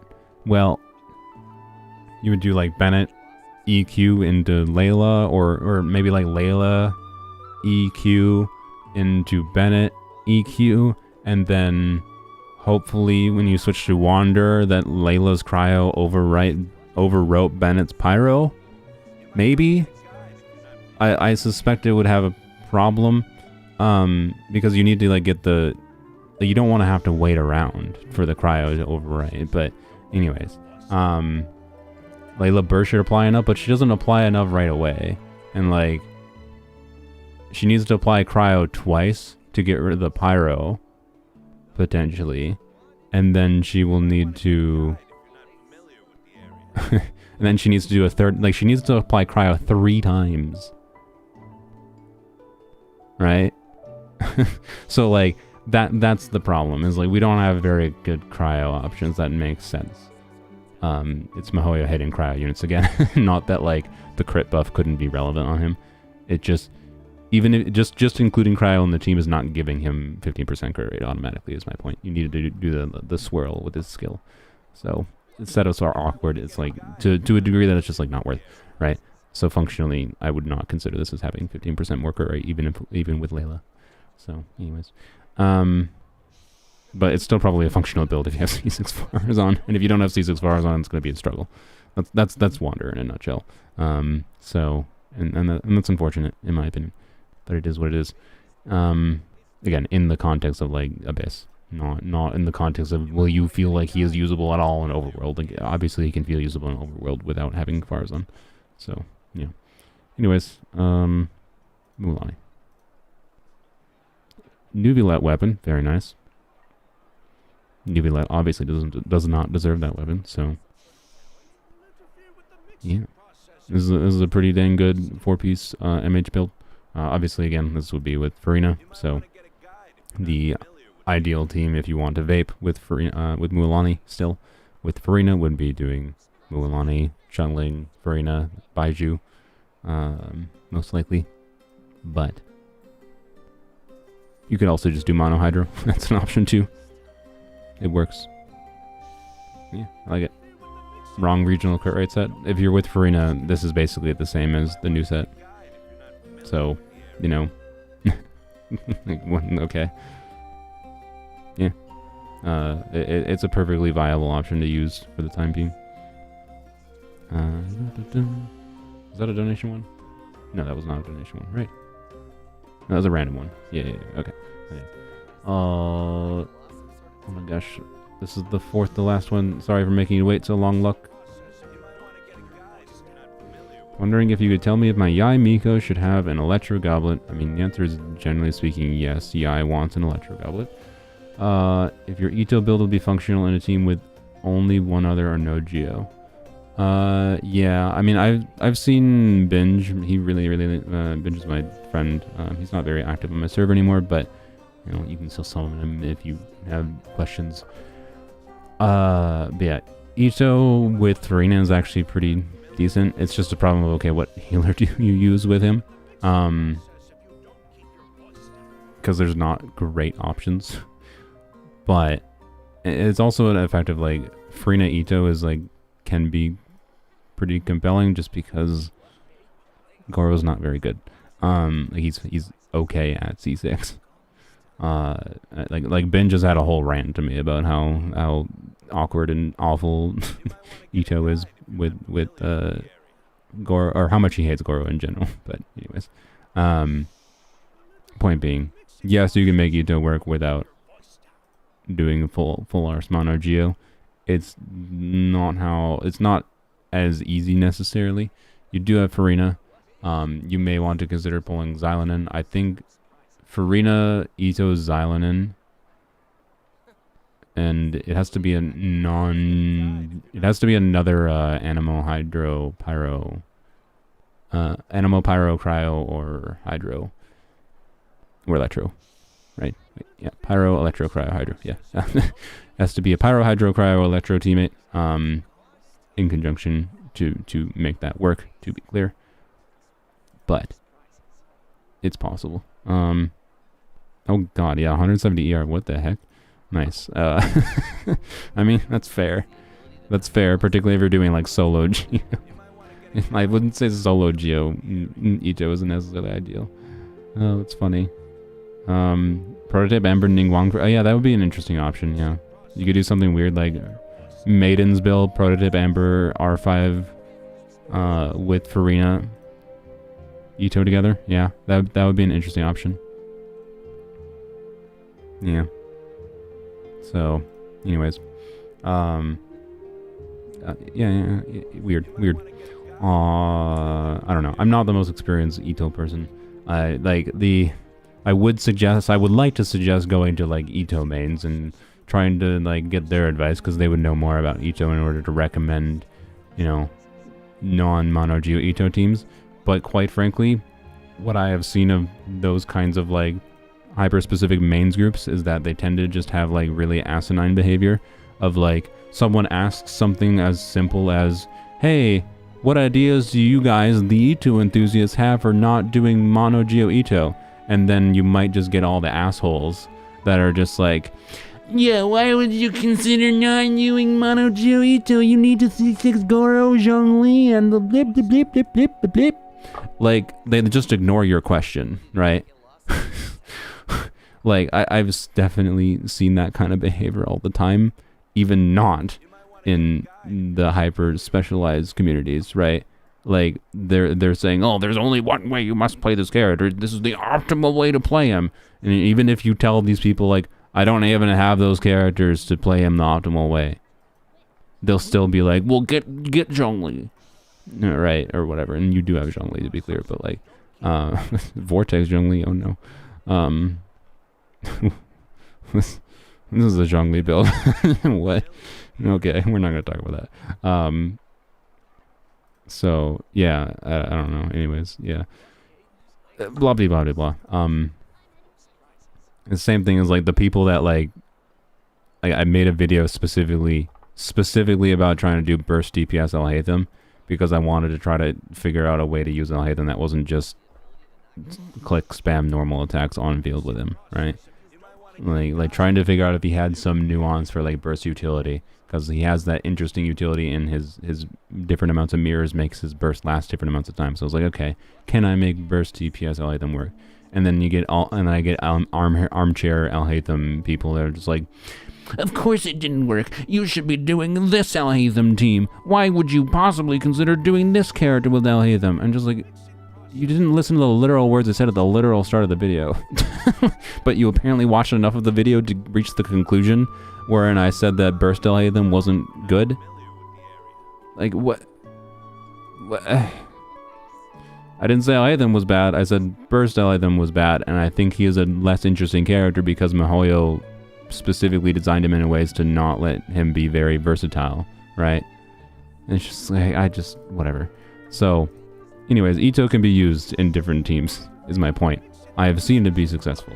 It just might, require doing weird things. Like Benj has been playing Plunge Ito, to be clear, right? Like he's been enjoying doing Cloud Retainer, Farina, Ito. And I don't remember what the last slot was. Probably a Geo team, and I assume to reduce his ER needs. Heck, Kachina would be an interesting option, I would think. So, and in like the worst case, you might be able to be, like with this current Abyss cycle, I suspect Ito on the second side, and doing Ito, Farina, Kachina, and then a healer to, get damage bonus from Farina would be pretty competent, right? As long as you can burst consistently on Farina, which with Farina Solo Hydro, you might need to switch to a different weapon, unfortunately. But anyways, yep. Anywho, what else did you want me to look at? Oh, your Yai Miko, if you should get an Electro Goblet. Yeah, your build is obviously more than good enough, other than, it's funny that you have a ER timepiece. But, so, I'm sure you understand switching to a def timepiece is better if he has enough ER. That just smells of they did this out of necessity, right? Not because of how they're using Ito, not because they wanted to. Yeah, you should definitely try to get, I don't know. Frick, the CEM Goblet is so good. But honestly, particularly with how much EM you already have, you probably would see meaningfully higher damage. Like, obviously, if it was an equivalent Electro Goblet, right, would it be better? Duh.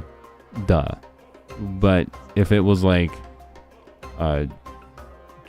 just like an Electro Goblet that just had this crit rate and didn't have any of the crit damage, right? Would it still be better? I think the answer is yes, right? I think the answer is yes. She does get damage bonus from EM. She gets skill damage bonus, yes. Which this is a fully skill damage focused build.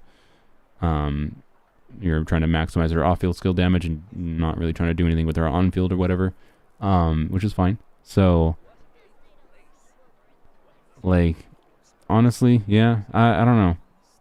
How much does that convert to damage bonus wise? I think it might be fine. In an AoE scenario, at least. Like, it's not going to be as much as the Electro Goblet, obviously, but 187. I need to go look up what her thing does. 187 times.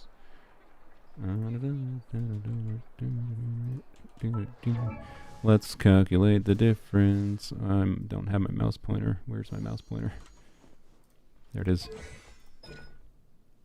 0.15%. Alright. 0.15% times 187 is 28% damage bonus, right? So by using an EM Goblet here, you're gaining the value of the EM, but losing about 20% damage bonus that you would get, 20% Electro damage bonus, right? Which would also benefit her burst. This is only skill damage bonus. So, I don't know, right? Like, it definitely is not a... I don't know where the breakpoint is on this build for how good an Electro Goblet needs to be. I really want... You know what I'm going to do? I'm going to keep this open. I'm going to try to remember... So now 2 things remind me before the end of the stream. This is on you, chat. Remind me. Before I end the stream, I want to go to this website. I'm just going to put in... We will do like an example template team for Yai. Not right now. But we'll do like an example template team for Yai.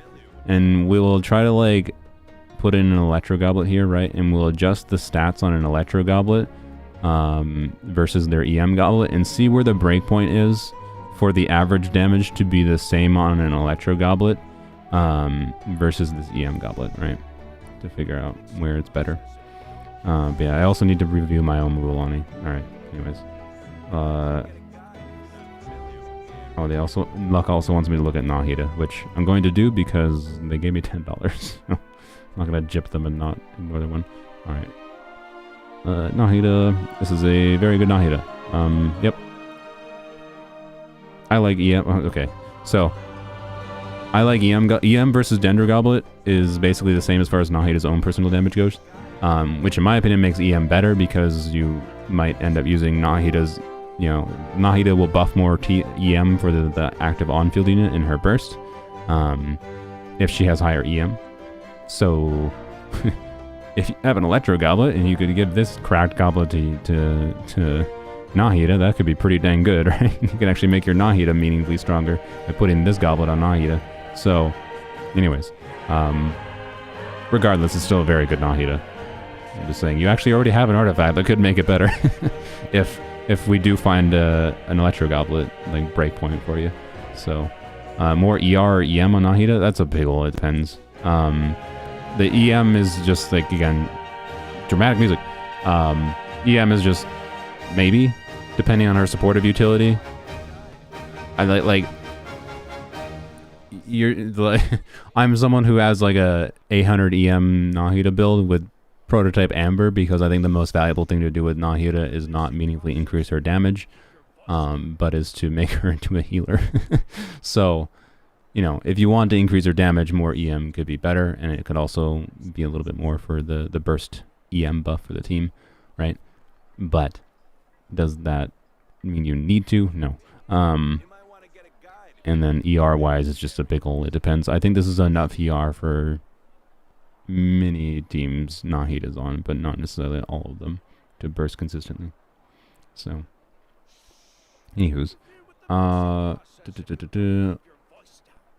is what I would say. So, anyways, thank you, Luck. Yeah, if you want, don't just like assume you were going to need to do it, but if you want Ito to potentially be meaningfully stronger in a non-full mono Geo team, like doing double Geo, I would strongly consider the potential of getting Xylan in for him, based on how our current kit looks. So asterisk, beta changes, maybe I got something wrong or whatever about the kit, yada yada. Let's do a random one. Albedo Ganyu, comma, nothing else. Invisible character. You're getting Xylan no matter what. She's cool and pretty. Well, there you go. Win-win for you. Already seen your Ningguang. Oh. But I've got 2 other characters built to a level where I feel alright about them. I also have a very in-progress Mulan, I guess. Alright. What time is it? Oh, I've been going for 4 hours. Okay, I might need to hurry up here. I have still 3 donos. I do have to end the stream, I think, before 5 hours. Okay, you didn't actually... Alright, Albedo Ganyu... Okay, no. I thought they didn't actually tell me what... This is pretty good for an in-progress Mulan to start. Relatable rules on the feather. I mean, hey, HP is still very good for her. Like, it's not the worst case scenario. That's for dang sure. Oh boy. But it is a little sad. You have an onset goblet that... Well, it's an onset goblet. I mean, I would suggest... I don't know, you're AR-57, but don't forget that 2B-2B combos can be good. But also, I don't know. This might be the best you have for now. It's fine. I gotta resist the urge to C6 Xylan. I mean, it might be more valuable than... I don't even know what her C6 does, but it might be more valuable than C6 Shenhe. I don't know. C6 Shenhe is more fun, though. It's one of the most unique constellations of the game, so... Yeah. I think C6 Shenhe is better, Sylveon. Without knowing what C6 Shenhe does. With Ganyu Albedo. Yeah, okay. It was a pretty decently... Yeah. It was a decently balanced on you. You might even be able to switch to a crit damage circlet with it. I don't know. If it was a crit damage circlet with like 10 crit rate, would put you down at like 65% crit rate, but you would gain a lot of crit damage. I don't know. This is a good enough crit rate circlet. I wouldn't like prioritize it, but a decent crit rate circlet may. A decent crit damage circlet may be better than the crit damage circlet here. Might. Like, it'd be a little bit more inconsistent, but I think the average damage would end up being higher, right? Is my suspicion. But this is also a very good, like, it has attack percent and 3 EM rolls too, so it'd be hard, I think, for a crit damage circlet to beat it. As far as a Melt Ganya build goes, this is a very good Melt Ganya build with Almost Bow, I would say. I would not prioritize needing to like switch to a crit damage circlet, just particularly since it's your off piece. Maybe you could try to change it around, right? Just to test, because maybe it'll feel still fine, but maybe the loss of consistency will not be worth it for you, right? It's very on the line. It probably had to be a very good circlet. So, anyways, Albedo, Cinnabar Spindle. Wow. I mean, yep, this seems like a Husk Cinnabar Spindle build. It's a pretty good build for a Husk Spindle build. It's not a crit weapon, right? So, and he does not ascend with crit either. I do not remember what his ER needs look like. Yep. Yeah, pretty good Albedo. That's nice. Rarity to see an Albedo user. So. You found an EM goblet for Nahida with like 30 crit damage, but it has a bunch of def too. I mean, the damage stats are more relevant than the def. Like, def is just, okay, it's a dead stat. Well. I don't know. If you have an EM goblet with 30 crit damage, though, it might be better. Because she remember, Nahida converts some EM to crit, right? So, crit rate, specifically. So yeah, that EM goblet with 30 crit damage might be better than your Dendro goblet. I don't know for sure, though.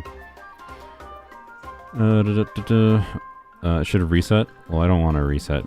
Did you change your Yai build? I don't want to reset because I need to look at your Yai build as it is. Anyways, yep. Nice. Anyways, nice work, y'all. Lol. I think you know what you're doing. You got nice in-progress builds or good albedo, whatever. Yeah. Let's do Sanders donation. Oh God. They gave me €5.99. Navia. What is the better team? Navia, Raiden, Bennett, and Zhongli. Navia. Why Raiden there? Why are you using Raiden with? I mean, can you do it? Navia, Raiden, on a normal Raiden build. Okay. Bennett, Zhongli, or switch the Raiden with Zhongli. I can also roast their Mualani. Nice. I mean, look, it's not actually dysfunctional, I think, if you switch to, like, Sacrificial Jade, if you had it. But it's also not dysfunctional if you got 4-piece Codex, which, you know, you're only 1 piece away. So, it's not that bad. It's not great, though. And I wouldn't force the 4-piece bonus versus doing 2-piece, I think, is my guess for your account. Anyways. Yeah, as far as, like, Navia, doing Navia, Zhongli, Bennett, yes, Xiangling should be better than Raiden, quite frankly. Like, Raiden is, what, buffing her burst damage? She doesn't do that much burst damage. Like, you use her burst buffs her skill, basically, but her burst itself is not contributing a crazy amount of damage. Not nothing, but anyways, wait, the flower is level 0, which honestly fair, but if you're actually using Mulan, you do definitely want a leveled flower. Anyway, so but I will give the one fun potential aspect, and this is a nuance to Navia that I think is engaging about her kit, wherein you can use her as like a quick swappy DPS, where, like, assuming you're triggering crystallizes from off field, you just swap to her, press her E, and swap off of her, right? So assuming you have her burst consistently going, and assuming you have enough trigger crystallizes that you collect when you swap to her, right? You could do that. And that's a notable context where, in, like, 4-piece Golden Troop is a very compelling utility too. And the reason you would do that with Raiden is so you can like burst on Raiden, right? So if you can find some weird balance of like, I have no idea what the rotation would look like, but like, you know, Zhongli shield into Navia Q into, actually no, you probably start with Raiden E because it has the highest uptime. So like Raiden E, Zhongli shield, Navia burst. You could do Navia burst before Zhongli shield. Probably, it probably wouldn't matter. Might be better to build up crystallizes sooner actually, but and then Bennett EQ, switch to Navia. If she has 3 stacks, press E immediately. Right, switch to Raiden burst. Once you're done with Raiden burst, switch back to Navia, do Navia E, and then repeat. Right. That could work. That could be interesting. That could be very interesting. I have not tried it, but like as far as ease of use goes, for where you just like leave Navia on field and you do her normal attack combo to generate more crystallizes, it could work. Or Chungling is going to be better. Like it's probably going to be more scuff to try to fit Raiden in, realistically. Bennett burst will probably expire by the end. Yes, you're probably correct. That is part of the problem. If like the Pyro Archon comes out and the Pyro Archon is doing team-wide attack buffing and has higher uptime than Bennett buff, the Pyro Archon could make this kind of team meaningfully more worthwhile and more compelling, particularly since presumably she'll do her own damage, right? So, like this is again one of those things where like the Bennett problem of like how many attack scaling units is balanced around Bennett's buff, like Navia, Raiden. If the Pyro Archon does some team-wide attack buffing that has not the Bennett issues, it could be really cool, right? So anyways, Thuman, who the heck are you? Why do you have a check mark? I feel like, how do you even get check marks? I feel like I'm at the point where I should be asking YouTube for a check mark. Anyways, who are you, Thuman? Go to channel. I always gotta investigate the check mark people. Who are you? Why are you here? Get away. No. But anyway, hello. You're an artist. Wow. You have 330,000 subscribers and you're an artist. Nice. It's very nice. Alright. Yep. Never followed your channels before. Dang. Nice. Alright. I like it. Good job. I feel like it's not easy to be successful. I don't know. Maybe it is. I feel like it's not easy to be successful as an artist on YouTube. It feels like a pretty competitive space to me. So yeah, good job. Anyways. What was I saying before? Good job distracting me, Thuman. Addicted to Genshin. Yeah, that's fair. I think we're done with this account. I think I spent a long time on it. All right. Wait, no. This is the Sander paid review account. Oh yeah, no, we were done. I think I finished. I don't know if I remember to in the future, I will try to test quick swap Navia with Raiden on my account. So, anyways, let's go do another random.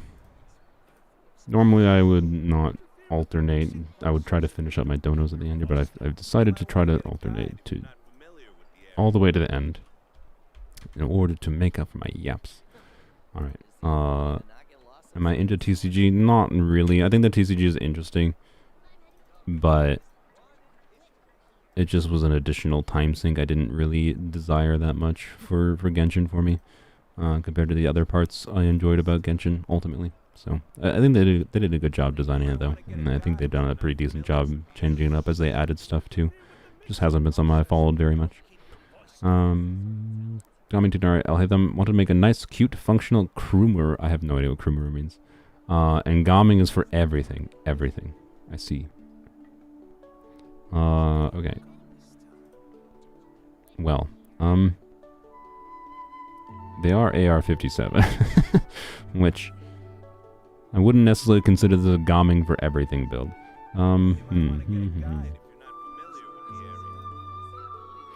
This is a player that's, I'd say, an example of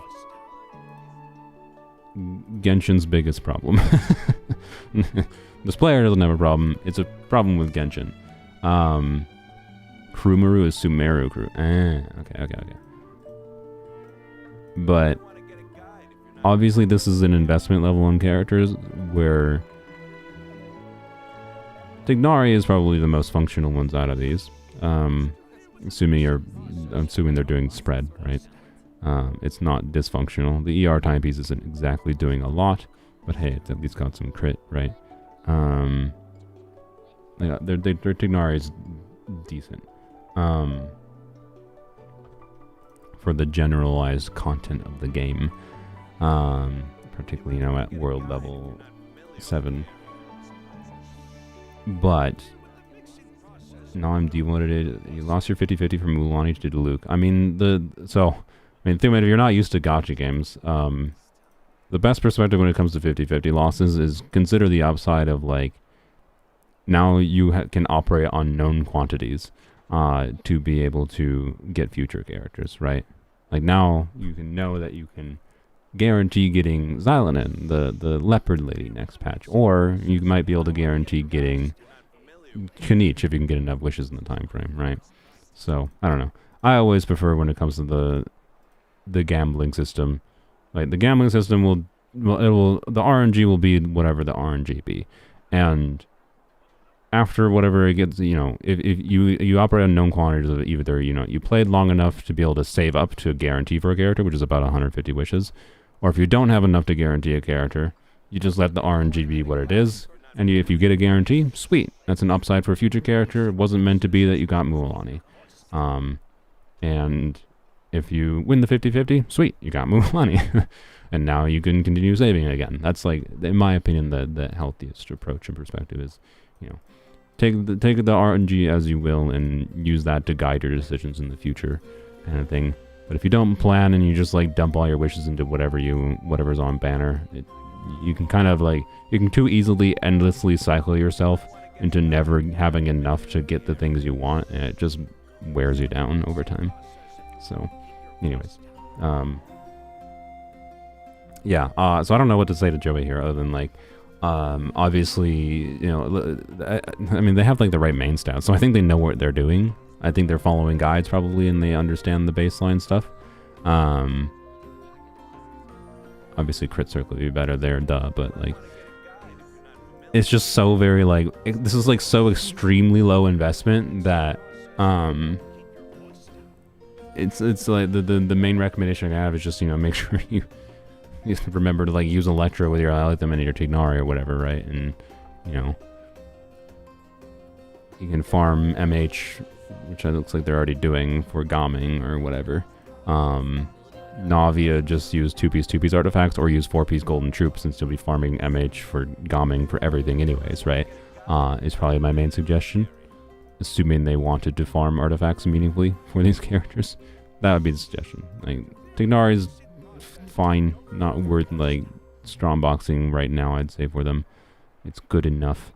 And Alhaitham is, he needs a little bit of work, but Alhaitham takes so much investment, it's hard to say it's, like, recommended to prioritize him. And Navia, you can get Golden Troop for. So that's my recommendation. Farm MH, Golden Troop. If you don't want to farm, well, unfortunately that's the problem Genshin has. You kind of have to farm somewhat to be able to get characters to be usable. At least even for Overworld. It doesn't take that long, though. Anyways. Yeah. I don't even see Joey in chat. I don't even know they're here anymore. But whatever. Alright, let's do the second to last donation. Then we can end off with some randos. Starting to get a little bit mentally drained. Oh, you're here? You're using Kuki? Nice. Okay. Nice. But do you have 2 cookies? Because you didn't have 2 Dendro spread units. I'm assuming you don't have 2 cookies. That was a joke. But yeah. Anyways, the Zaza gave me $2. They wanted me to look at it. Ayaka, Ayaya, and Shangling. Wow, rare Shangling.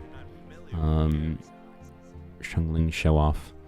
This is a Shangling with Shangling's engulfing weapon, engulfing lightning. That is a Shangling signature weapon. If anyone didn't know, it's really weird that they run Shangling's signature weapon every time Raiden runs, and then every time Sino runs, they run like I don't. It's really weird, right?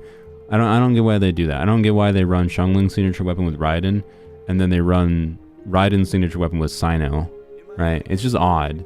But, anyways, yeah, I'm waiting for the Shenhe banner too. So, you know, I like it. Obviously a little bit low on crit rate. It's possible this build might be, I don't know, you have a 14% crit rate on this circlet. So you'd only gain about 15%. No, you'd gain about 16% crit rate from going to a crit rate circlet, right? So unless you had like I don't know, you'd have to have a really good crit rate circlet. So I get why you're using this, right? Xiangling tends to have a little bit of scuff crit ratios to some degree. I think this Xiangling is still more than competent enough. I like me an engulfing Xiangling build. EM timepiece obviously relegates Xiangling mostly to wanting to use her for vape. Worst case scenario, you can switch her to a different timepiece though, in different teams. So yeah. You gonna get the Shenhe Auntie skin? No, I didn't get it because I don't like it. I like her default skin more. So hard to care about getting a Shenhe skin that I don't like. Like that's like most of the 5-star skins for me is just like, oh wow, it looks worse. Like I don't like the Ayaka skin either. So anyways, oops. Mihoyo's bad at making skins that appeal to me for whatever reason. The 4-star skins I tend to like, but the 4-star skins are free. Yay. Yeah. This is a pretty decent build for a 4-piece Blizzard Strayer, obviously. Again, Ayaka in a Blizzard Strayer build is her problems are cryo problems and Mihoyo making abyss cycles that really aren't great for freeze kind of thing, rather than build problems. Oftentimes this build is more than good enough, I would say, to probably have the damage potential to clear, you know, assuming you have the other components that can make Ayaka stronger, because Ayaka like really wants, you know, Kazuha or whatever. It's not like Ayaka's damage on her own here is going to solo things, but when the stars align, this Ayaka build can shine. There's not much that can be improved other than getting more characters. So I love the official skin. Yeah, the official skin is great. I agree. Anyways, alright. Thank you, Zaza. I think that's all I wanted. Yeah, Xiangling and Ayaka. Like it. Perfect Xiangling. Thank you for using her signature weapon. And then putting Raida in the catch. With even C2, I just... I didn't even notice that before. Ah, thank you. Thank you. They might have just done that because they know I like it. But... Oh, beautiful. Even with C2, they still keep engulfing on. Thank you. I like it. Alright, let's do 259. Oh god, Farina again. Eula for fun, I guess. Please list what I can improve on. Alright. And all the I was talking about Raiden and Eula showing up all the time in these reviews. It's always a Raiden engulfing, or not Raiden engulfing, Raiden on standard build. This is a pretty good Raiden traditional build again. So I've yapped about this many times before. There's not much you can improve on this build realistically, other than the ways to make Raiden stronger from here for this build is to invest in your other teammates, right? So Raiden on this build makes sense basically in Raiden National, so that's like Xingqiu, Xiangling, Bennett, or like Chevrolet's teams can make sense with this kind of build on Raiden. And in those teams, right, it's just how much you invest in your Xiangling is going to affect your team damage output realistically more than like trying to get very minor improvements on this kind of this highly invested of a build. So yeah, it's a pretty good build, and obviously getting C2 Raiden would be stronger too, but that's not the build. That is just the level of character. So yeah, and Eula is in a similar boat wherein she's not the greatest carry in the world, right? So like I do not think it is worth it to farm anymore for her Eula. But you could consider, playing her with Frina teams. Might need more ER on your Frina for Eula. But just switch to an ER timepiece, will be fine. Yeah, your Farina's actually very good. Just might need to switch to an ER timepiece in context where she's solo hydro. Maybe, depends on the team exactly. But yeah, Eula is just like you have a good pieces on your Eula, right? Obviously, it's not the most insane build because honestly, some Eula mains are utterly insane. You have a better crit ratio than some of the other ones I saw earlier because you'll actually crit slightly more consistently. But with Song of Broken Pines, it's like impossible to have, much better than 70% crit rate basically. So, this is a pretty good Eula build. I'm not saying you have to switch to Marsley Hunter. I'm just saying that might be a consideration if you want to make her feel like she might perform a little bit better. Is kind of all it is. Like I honestly didn't do anything like, I don't know, Mika. Like Mika being a compelling healer for Farina is part of the equation, right? But like doing like Mika, Farina, Eula. And who's the last slot? It has to be Electro, Fischl, right? Mika, Farina, Fischl is gonna be Eula, like pretty compelling of a way to actually like play Eula as she was like, not just Hyper Bloom. So I don't know. Yeah, Raiden is an option too, for sure. That is true. You could do Raiden, Eula, Farina, Mika. And then you could do her on MH, and that would be better than a Pale Flame build, assuming you have artifacts, right? Duh. So, anyways. Which, based on like these artifacts, I'm assuming you have some decent MH pieces somewhere. Hopefully. What are the characters we're looking at? Hatham, Raiden, Farina. Okay, so just Hatham. Yeah, nice. And a nice Navi, though. Well, okay. I thought nice Navi until I looked at the crit rate. Never mind. It's an okay Navi. I thought this was a crit damage circlet, but no. This is just all their crit rate is coming from this circlet. A little unfortunate, but it's fine.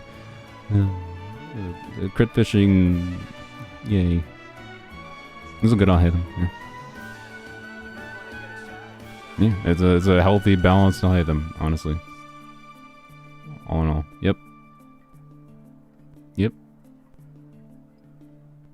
Yeah. I mean, you obviously more crit damage will make you see a bigger number, but is it worth farming for? In my opinion, no. How hard would it be? No, I don't know. With how your artifacts rolled, it's like I think it's possible you could end up switching to a crit damage circlet eventually, but is it worth it? I don't know. The weapon choices may be the main thing that could change realistically. I don't know if Mistsplitter is necessarily the best option, but I don't think it's a bad option because I think you can fully proc the passive on it, right? For him. Or can you? No, I don't know, because part of the passive for Mistsplitter comes from using his burst, and you normally wouldn't use the burst until a little bit later in the rotation, which means it's not necessarily buffing much of his damage fully. So I don't know. I don't know how great Mistsplitter is. I would check like KQM's quick guide to double check, just to make sure you don't have weapons options that are better for your I'll hate them, for the artifacts you have. But other than that, it's a very good I'll hate them build. I don't really think there's a very easy option to improve it, other than maybe switching to like the battle pass weapon, the new battle pass weapon if you have it. I think is pretty good for him.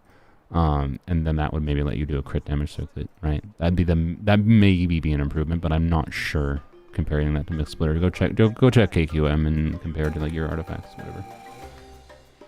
Should you pull from Xylonin or Nahida in 5.1? I mean, Nahida. That's a hard question to answer. I'm gonna say ask again when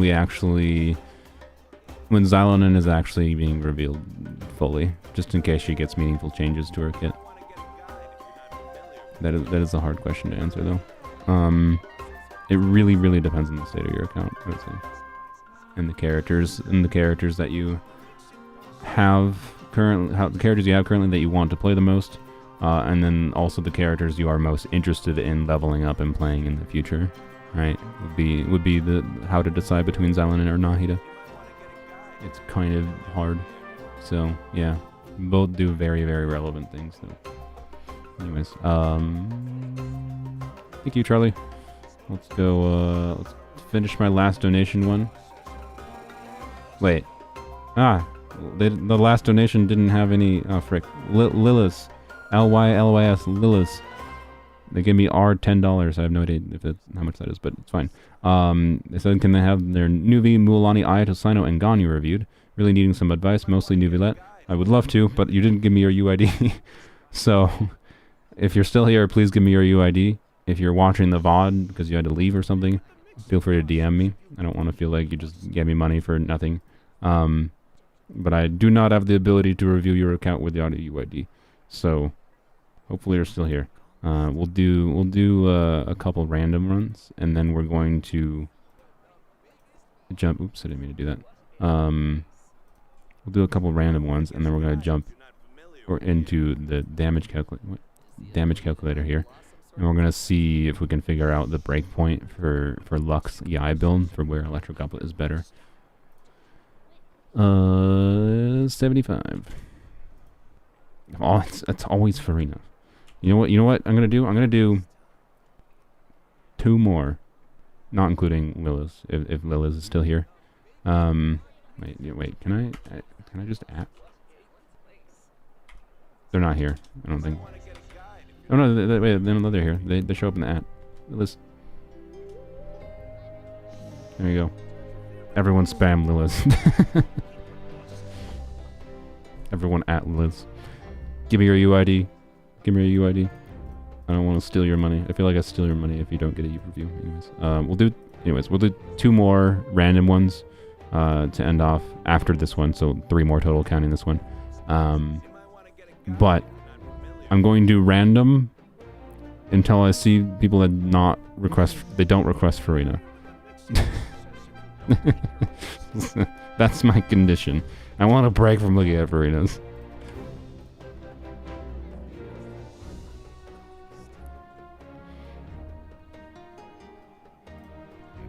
Maybe I'll only have to like give up at 1. What are we looking at? Wonder, Farina, Nebula, Arlecchino. All right, Farina. You have the flexibility to switch to a ER timepiece if needed, so this is basically a perfect Farina build. Yep, in my opinion.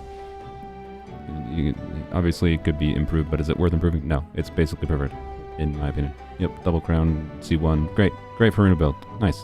Good job. Nivelet, Arlecchino, Wonder. Okay, I think this person's just trying to show off their builds. They know what they're doing. You know what you're doing, Niall. Has Lilith showed up yet?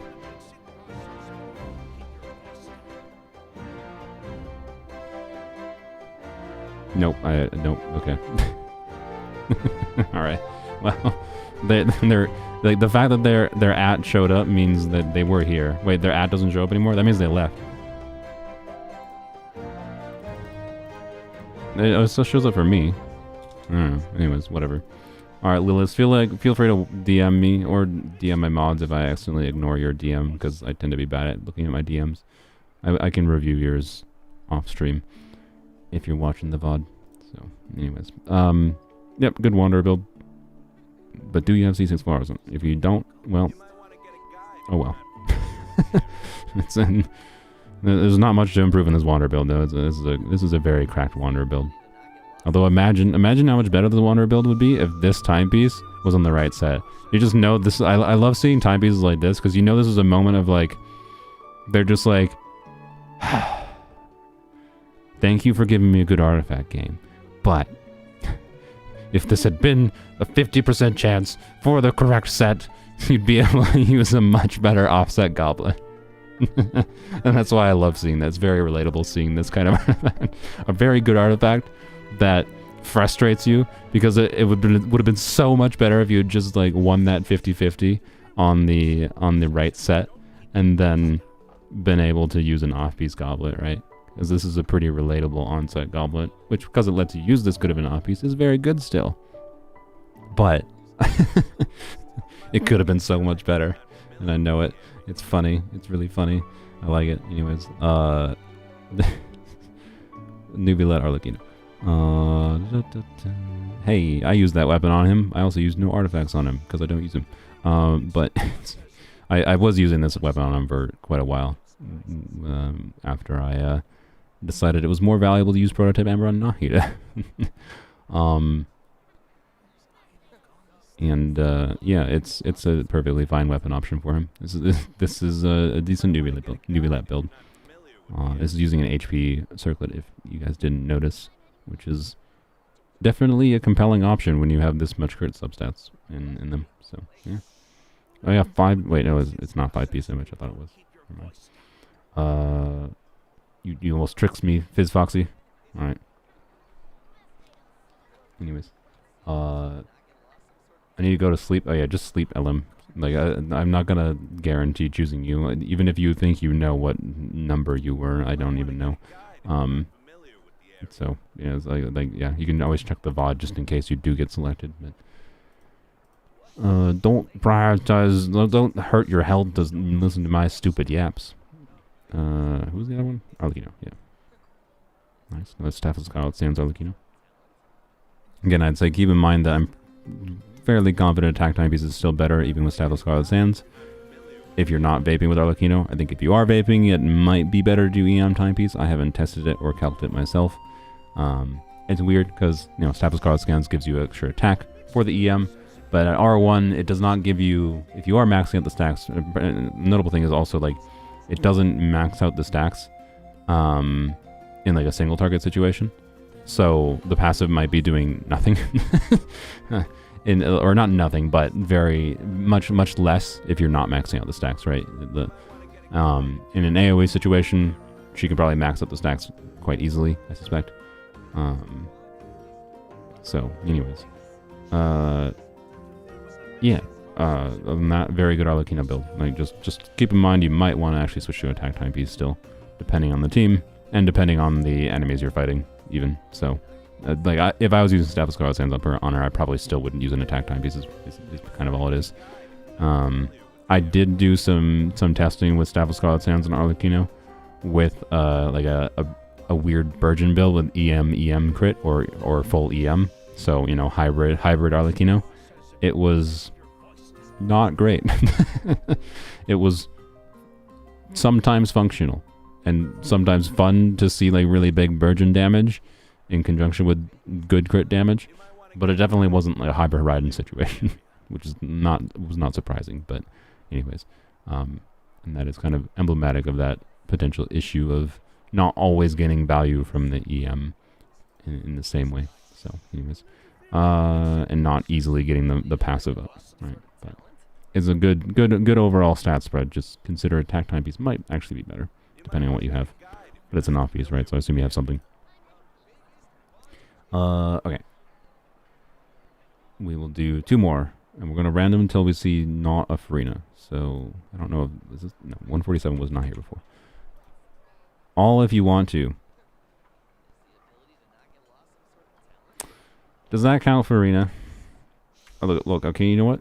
If Farina, they didn't say Farina there. Is Farina listed here? Farina's not listed here. Wow. It's you, Aiden. Nice. Let's go. So yeah, if I saw Farina here, I was gonna be like, okay, we're just gonna ignore Farina. You said all, so I'll just briefly look at them. 900 EM. Yep, this looks like basically what my Nahida build would look like if I used this weapon. It looks very similar, which is to say, especially since you have C2, it's definitely functional. I still kind of swear by, now Prototype Amber on her, but this is still obviously very good. Yeah, good Nahida build. The weird thing about Z2 Nahida is just like, you just are fully using Nahida as a buffer and Dendro player. You're just gonna stop caring about her damage, even though she still can do significant damage if you invest in her more meaningfully. It just is so unnecessary. It feels like it's irrelevant. Good St. Joe. I mean, more ER than he needs, but it's St. Joe. When he doesn't get his burst back, he's awful. And this build is probably enough ER where you don't even have to do the sack sword reset unless you wanted to for whatever reason. So that's the benefit of this high ER build. There you go. And it's still St. Joe. He will still get decent damage, okay, with his emblem build like this, and he will still apply Hydro, which is all he needs to do most of the time. Key Cookie. Oh, I like it. Nice. C6 Key Cookie. Yep. your timepiece isn't leveled up for some reason. Oh, it's a 4-star. Yeah, that's fair. That's fair. That makes sense. The difference between the 4-star and a 5-star EM type is not crazy. It's like two substat rolls basically. But yeah, I don't know. Ki Kuki is a fun option for her on a Hyper Bloom build. So, or just a Transformer reaction build in general. I've been trying to say like Transformer reaction builds or just reaction builds in general, rather than saying Hyper Bloom build, because I think people forget sometimes that like Hyper Bloom builds, part of what makes Hyper Bloom strong is the fact that like Kuki, Raiden are triggering other reactions and not just Hyper Bloom. But anyways, yep. Battle of the Fjords. Is this an attempt to do like some? No, this is okay. I don't know. With this much EM and substats, honestly, with this much EM and substats, is this in high? I think this does qualify. This much EM does qualify as a hybrid Raiden. It's a hybrid Raiden with Battle of the Fjords. And when I did calcs, I never tested it myself because I didn't have it leveled up. But when I did calcs with Battle of the Fjords versus Staff of Scarlet's Hands, it's not really close, unfortunately. But it is an option. It is one of the like options that to make her more of a hybrid playstyle that does let her be more usable and still burst on her semi-consistently in some like Dendro teams. So this kind of a Raiden build is still more focused, I'd say, towards the transformer. I can't word. Hyper Bloom, whatever, Electro Charge reaction damage, right? And she just occasionally gets some decent burst damage, right? It's a real struggle with Battle of the Fjords to get enough stats to make this make sense, right? And like what Staff of Scarlet's Hands does is it just gives like the perfect conjunction of all the stats you needs. Whereas like as soon as you switch this to a Staff of Scarlet's Hands, then you can switch to a crit damage circlet. And suddenly you have like this same crit ratio, but 150 crit damage and the same amount of EM. And also it gives you so much more crit that it makes it a lot easier to do like a decent amount of ER and substats. Like it just makes it so much easier to build. So, anyways, you know, yeah, I figured you knew what you're doing. You lost your 50-50 on it? Lost your 50-50. Wait, what? Lost your 50-50 on what? Oh, on like Scarlet's Hands. Okay, yeah, that's fair. That's fair. That's fair. Yeah, I'm not trying to shame you or like saying, oh, you need Staff of Scarlet's Hands. I'm just saying like, there's a reason I have focused on talking about Hybrid Raiden with Staff of Scarlet's Hands specifically. Is because like, it really does. Like, there is really not really another good option other than Engulfing Lightning for Hybrid Raiden. And Engulfing Lightning is awful to build hybrid. So it's just something it's hard to recommend is all I'm really saying. But it's not necessarily dysfunctional because you can make the team deal damage in other ways. You don't need Raiden to be dealing a ton of damage technically. So it's not like it's technically dysfunctional. Anyways, you don't know what you're doing, you can't 36-star. Whether or not your ability to 36-star is something that's hard to look at by just looking at character builds. With this Navia build, like you could do a Navia team right in the second side. So if you're doing like Bennett, Xiangling, actually that's interesting. You have Engulfing Lightning, but doing Bennett, Xiangling, you know, Navia, Kachina, I guess, or Zhongli, in the last slot. For like second side of Abyss, and then I don't know, first side of Abyss. I don't have enough characters visible here to give you a solid recommendation. If you're trying to use Hybrid Raiden, like again, like it's like you might be running into the Hybrid Raiden is hard to make it make sense. This Hybrid Raiden build is still doing very meaningful bloom damage, so whatever. So it's mostly still a Hyper Bloom Raiden that just does get some meaningful occasional crits. So it is still hybrid, but it's hybrid not in like the idealized fashion is what I would say. Yeah, I don't know. You got interesting stuff going on here. But yeah, answering the question of why you can't clear Abyss is a little bit hard to say just from like the characters in your profile. The thing with like Hyper Bloom, if Hyper Bloom is one of the teams you're using, is like Hyper Bloom on its own is not necessarily enough to just carry you through through a chamber or an abyss. It depends on like what you got going on the second side, to be clear. So and like just putting Raiden, just giving Raiden some crit stats, like if you're doing a Hyper Bloom Raiden but giving Raiden some crit stats like you are is not on its own going to make it so you're improving the team's DPS, right? So, how good Staff of Scarlet Sands on Xiangling and her lower ER required teams? I mean, it could be very good on her, but it requires Guoba to hit enemies, and she also has to be on field while Guoba is hitting those enemies, I think. So, awkward, basically, to get the passive maxed out on her, and therefore I wouldn't recommend it. But yeah,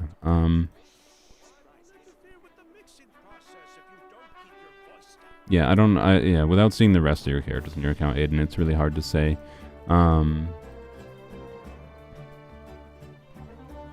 What I would recommend for, like, if you're doing a Hyper Bloom team on the first side, like if you're doing Raiden, Nahida, you do have C2 Nahida, right? So if you're doing Raiden, Nahida, the fact that you have C2 Nahida, I don't know. It's, what would happen if you put engulfing on this build? You lose 27% crit rate, gain a whack ton of ER. If you want to experiment with Hyper Raiden a little bit, since you do have engulfing, try putting engulfing on this build. She's going to have a very inconsistent amount of crit.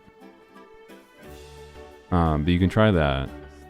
So yeah, anyways, like try, so it's like Xingqiu, Nahida, Raiden, and then your last slot, if you want Raiden to do more damage, is you probably want another unit that can buff Raiden, so that would be either, well, no, you're probably using Bennett with Navia. I don't know if you have Farina. If you have Farina, because of the fact that you have C2 Nahida, you could do something like C2 Nahida on Prototype Amber, Xingqiu, Raiden, throw on Engulfing Lightning. Like, you don't even need to change these artifacts. Just throw on Engulfing and see what happens.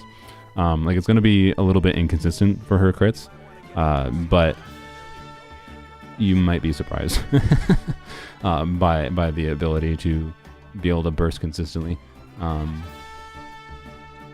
You could swap to pieces that have a little bit less ER, actually, if you have them.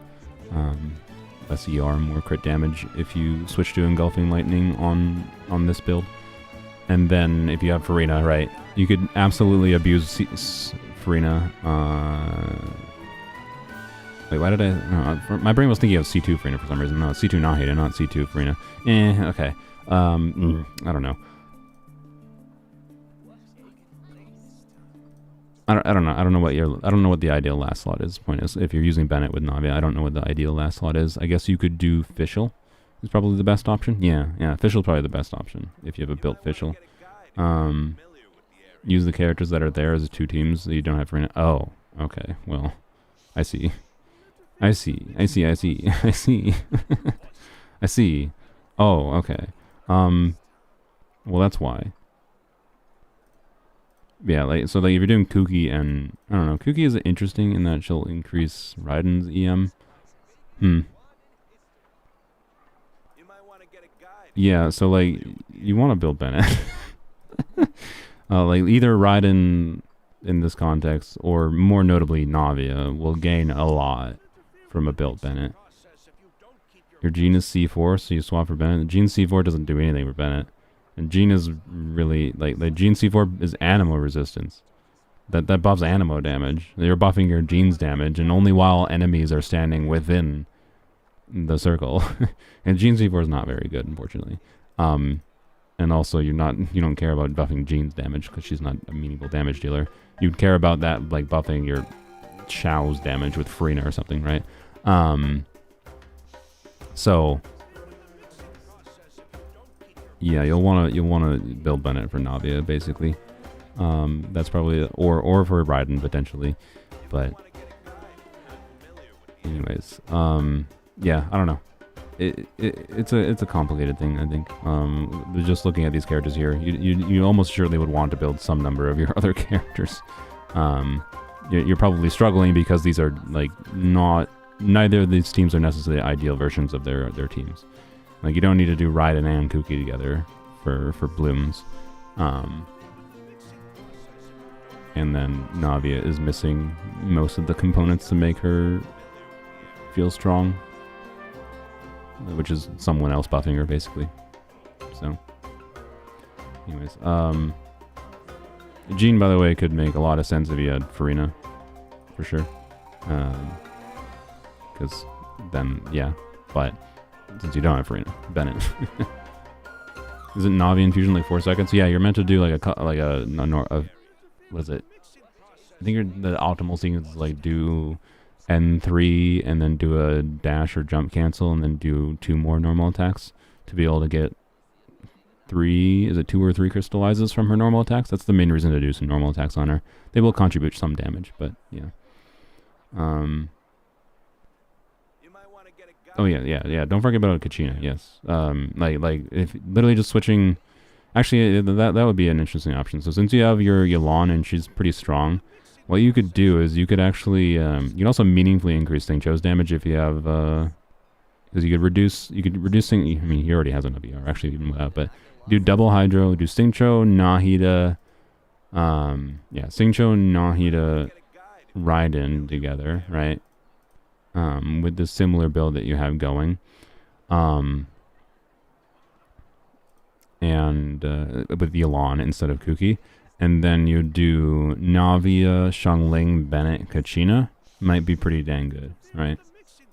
Once you got Bennett built. Kachina doesn't really need to be built much. She just needs to press her E and have her on the 4-piece of the new set. But she doesn't even need like the set leveled up. Just 4-piece of the new set. Yeah, thank you for that reminder, Thuman. That is probably your easiest route to victory. Bennett, put Yelan in the Hyperbloom team. Cookie probably will go unused. You could do... could you do Key of Cautious Suit on Xingqiu? Since you have enough ER. That would be funny. I think you have to hit 2 enemies at once. Would it work? I don't know if it would work. I don't know. I'm not going to recommend it. You might be able to actually use Key of Cautious Suit on Xingqiu. But anyways, yeah. So like Nahida, Xingqiu, either Kuki or Raiden as the Hyperbloom trigger with Yelan in the last slot. And then Navia, Bennett, Xiangling, Kachina. There you go. That's probably good enough, I think, maybe to clear this current abyss. Maybe. Anyways. His E counts as 2 hits. Yes, it does. So the key. Let's go to Amber. Key of Cautious Suit. Oh, come on. No, I just punched the table. So you need to hit 3 times, right, to get the full stacks on it. And when an elemental skill hits opponents, you gain the Grand Him effect. And it can trigger every 0.3 seconds. So the 2 unknowns is, yes, he hits 2 times with this skill, but if the 2 instances of damage happen within 0.3 seconds of each other, he only gets 1 stack on it. And then he also needs to get a 3rd stack to be able to actually give the team EM buff, right? Because he doesn't care about the EM. So... so you need to have hit multiple enemies. No, I'm just gonna say no. Don't use Key of... No. Just don't use Key of Cautious Suit on him. That's my vibe. That's my vibe. I'm pretty sure it wouldn't work. Alright, let's do one more random one. And then that's it.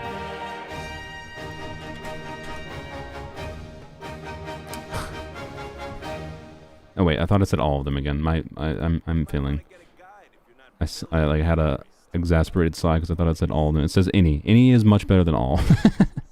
So anyway, like Hayden's was like, I'm glad I could hopefully I could help Aiden, but like it's a complicated one to look at. Kuki and Raiden together is bad. No, it's more or less pointless. You're not getting much additional value by pairing the 2 together, right?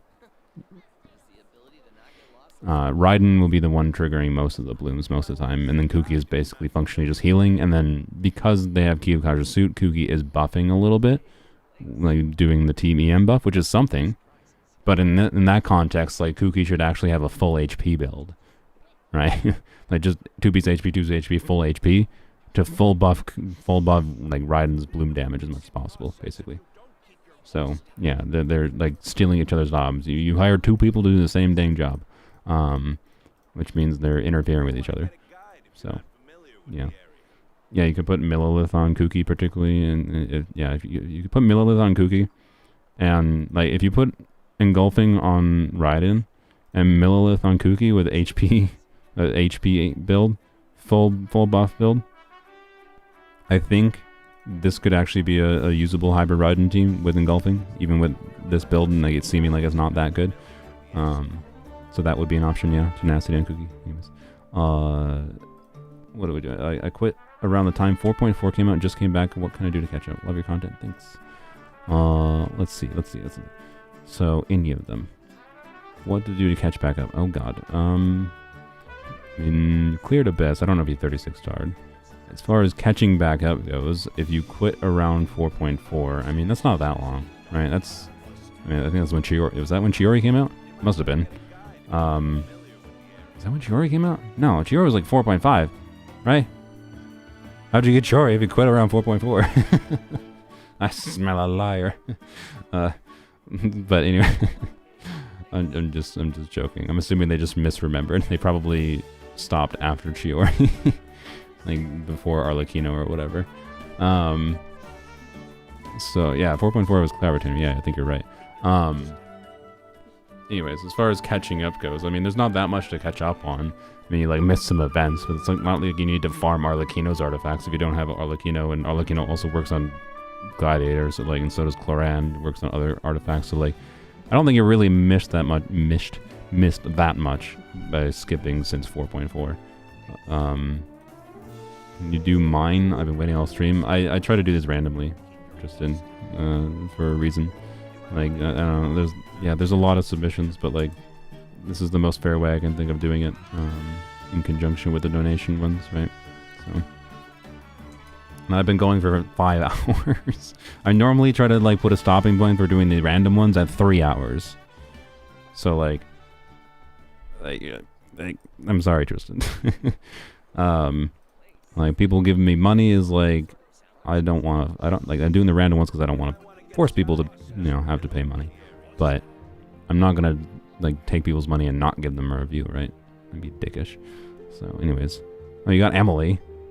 Well, okay, you only skipped like a couple patches. Yeah, this is a very good Chiori, obviously. Nice 99.4 crit rate, just so you can be extra mad anytime you don't see a crit. ER check, and you have 0 ER subsets. Well, at least you can switch to Fav. At least they can switch to Fav if they need. Yeah. Uemia, nice Rust build on Uemia. Yeah. This is definitely a good, Jade Spear is an okay stat stick for her, so yeah. It's a good Jade Spear build. Mona is Mona. It's a functional Mona build. Yeah, it's a good Yelan build. I have no real advice for you, to be honest. I think you know what you're doing. C3 Kazuha is an interesting thing. You're using Fab Kazuha. Nice, I like it. Yeah, I think Mario definitely knows what they're doing, I think.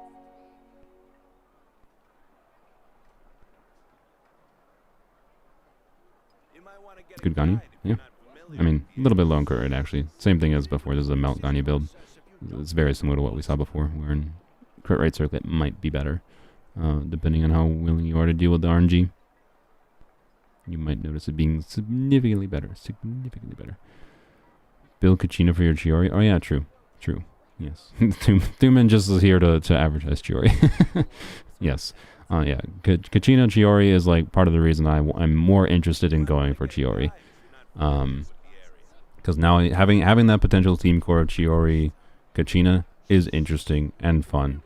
I like it. Particularly with Kachina's, one of the most interesting things with Kachina that I would be down with messing with is her ability to immediately swap to another character with no, ping stupid check, which honestly just makes me want them to change the game so to not have a ping check, a server check for switching characters. But Her gimmick of doing that in conjunction with her just being a decent off-field damage dealer to pair with Kachina is, I think, kind of compelling.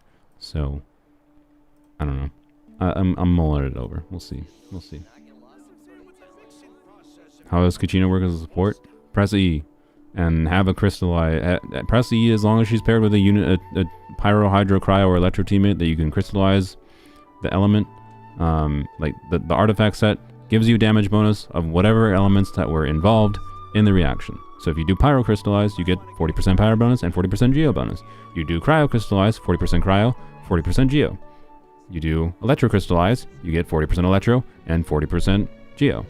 If you do Hydro Crystallize, 40% Geo and 40% Hydro. So, like do Crystallize, get damage buff. That's Kachina.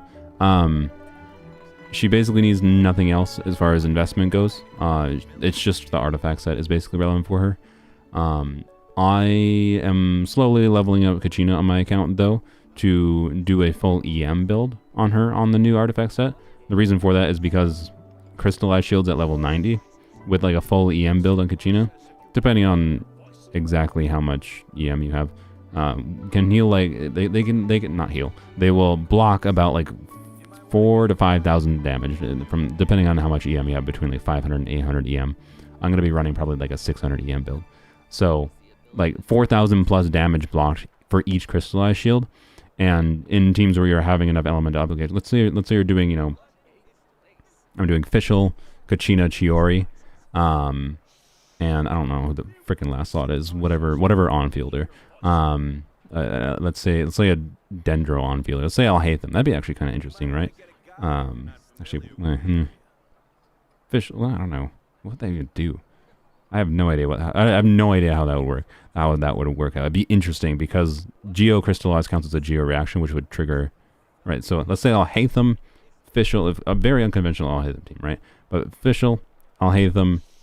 Chiori, Kachina, with Kachina on a crystallized build, and if she's triggering like Electro Crystallizes consistently, she can trigger 6 Crystallizes across her skill hits, and that will be 6 shields of like 4,000 damage shielding. Like it's a meaningful amount of shielding. It's only each shield replaces the previous shield, so it's not like stacking or anything. But she has some meaningful potential defensive utility that is interesting to work around, that I like. So, and in conjunction with her damage buffing, I don't know, it makes her a fun character. And then obviously she does a Geo construct for Chiori. It's something I want to mess with, is the team core of Kachina, Chiori, plus whatever other teammates. So, anyways. It only applies Geo every other hit? Oh, that's unfortunate. Okay, so then, assuming you use her burst, because my ideal is actually going to be using her burst, because her rotation is a little bit more awkward to try to consistently get the right crystallizes without using her burst. Not impossible, just awkward.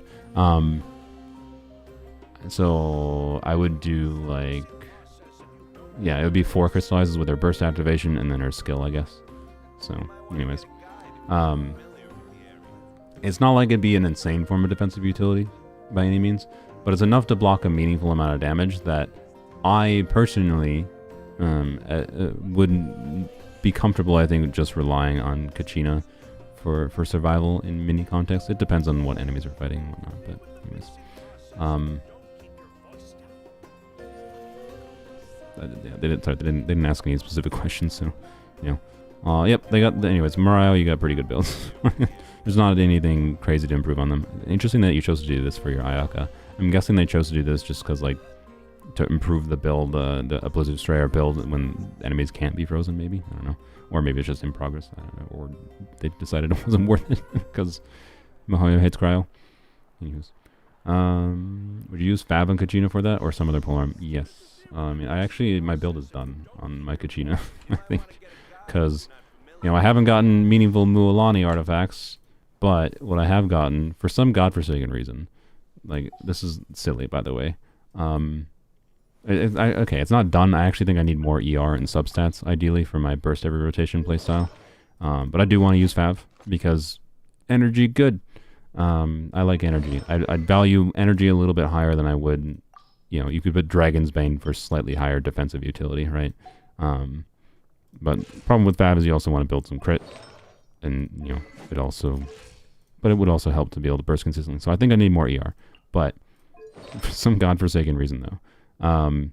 This is the first EM timepiece I got from this set.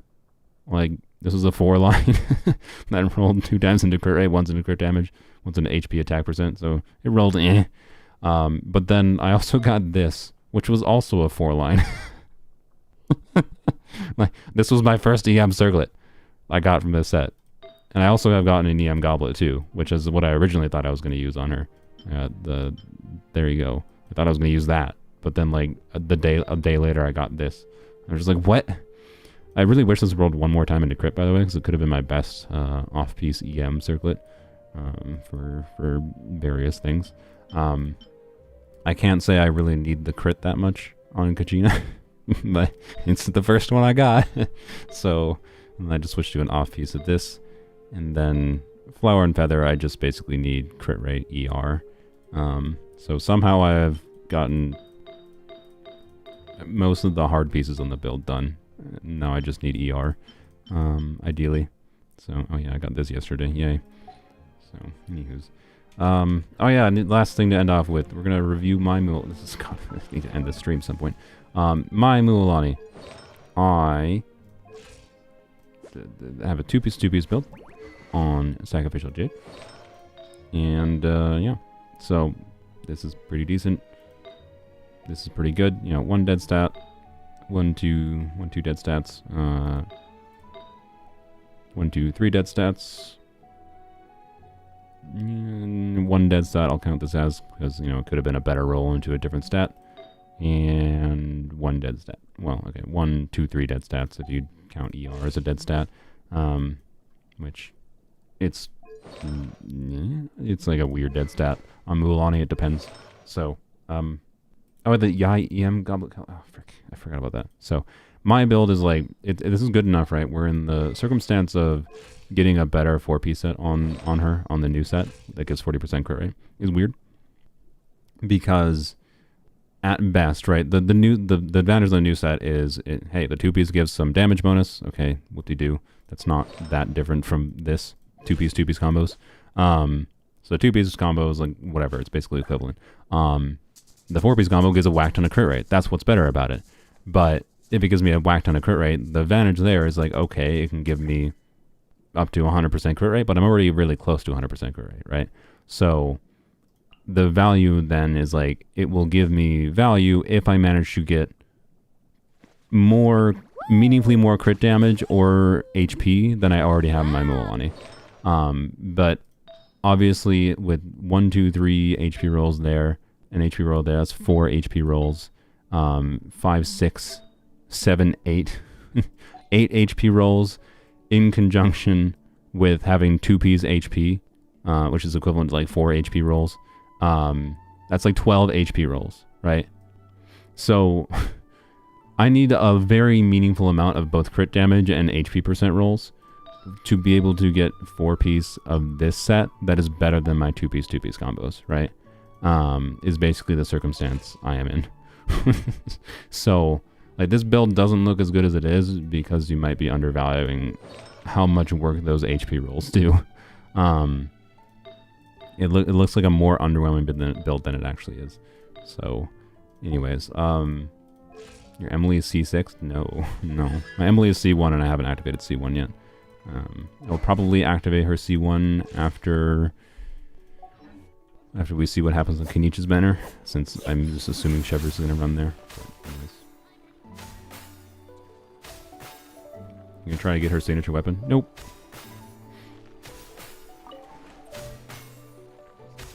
Her signature weapon is very meh. I do not care about it. Okay, so what we're gonna do here, we're gonna put in Lux build here.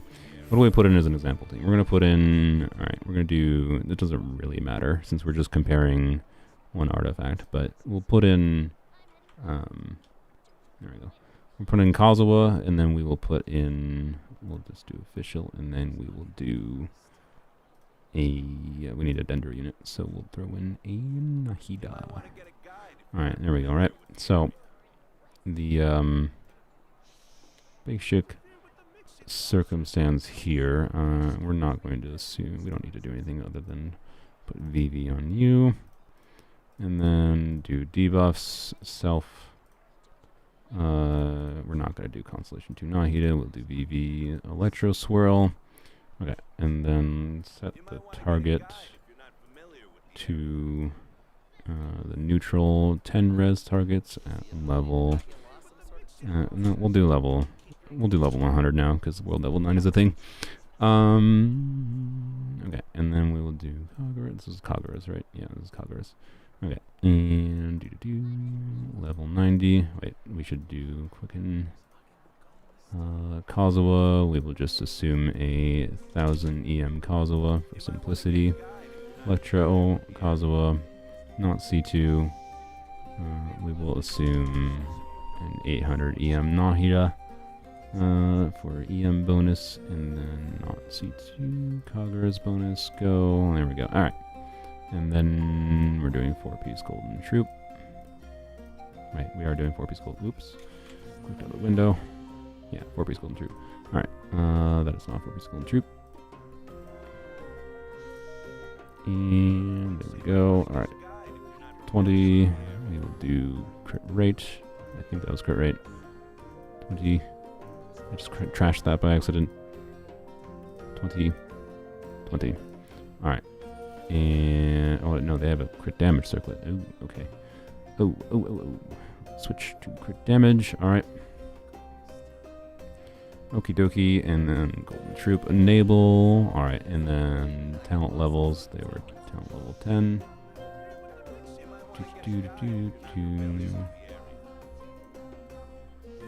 10.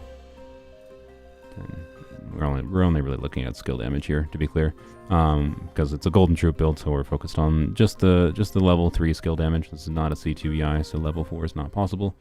And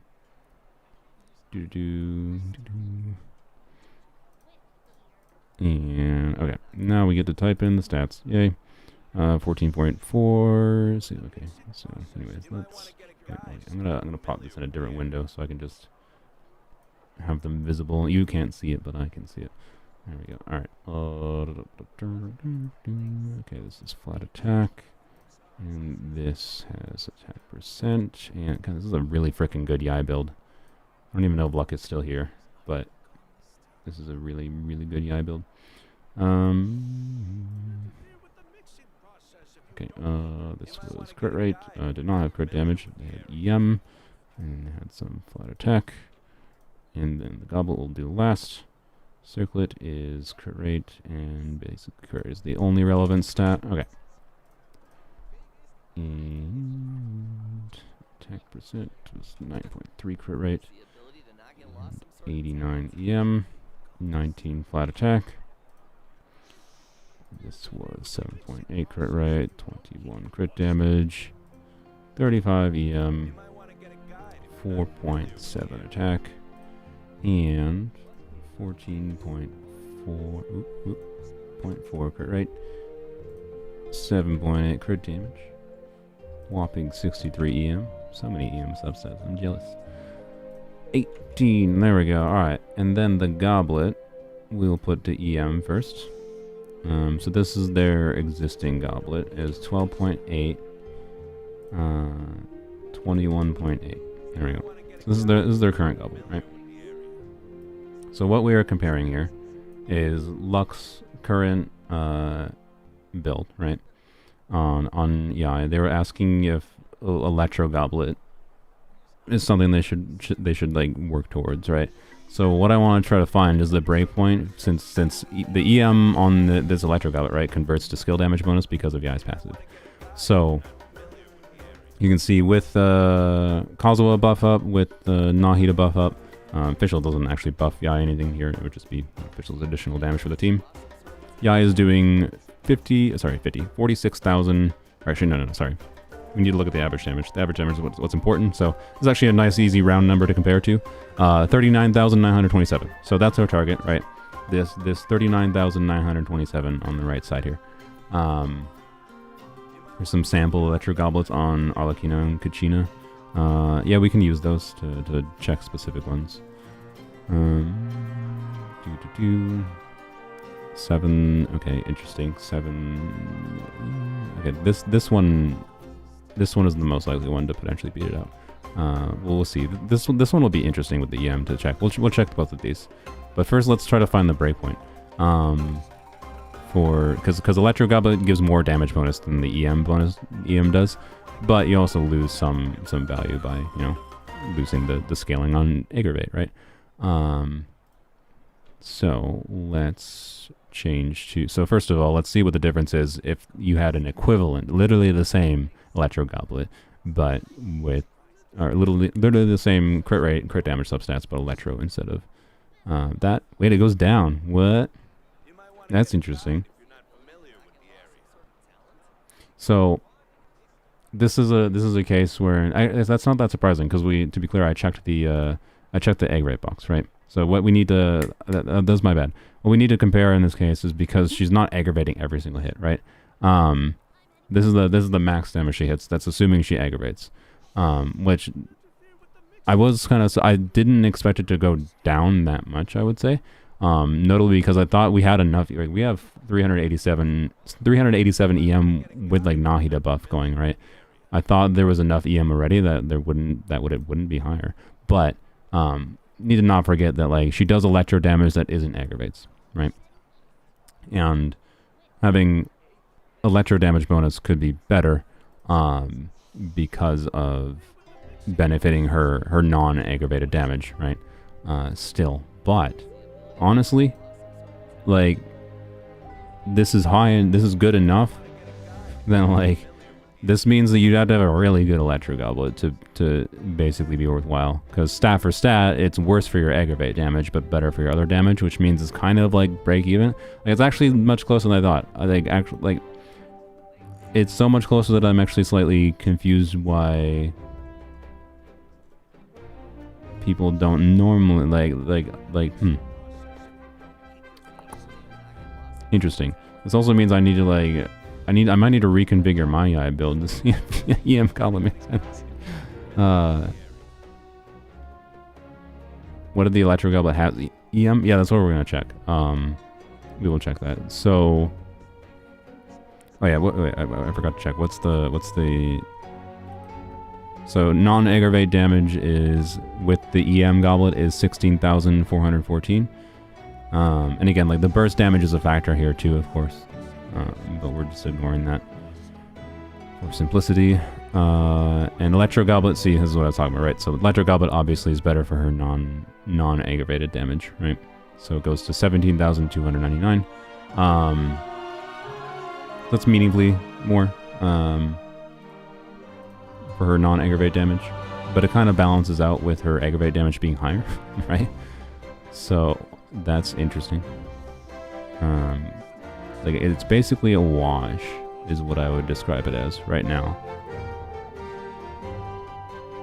Where ultimately, if one is better than the other, might, like, it's the same situation as the attack timepiece versus EM timepiece. Honestly, is what it seems like right now. Where in single target scenarios, Electro Goblet should be better, but right now this EM Goblet might be better for AoE scenarios. So what happens if we, so let's uncheck aggravate, right? Go back to Electro bonus. So we're gonna reduce the stats on here. We'll just use their existing goblets, actually. That's more productive, I think. So we'll try this one first because this one's a little bit simpler. It does have flat attack. Alright, so our baseline comparison, though, right, is the EM Goblet, right? So this is the non-aggravate damage. The aggravate damage was 39,927. Non-aggravate damage is 1614.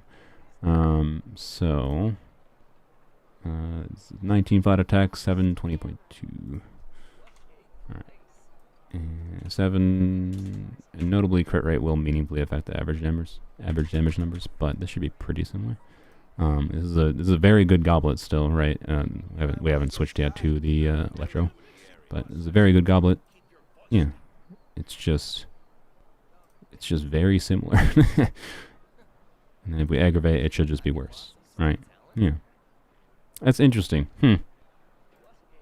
Let's check the other goblet though, because this Arlecchino goblet would be interesting since it's less crit but a lot more EM. So it doesn't have any flat attack. And then I think it's 7.8. Right? Yeah, 7.8, and then 75 EM.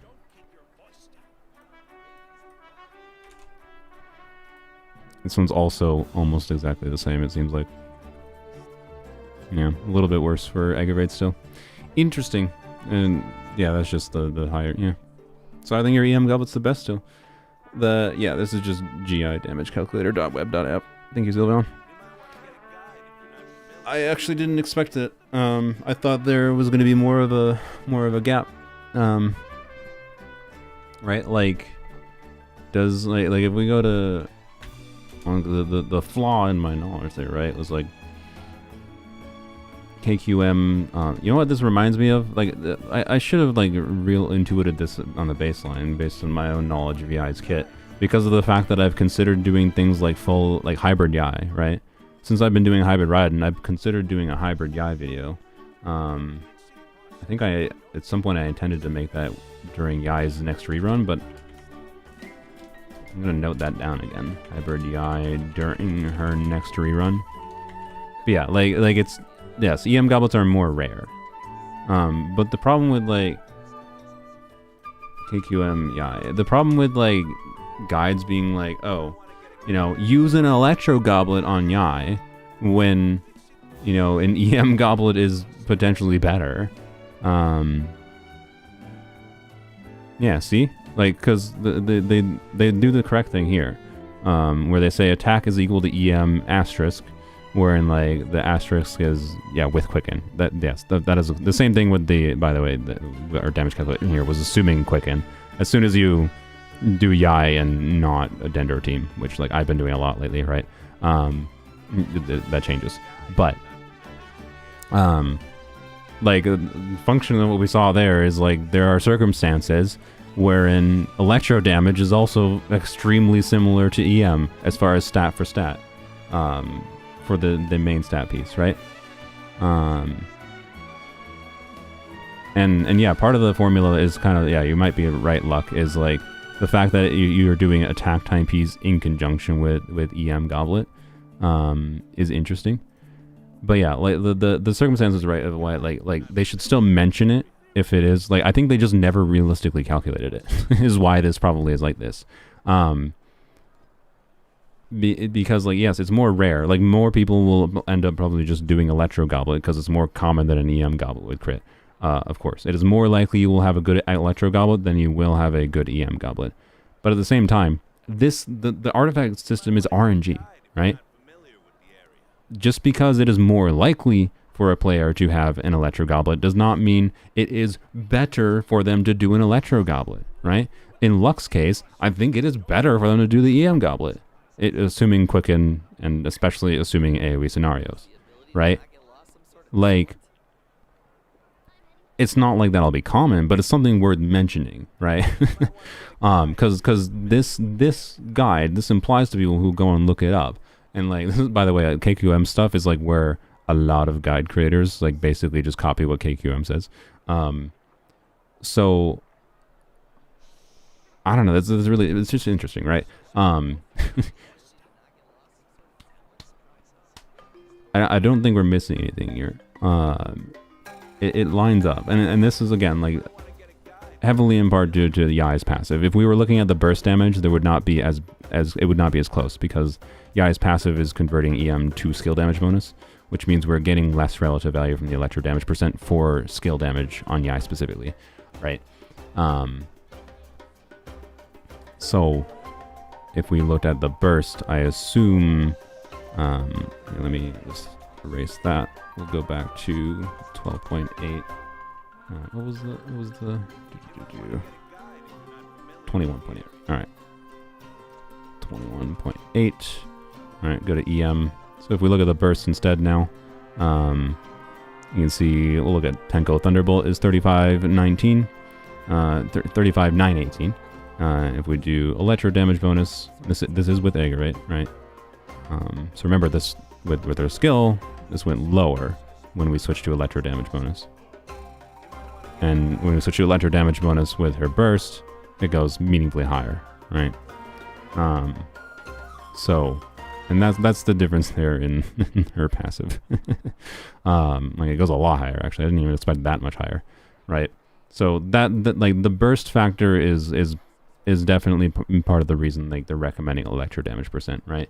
But being that like so often Yai, like they even mention things like you can forgo building ER, right? And you can just burst every other rotation, or basically never burst because maybe you just don't burst because it like loses you animation time, and like it loses you field time on your unit, a different unit you'd rather spend more field time on, right? Like that can absolutely be the case with Yai.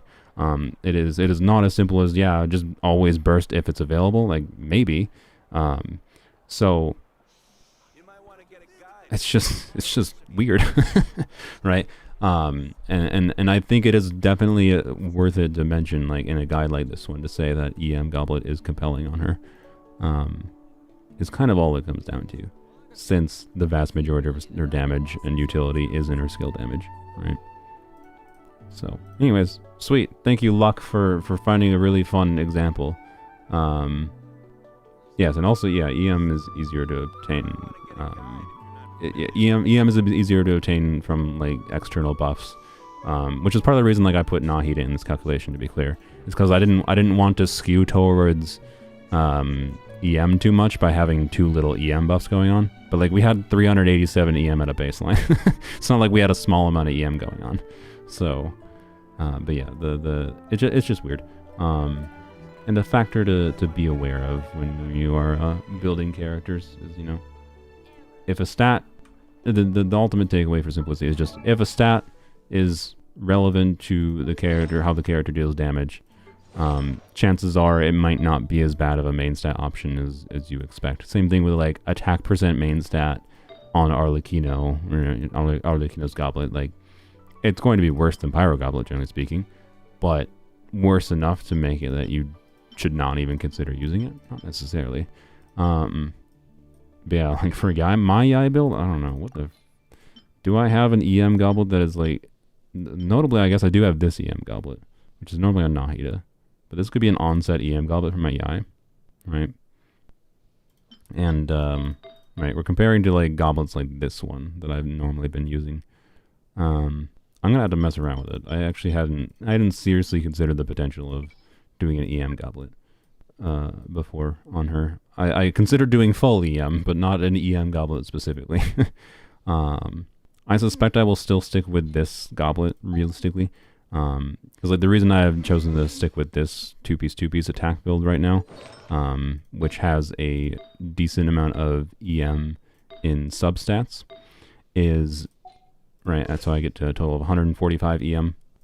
This build is just a really nice build for how I've been using or Yai with Chevreuse a lot lately, where she's not aggravating, and therefore, attack percent starts to beat out things. So, beat out stacking EM, notably. But I don't know, it's an interesting thing to think about, and muck about with, to figure out. But yeah, I think I actually have better EM Goblet options at this point than I do some Electro Goblet options. Like,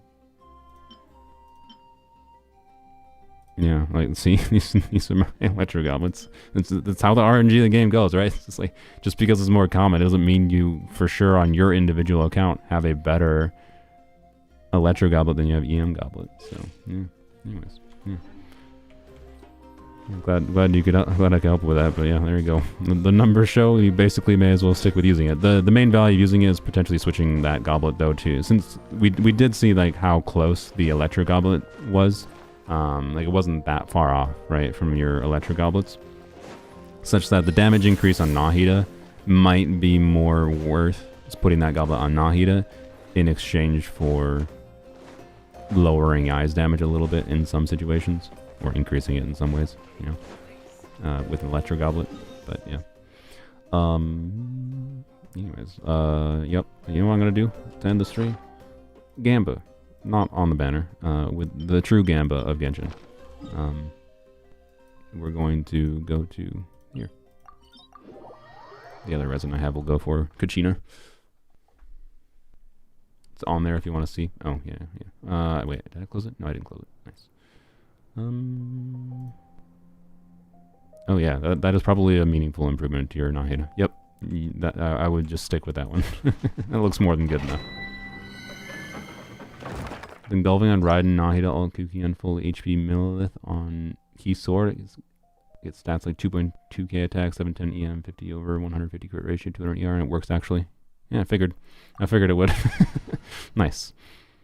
Glad we found something to work for you, Aiden, that didn't require crazily farming anything. You still probably want to get Bennett for your Navi, though. You will notice the difference.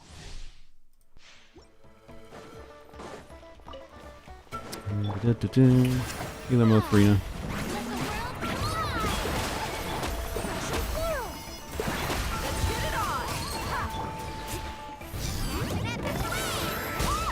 Damn. I was trying to grab the leaf. I don't know if I actually did. I probably did. The YouTube channel has just been breaking, by the way. It's just not refreshing anymore. I see it updating. When are you doing UID reviews? I've been streaming for 5 hours and 44 minutes, and I need to like go take a break before I actually need this.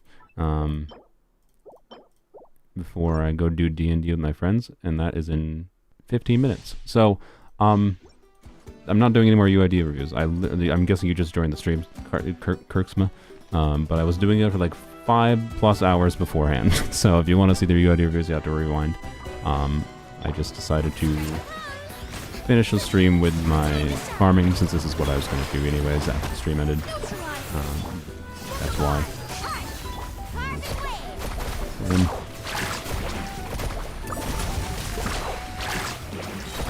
Nope, I should have waited for... there we go. Weird, interesting problem that Mulan does have that you have to be aware of sometimes is like when you have 3 enemies like that, where you can gain her Sharky Bite stacks really quickly.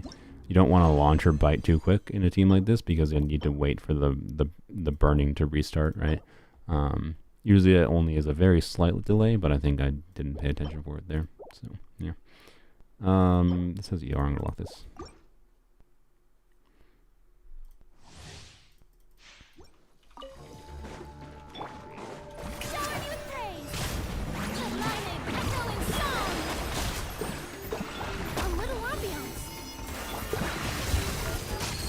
Literally fixed your account with 1 review. Glad I could help, but yeah, there's other people's in the chat are saying, like, yeah, Team Million is one of the, like, it wasn't, those things weren't even immediately obvious to me, because I didn't even realize those were the teams you're using, to be fair, but, it's, I don't know, Genshin team building, yeah, is kind of weirdly complicated. It's also one of those things that's highly engaging about the game. As you learn more and more about it. I don't know if this is useful. Can you give me, like, these pieces? I keep on getting crit stats in the support set, and I don't need, like, any of those right now. Like, I'll take crit stats because, like, it can be okay for things, but, like, just, at this point, honestly, at this point, I might, like, wait. I might be closer to a 4-piece DPS build on Scroll of Hero of Cinder City on Mualani, rather than like, this is actually a usable piece of Mualani. Oh boy. Yep, like that piece could be good. This is crit HP. And like crit rate is not a dead stat. Like, that's a double crit HP piece. That's crit HP and EM, crit ER, crit. Just, oh my god. And like, I could even use this. This would be a very, like, oh my god. I could actually do 4-piece. Like, leveling up the flower and feathers. I could level up. I could do 4 pieces of the support. Kill me. Just, I don't want to do the support set on Mualani. I could. It'd be funny, I guess. Is there value to doing that, actually? I don't know. What's the value of doing that? Is that better than could that be better than 2-piece? Because I have to start with a Hydra reaction in some form. To start the buff going before, like, I do her big damage, right? But I don't know. Thank you for giving me one. Oh my, okay. It just almost immediately, like, okay, the crit rate is a dead stat, to be clear, on Mualani, but if this rolls EM or HP percent in the last line, this could be perfect for Mualani. Getting one crit stat is not bad. It just is, like, potentially a dead stat if it rolls into it, but it could also just be a good piece in general for other characters, duh. So that is actually good. The game apparently was listening to me, and I was like, fine, here, have your pieces. But that timepiece is actually a bigger deal. Okay. Alright, well, I complained about it, and now I immediately am actually potentially very close. I am potentially very close to a 4-piece build, suddenly. Now this has to, like, not roll attack percent. But this has been not perfect, but close to a perfect piece for Mualani, depending on how it rolls, right? So do I have? Oh boy, I don't know how much fodder I really have.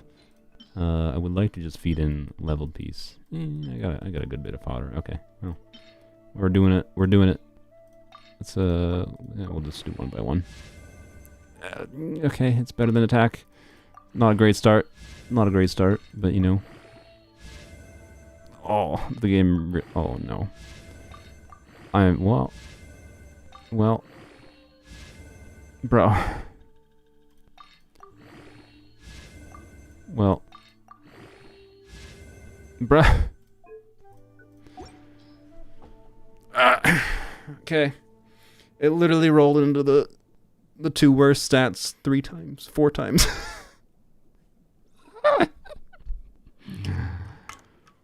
All right. Well, I thought I was suddenly close to a really good 4-piece build on Mualani. Like if this had rolled 2 times into crit damage, once into EM, oh baby. Then I just need like a crit damage circlet, and then if like that feather rolls well, it could have been there, like just like that. Instead, I am basically just as far as I was. Oh well, that hurts. It hurts when you have artifacts that could be good but roll that poorly. On the upside, it can safely do this.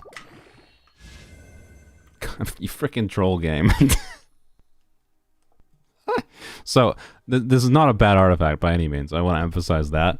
The reason that's a troll is because for my Mualani, if I want to use Sacrificial Jade, of course the game is going to troll me and give me crit rate and ER when my priority stats for a Sacrificial Jade build are crit damage and HP.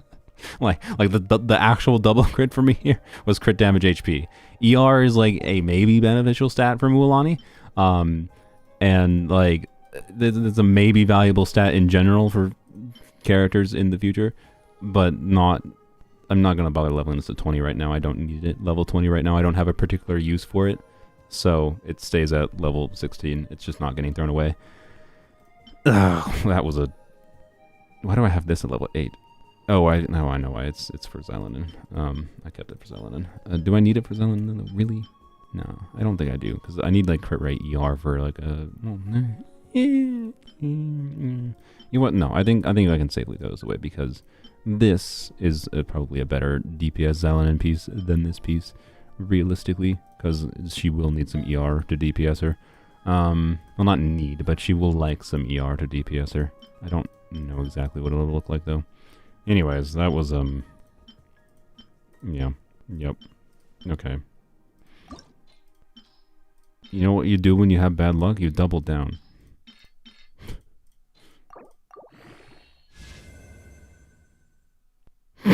Okay, that was just, okay. Clearly, I should just not be leveling artifacts today. Oh my, oh my, wow. Do I throw? I don't throw this away yet. I think I need to level it to 12 at least. If it flat defs me again, you really could have at least rolled crit. You know. Do I bother? Is this worth keeping for DPS Xylonin? Or DPS Kachina? I think the answer is yes, but it makes me sad. I think that's the answer. The answer is yes, I should keep that, but it makes me sad.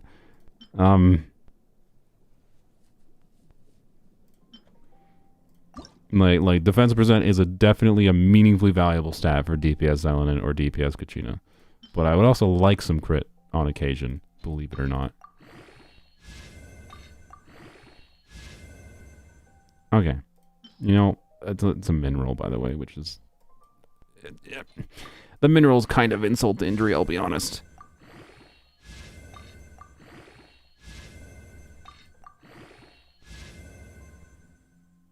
Okay, that's another low roll. But... Is that a mineral? No, it's a 6.2. So that's a 6.2, a 6.2, and a 5.4. I hate 3. One of the best things about Zenless, by the way, I want to emphasize is like how freaking nice it feels to not have to deal with RNG on substat, like RNG values on the substat rolls, right? And when you roll crit damage in Zenless, it's always the same value. Same thing, crit rate, same attack percent. It's always the same. If you get the roll, it's always a set value. No stupid BS where you have situations where 2 high rolls, like this is a situation where when you have 3 low rolls on crit damage, it's barely better than 2 maximum rolls on crit damage, right? It sucks. It feels so bad when you get lucky with the upgrades, but oh, it low rolled, so now like I'm basically missing a whole entire roll of crit damage, right? To be clear, this is still good. I'm keeping this. This will be a perfect piece for DPS Kachina or DPS Zalanin. Since two crit damage. This is a 4-line that had 3 good rolls at a baseline, and crit damage is going to be more valuable probably than crit rate for me, particularly because I have a decent chance of maybe using a crit rate weapon on either of those characters. So like DPS Kachina probably is going to use deathmatch, right? And because deathmatch gets some defense. Deathmatch is conditional defense. What is the exact condition? I think it's just number of enemies. I can't remember if it's... Hopefully it's an AoE. Does the deathmatch give defense in AoE? Yes. Good. Okay, good. Good. So yeah, if there is 2 or more opponents nearby, attack is increased and def is increased by 24%. So if I give this to DPS Kachina, right, then I get a sizable in AoE scenario, sizable defense increase. But having that much crit rate on deathmatch, obviously in conjunction with the free crit rate from this set, means I don't want that much crit rate substats, ideally. So crit damage is good there. That turned out well. But also, of the 3 artifacts I leveled up that I would have preferred to roll well, that one was probably the lowest priority. I really would have liked that timepiece, but oh well. Anyways, that's the stream. I need to go eat a snack before I do D&D in literally 4 minutes. So way to check if your account has been reviewed in the past. I missed a lot in these streams. Unfortunately, the easiest way is just to scan through your thing. I guess you know what that tells me. If anyone that watches these streams, I mean, maybe Sylveon, I guess, has the best option for this, but I don't really want to force Sylveon to do more work than she already does for me. But Sylveon, while you're watching these, if it's not a hassle, you can maybe like jot down like the accounts I review in the stream with a approximate timestamp, and then I could put those in the description or something. But anyways, that'll be maybe a future thing I can work on. Maybe I'll need to find someone that can do that. That isn't Sylveon. But anyways, bye bye.